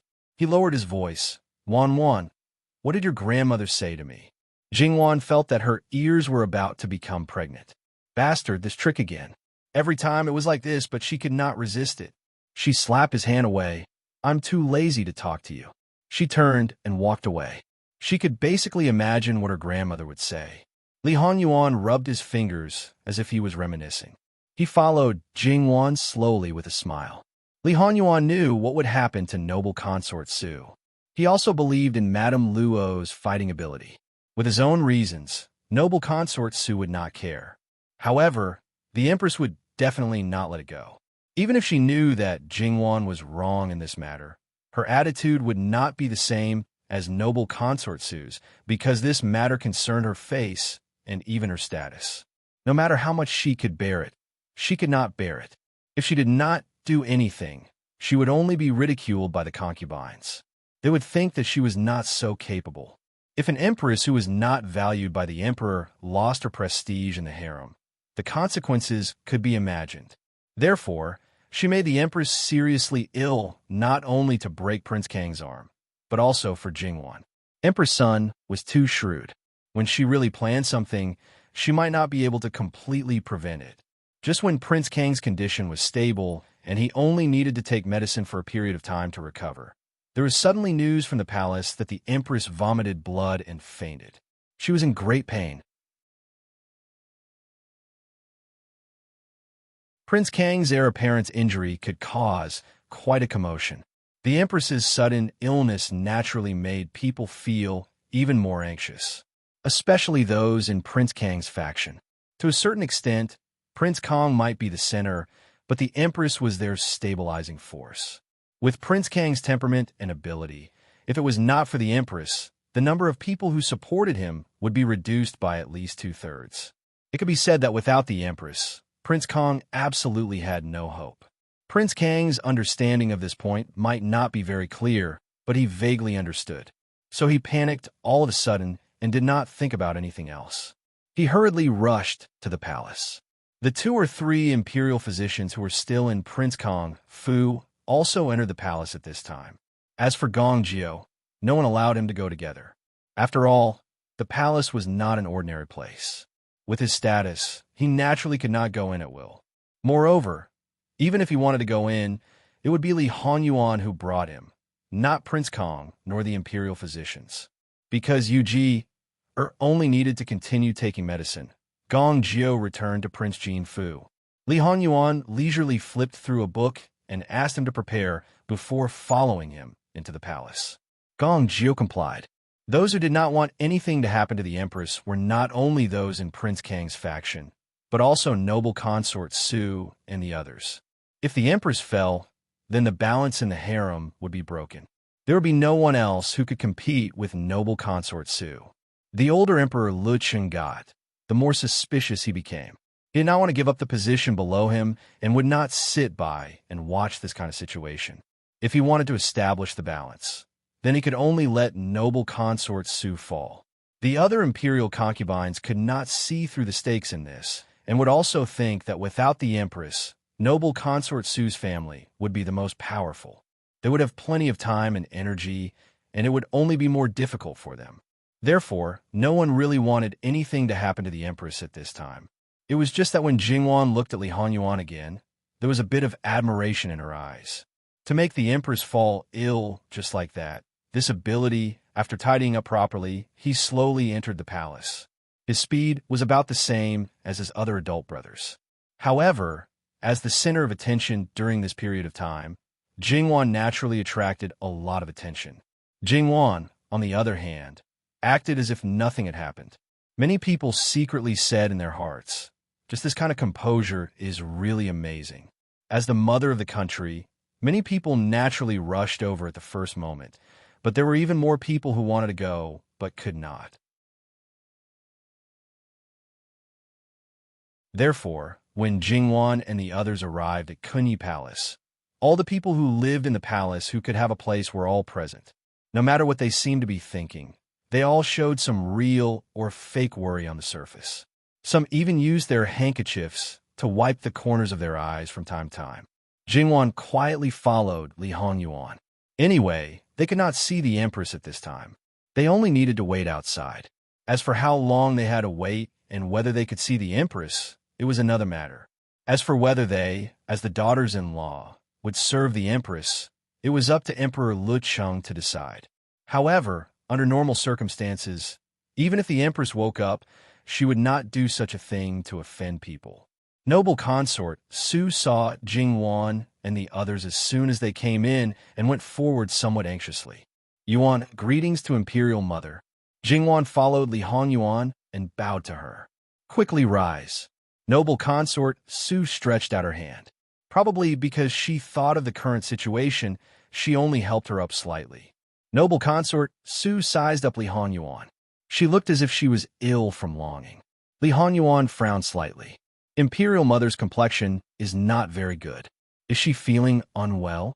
Did you ask the Imperial physician to take a look? What medicine did she take? Li Hongyuan's concern almost made Noble consort Su cry. No, Imperial Mother is fine. Yuan you don't have to worry. This son has also brought the estate's physician. Let him take Imperial Mother's pulse.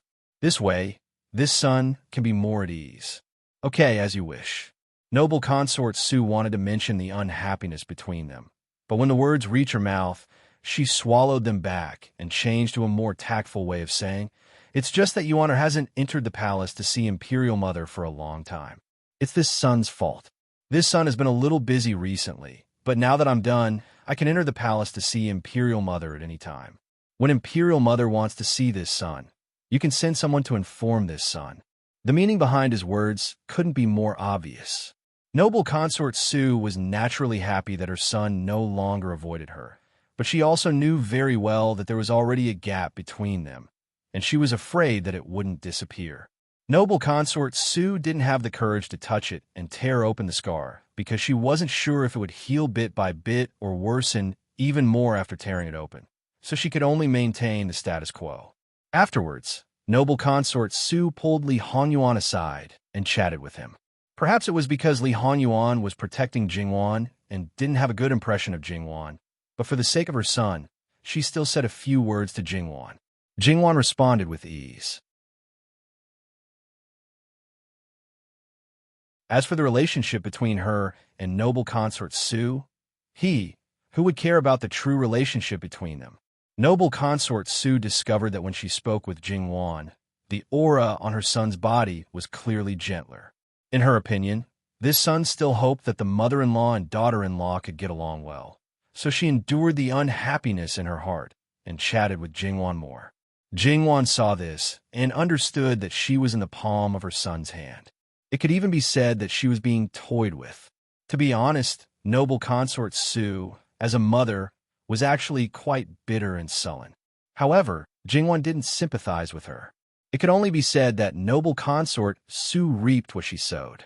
It was either wholeheartedly good, or it was business and didn't get emotional. Noble consort Su chose to be in the middle, so no matter what fruit she bore, she would eat it herself. Many people were paying attention to them. Among them, the most unpredictable one was probably Li Hongming. After this incident, he roughly understood one thing. His mother regarded him as the heir and Li Hongyuan as her son. There was naturally a difference between the two, and sometimes the difference was very big. In the past, he would be jealous, but in the future, he would work hard to correct his attitude. After all, Li Hongyuan had helped him, so he should still thank him.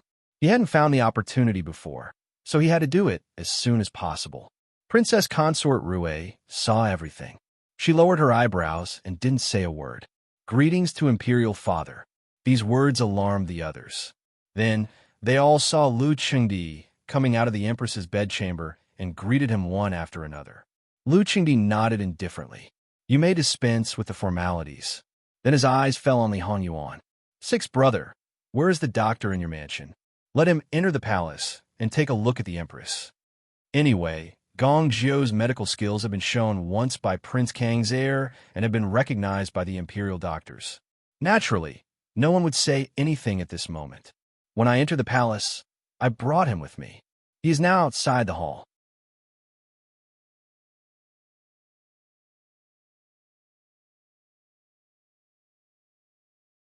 Chapter 382. The princess consort was the one who asked me to bring the physician. It has nothing to do with this son. This son originally thought that with so many imperial physicians, it would be fine if they couldn't treat Yujir's injury, but it wouldn't be to the extent that they couldn't do anything about the Empress's illness. However, Wang Fei said that they should be prepared for emergencies. It would be best if there was no need, but if there was a need, it would be to avoid wasting time. Looking at it now, she was right, Li Hanyuan said indifferently. However, anyone could hear the sarcasm in his words. The corner of Lu Qingdi's mouth twitched. Did he have to be so honest? However, on second thought, this vile spawn really wasn't attentive enough to care for others. Other than the imperial consort, including him, it was already good enough for him to come and take a look at him at the first moment. However, in the end, it was his own fault for spoiling him. Who could he blame? Old Sixth's wife, you're too considerate. You probably worried a lot when you met this bastard. You should be more forgiving. If it was any other son, Lu Qingdi wouldn't say such words. However, this son of his was really troublesome. Although he was thick-skinned, he would only praise him when he had no choice but to. Under normal circumstances, he was too embarrassed to say such words. Imperial Father is too kind. His Highness is very good. Jingwan lowered her head. These words were the truth. It wasn't just Lu Qingdi who was affected, but also Jingwan. A certain person's image was really deeply ingrained in people's hearts. It made those who were closest to him in this world think that he was unreliable. The degree of his foolishness had already broken through the sky. Well, if Lu Qingdi knew his son's true appearance, what kind of feelings would he have?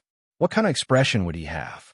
Would he be more angry at being deceived, or would he be more comforted? Also, she did have the intention to bring Gong Jiu along.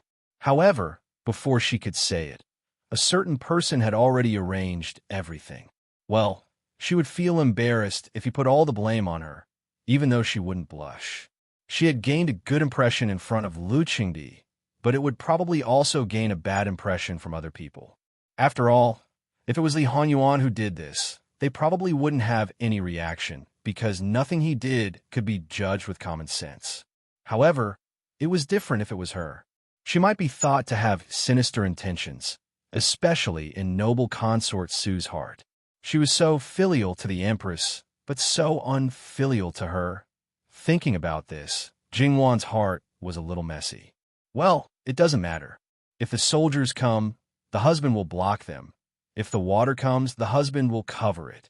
Now, Jingwan was quite self-aware. You don't have to put in a good word for him. I know better than you what kind of character he is. Lu Qingdi waved his hand. You really don't know anything. Jingwan did not try to defend herself. After all, this did not matter to a certain someone. It did not matter at all. Gong Jiu was called into the hall. He was well-behaved and didn't look sideways. It was just that his etiquette was a little lacking. Jingwan saw this and was slightly surprised. It was reasonable to say that Gong Jiu's etiquette was absolutely passable.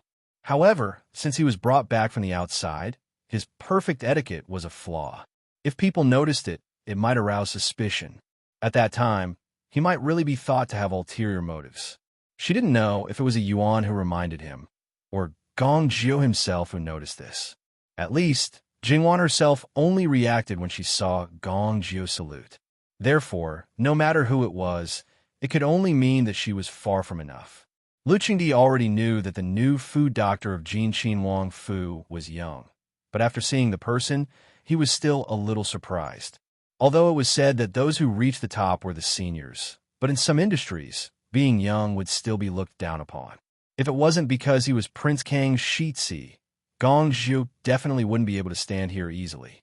Lu Qingdi let people bring him in, while he himself sat down in the outer hall.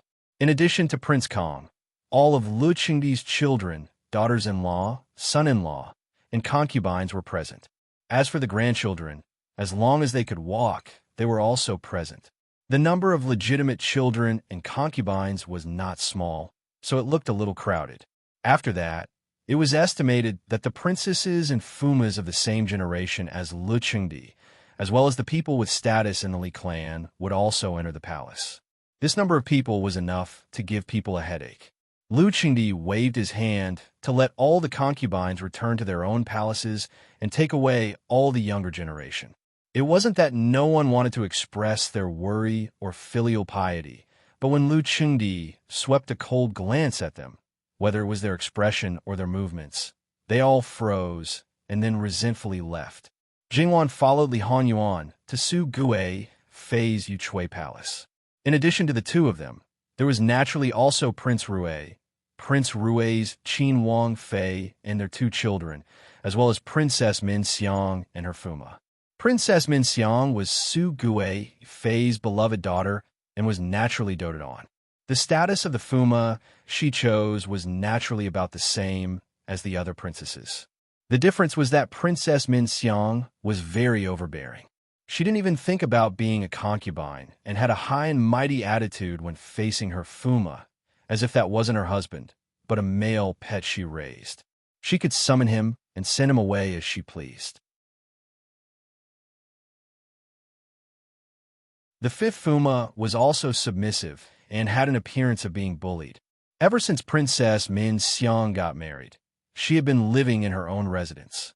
Her parents-in-law, mother-in-law, and the Fuma's uncles and elders, not to mention filial piety, had to respectfully bow to her every time they saw her. When she needed them for something, they had to send people to see her. They were also arrogant and bossy. Actually, these weren't all that much. The most outrageous thing was that Princess Min Xiang didn't want to have children now. When she got pregnant, she aborted the child with 1 dose of medicine. She didn't even hide it from her Fuma. After drinking the medicine, the child was gone. Looking at the fuming Fuma, she even sneered and called him a good-for-nothing, and a useless man. Everyone paid attention to inheritance and heirs. It could be imagined how infuriating Princess Min Xiang's actions were. At that time, the servant girls and nannies serving her were a bit alarmed, afraid that the Fuma would explode. After all, Princess Min Xiang didn't want to have children and didn't allow the Fuma to touch other people. What was the difference between this and cutting off one's heirs? Even if she was a princess, it was her fault that such a thing happened. No matter how much Su Gue Fei doted on her, she couldn't openly side with her in this matter. In the end, the fifth Fuma endured it. When the fifth Fuma stepped out of Princess Min Xiang's room, Princess Min Xiang even said to her nannies, "See, I knew this good-for-nothing wouldn't dare to do anything." From then on, Princess Min Xiang became more and more arrogant. Even the people around her all recognized the fifth Fuma as a good-for-nothing and didn't treat him as a master.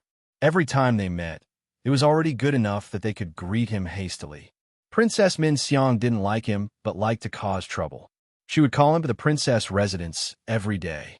Even if it was out of 10 times, she wouldn't see him at least 6 or 7 times. She even made the fifth Fuma kneel in front of her room all night long. Also, she allowed her subordinates to ask for benefits from the Fuma. After Princess Min Xiang had dealt with the Fuma, she wasn't stingy with the benefits that she should give to his family. Or it could be said that she was using this method to tell the Fuma how capable she was. If he wanted to resist her, he had to weigh his own weight first. Other than that, only the parents of the fifth prince consort knew a little about the situation, but they didn't make it public. As for the other elders, they had very little contact with them. Their impression was that Princess Min Xiang was probably not very close to people. But thinking that she was a princess and was of noble descent, it was most likely normal. It probably wasn't because of Princess Min Xiang's generosity. Therefore, this extremely illogical couple, in the eyes of outsiders, was actually harmonious and deeply in love with each other. Noble consort Su was a person who took care of everything. If she knew that her daughter was like this after getting married, it would be like tearing her face clean, throwing her on the ground, and stepping on her before sending her into the smelly ditch. Who knew what expression she would have? However, she still thought that her daughter was very good and was sensible after getting married. Jingwan noticed that her husband's gaze lingered on Princess Min Xiang and her husband for a moment. Jingwan also looked over and took a few more glances. There didn't seem to be anything special. Li Hongyuan saw the confusion in Jingwan's eyes. He only smiled and didn't say anything. Speaking of which, the affairs of the world were really unpredictable. In the previous life, Princess Min Xiang's Fuma was Chun Jingmin. She ruined Chun Jingmin's future while Princess Min Xiang was in Chun Jingmin's hands. She was as obedient as she could be. Even if Chun Jingmin didn't treat her well, she didn't even dare to tell her mother. Now, the fifth Fuma was like this. However, no matter how cowardly a man was, there were some things that he wouldn't tolerate. Once he tolerated and gave way, then there must be a reason for his tolerance. Unfortunately, Princess Min Xiang didn't know this. On one hand, she felt that she had been wronged by marrying such a man. On the other hand, she enjoyed the sense of accomplishment of completely controlling this man. Princess Min Xiang feared Li Hongyuan from the bottom of her bones. Therefore, when she met Li Hongyuan's gaze, she couldn't help but shrink back. The fifth Fuma saw this. He never knew that this arrogant and despotic Princess Min Xiang, who could act obediently in front of the emperor, actually had someone who was afraid of her. It was really a rare thing. Speaking of which, the living king of Hell's reputation was very great in the capital. However, his relationship with noble consort Su and her son had always been good. Although he didn't seem to get along well with Prince Rue, he didn't hear of any discord between him and Princess Min Xiang. Thinking about himself, the fifth Fuma felt that there might be something that no one knew about. However, this wasn't something that he dared to investigate. He also didn't have the ability. Her daughter was inexplicably afraid of her adopted son. Noble consort Su was also very helpless. It wasn't that she couldn't think of a way to get them closer. Getting closer didn't have any effect. Noble consort Su sat down on the main seat with a joyful smile. It's rare for all of you to gather together. Now that we're in Jade Essence Palace, there's no need to restrain yourselves. The people below all agreed one after another. There were some things that they didn't want to talk about, and some things that weren't good to talk about. Everyone talked about things that wouldn't make others unhappy or taboo. As a result, the scene was quite harmonious and casual. Jingwan liked naive and cute children. Even if they were naughty, they were quite likable when they weren't naughty. As for Prince Rue's two children, they had been taught very well by Princess Rue. It was just that they were a bit quieter and lacked the liveliness that children should have. Jingwan knew that noble consort Su didn't like her and didn't want to annoy her. She would also feel annoyed by those hypocritical pleasantries. Thus, she bluntly called the two children to her side and let someone deal with noble consort Su. In any case, noble consort Su probably just wanted to talk to her son. Jingwan then asked the palace servants of the Jade Essence Palace to bring over some small objects. There were large and small objects and even some beads. The two children were already past the age where they would casually stuff anything into their mouths, so Jingwan didn't have to worry about anything. She just played with the two children. At the beginning, the two children were still a little reserved and occasionally glanced at their mother. Seeing that Jingwan had so many tricks in her hands, they gradually forgot. From time to time, they could hear children's words like, "Wow, sixth aunt, you're so awesome," and so on. Their faces were unusually bright. Jingwan gently scratched their little noses and quickly used the beads to string out a lifelike small animal. Otherwise, she would use all kinds of rags to piece together, cut, and sew. A cute doll appeared. Although Jingwan's embroidery skills were terrible, basic sewing was not a problem for her. Otherwise, she would draw very simple pictures with some cartoon shapes. The kittens and puppies on the paper were in all kinds of poses and charmingly naive. The simple background layout looked very interesting, and the children couldn't be more fond of it. It was one thing for her to do it herself, but she also taught the two children to do it together. However, it was not a rigid rule. It was their own play. Even if they did something wrong, she could turn waste into treasure in a second. Princess Rui looked at her two daughters who were smiling very happily. Her eyes became gloomy more than once. She really rarely saw her daughters smiling like this. The things that Jingwan made were very simple, and most of the maids could do it. When they were in the prince's mansion, the maids also played with them. However, compared with Jingwan, the maids were more serious and less childlike. There were only a few tricks, and there were not many changes. Moreover, when the maids played with them, they never dared to let them hold the scissors by themselves. They could only watch. Naturally, the fun was one level lower. Jingwan was patient and careful. Not only did Princess Rui notice it, but the others also gradually stopped talking and focused their attention on them. Sixth sister-in-law, you seem to still be childlike. When you have children in the future, we can play together. Princess Minxiang pursed her lips and smiled. However, there was not a single person present who did not understand the euphemism. She was married, had a child, and even played with the child. What was that called? To put it nicely, she was still childish. To put it bluntly, she had not grown up. In this way, how could she serve her husband well? How could she be filial to her parents-in-law? Under normal circumstances, no elder would like her to have an innocent daughter-in-law. However, Princess Minxiang wasn't a mother and didn't know that some things couldn't be seen only once.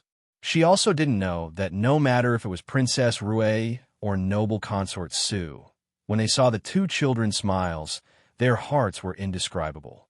Didn't she see how much noble consort Su disliked Jingwan and didn't say a word at this moment? She also did not know that her words made the king of hell, who she was most afraid of, remember her words. Li Hongyuan was originally a narrow-minded person, especially when it came to Jingwan.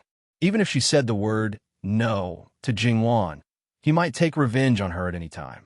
Speaking of which, Princess Minxiang did not have a good impression of Jingwan. It was mainly because noble consort Su said a few words in front of her a few days ago. In fact, according to noble consort Su's character, she was not the kind of person who gossiped behind others' backs. Even if she made her opponent look bad in front of Lu Qingdi, she was quite skillful. Therefore, she did not say anything. However, Princess Minxiang misunderstood her. Li Hongyuan glanced at her coldly. Minxiang is married and has grown up. It is not difficult for her to take care of her husband and children, serve her parents-in-law, and take care of her aunts and uncles. As you said, your sixth sister-in-law has not grown up yet, so there is no need to be too calculative about many things. Princess Minxiang subconsciously shrank, and Li Hongyuan's following words made her feel even more uncomfortable. No one knew better than herself what she was like after she got married. It could be said that Li Hongyuan's every word poked at her weak spot, making her feel guilty and short of breath. She did not even dare to refute. Noble consort Su also knew that her adopted son was very protective of his daughter-in-law and probably treated her very well. Although she did not know what her daughter was like after she got married, she could hear his sarcasm towards her daughter. She even felt that his following words were actually for her. However, now, noble consort Su was also short of breath in front of Li Hongyuan. Your sixth sister-in-law likes children. When you have children in the future, it will be the same. Children were not in existence that could be mentioned to Princess Minxiang.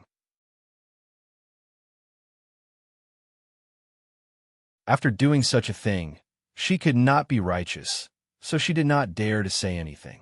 Thus, Princess Minxiang's abnormality was naturally noticed, and it was not only noble consort Su. Minxiang, what's wrong? Are you hiding something from mother?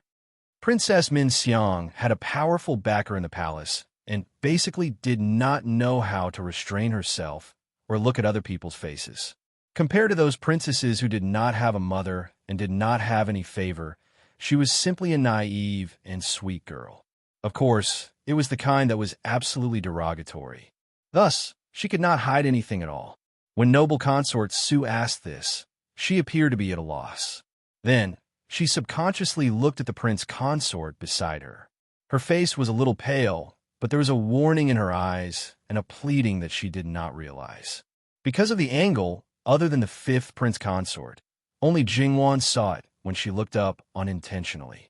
Now, she was 100% sure that there was a problem between this couple, and it was not a small problem. The eldest princess had a strong husband and a weak wife. This couple was probably the exact opposite. It was just unknown to what extent. The fifth prince consort did not disappoint Princess Minxiang. He smiled gently at Princess Minxiang and looked at noble consort Su. Noble consort, it's like this. Actually, 2 months ago, the princess was pregnant, but she did not realize it at that time. The princess accidentally slipped, and the child was gone. The princess was very sad about this and blamed herself, so she did not dare to tell noble consort. Speaking of which, this is also my fault. I did not take good care of the princess. Thus, I was very timid and did not dare to ask for forgiveness from noble consort. As he spoke, he revealed a sad and guilty expression.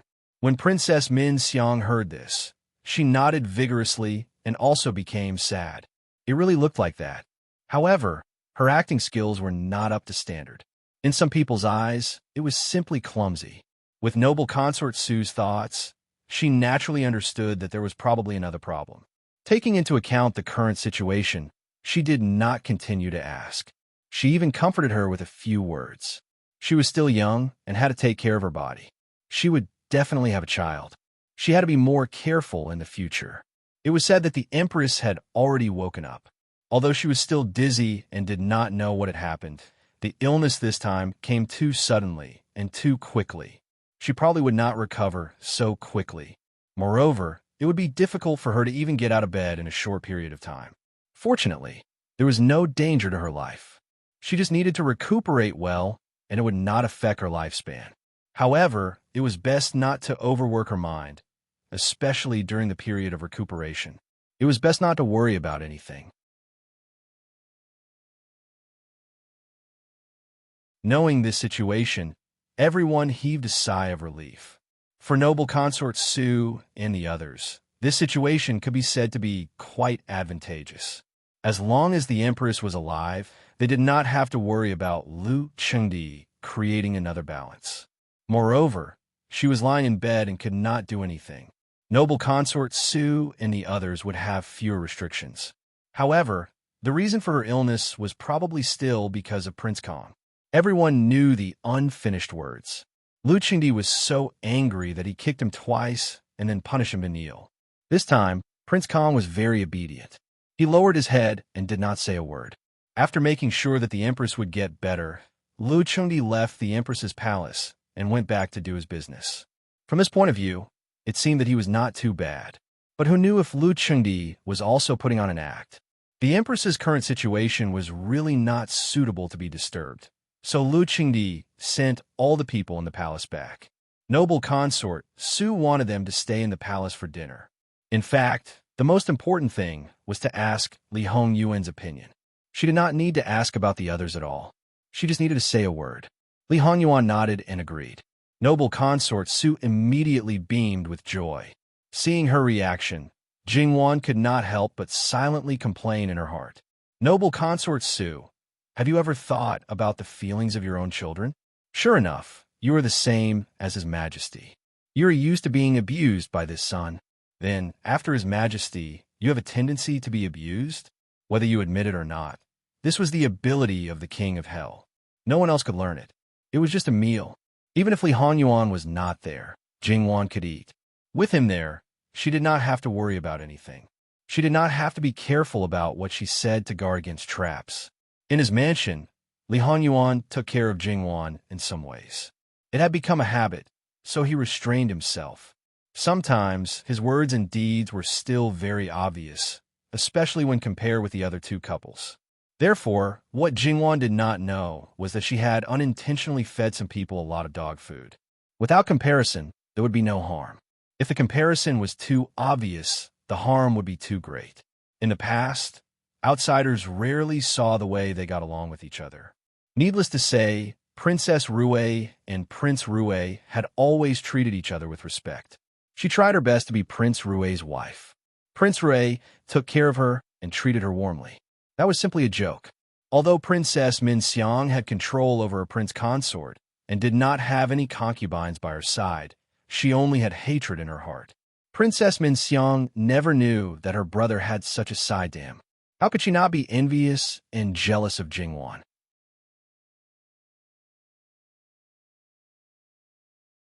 Noble consort Su was also very frustrated, especially when she saw Jingwan's indifferent expression. It was obvious that she was used to it. Noble consort Su was even more unhappy. But she had to take care of her son, take care of her son, take care of her son. In the end, he understood Li Hongyuan's character. He wasn't like Patriarch Pei, who thought that Li Hongyuan was putting on an act. This man who always did things his own way and disdained to put on an act. Why would he purposely put on an act for others to see? Therefore, this was something that couldn't be any more real. Who would have thought that Jin Xinwang, who was dissolute and fond of beauty, who would pamper the most beautiful woman for 7 days, would be so considerate towards his Wang Fei, who was not considered to be absolutely beautiful? After finishing lunch and digesting the food, noble consort Su let Li Hongyuan take Jingwan to the side hall where he used to live. That was the place where Li Hongyuan lived before he was 7 years old. Noble consort Su had kept it until now. Of course, Prince Rue also kept it, but Prince Rue declined. He still had things to do and let Princess Rue take the 2 children to rest. As for Princess Min Xiang, there was no need to talk about it, because this girl, before she got married, she had always been in Jade Essence Palace. At this time, she did not think of herself as a married daughter. Jingwan entered the side hall and saw the layout inside. There was not a single thing that was not meticulous. Moreover, there were no sharp things, and the corners were also carefully handled. Noble consort Nyanyang is really good to Wang Yi. Jingwan sighed with emotion, but this emotion was not pure. A complicated look flashed through Li Hongyuan's eyes. This place was the place where he lived before he was 7 years old, and the time he came back was when he was 10 years old. This meant that the real time that he parted with this place, added together, was close to 50 years. Originally, he should not have any impression of this place, but after walking in, some things still faintly appeared in his memory. It could be seen that this memory was very profound to him, but Su sure destroyed it. In the previous life, it wasn't that Li Hongyuan didn't have resentment, but as time passed, it faded. But now, he had the only person he cared about by his side. Li Hongyuan reached out and pulled Jingwan's hand. Jingwan was puzzled at first, but then she smiled. Is Wang Yi hiding any little secrets here? Even if there is, after so many years, I would have long forgotten. Can I look for it? Jingwan asked expectantly. With regards to her husband's childhood matters, Jingwan was looking forward to it. Li Hongyuan chuckled, sure.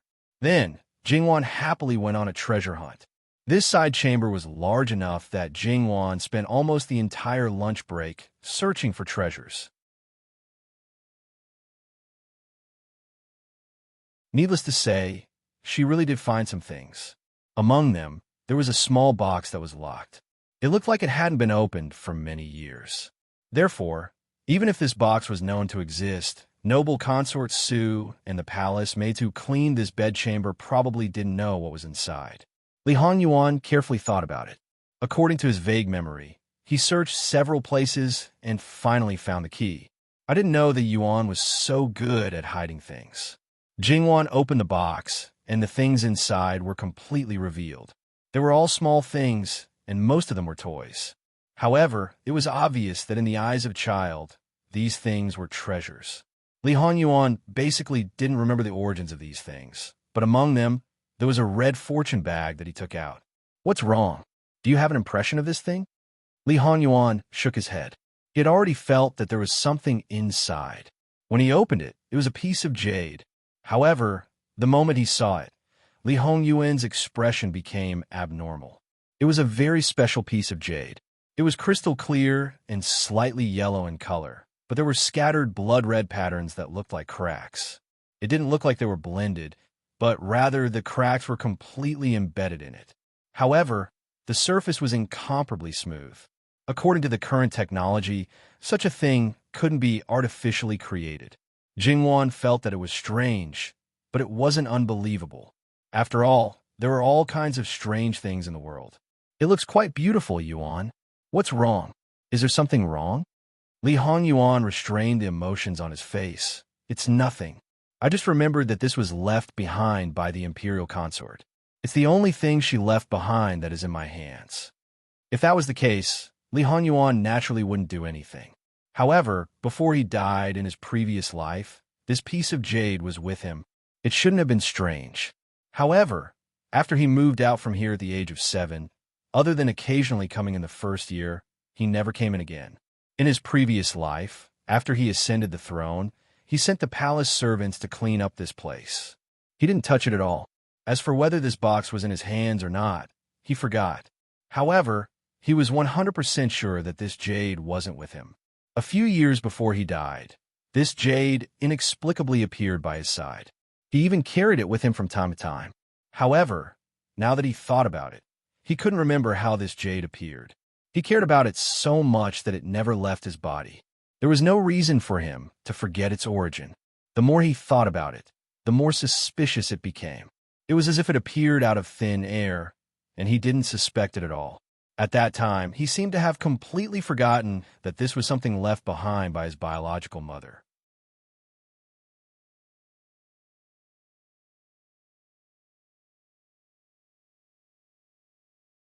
The last time I entered the palace, I should have paid my respects to Imperial Noble Consort Shu. However, because of a small accident, I left the palace first. Thinking that there's nothing to do now, I came to see Imperial Noble. I hope Imperial Noble doesn't blame me. Qin Shufei laughed. You're quite honest. Then, they chatted a bit more. Li Hongyuan just drank tea on the side, looking relaxed and at ease. However, other than the first greeting, he didn't say a word. No matter how one looked at it, it was a bit, all right, Ben Gong won't keep you. If you wait any longer, Old Sixth will have a temper. Qin Shufei said, slightly teasingly. Jingwan was about to say something when Lu Cheng Emperor's chamberlain outside came to deliver the imperial edict. Left with no choice, Li Hongyuan and Jingwan received the imperial edict together. The so-called imperial edict was only a verbal order, but the thing that came with it. Qin Shufei received the phoenix seal with both hands and sighed helplessly. The tree wants to be still, but the wind won't stop. That's right, Guida, Shu, and Xian were the 4 imperial concubines, with Gui Fei as the head. Lu Qing Emperor only had 2 imperial concubines in his harem. The empress had a phoenix body, so even if the palace affairs weren't handed over to the people around the empress, the phoenix seal should have been handed over to Gui Fei. She would take care of official business, and then Shu Fei would assist her. But now, the Gui Fei was bypassed, and the phoenix seal fell into Shu Fei's hands. In the end, it was probably for the sake of balance. She could almost imagine that in the future, Kong Wang Qin's power would shrink, and the Gong Wang Qin's power would expand. The Sweet Dew Palace, which had always been peaceful, would also become lively. And some things, even if Qin Shufei didn't want to get involved, they would take the initiative to involve her. There would always be people who wouldn't let her off easily, especially the Gong Wang Qin, who knows how much he would jump up and down. If Qin Shufei really was a person who liked the present life, then the following days would really make her uncomfortable. Shufei Nyang. Jingwan felt a little guilty because she was the culprit. If it weren't for her, her husband wouldn't have let the empress fall ill. And if the empress didn't fall ill, Shufei wouldn't have to take on such a hot potato and could still live a comfortable life. Qin Shufei saw Jingwan's worry and her heart warmed. She really was a good child. Chuckling, it's okay, although I don't like it, I can still cope. I'm afraid someone will come here soon. You should leave the palace. They couldn't help if they stayed. On the contrary, they might even cause trouble, so it was best to obediently leave the palace. Leaving the palace and boarding the Wang Mansion's carriage, Jingwan sighed. The following days won't be peaceful. When did Wan ever feel peaceful? That's right, this inheritance war, as long as it doesn't end, there will be no peace. Even if it ends, it may be chaotic for a while. It won't affect Wan. What he did was to hold up the sky for Jingwan, but if he made her worry and tired, what was the point of living? I know. Jingwan lazily lay on the Hong Yuan's lap. By the way, a Yuan, Princess Min Xiang and her husband don't seem to be on good terms. It's nothing more than Min Xiang being unruly and domineering. I don't know the specifics, but if you're interested, you can ask an E. In Jingwan's view, an E was the head of the Secret Service under the Living Hell King. He not only had to do the work on the surface, but also had to do things in the dark. He even had to manage all kinds of gossip, which was really difficult for him. A Yuan should give him more monthly allowance. Jingwan teased. Isn't this under Wan's management? Besides, it's just a summary of some information. How hard can it be? Jingwan was silent for a moment. It seemed that they didn't need to care about food and clothing. All of it went through the Wang Mansion's public account, and every month there was at least 1,000 taels. If they went out on missions, there were additional subsidies. For ordinary high-ranking officials, as guards, it seemed that having 10 taels a month was not bad. Even if it was a Wang Mansion, especially one with power and influence, 100 taels a month was already very good. Thinking about it this way, Jin Xinwang Mansion was simply the highest of high salaries, and it seemed that they weren't treated badly. Jingwan's heart was at ease. You're tuning in to the Romance Rendezvous YouTube channel. We're so grateful for your support, and don't forget to subscribe to join us on this incredible journey through captivating stories. Your generosity through donations truly makes a world of difference, as it's the primary source of revenue that allows me to expand and enhance this channel for you. Thank you from the bottom of my heart for being a part of this adventure.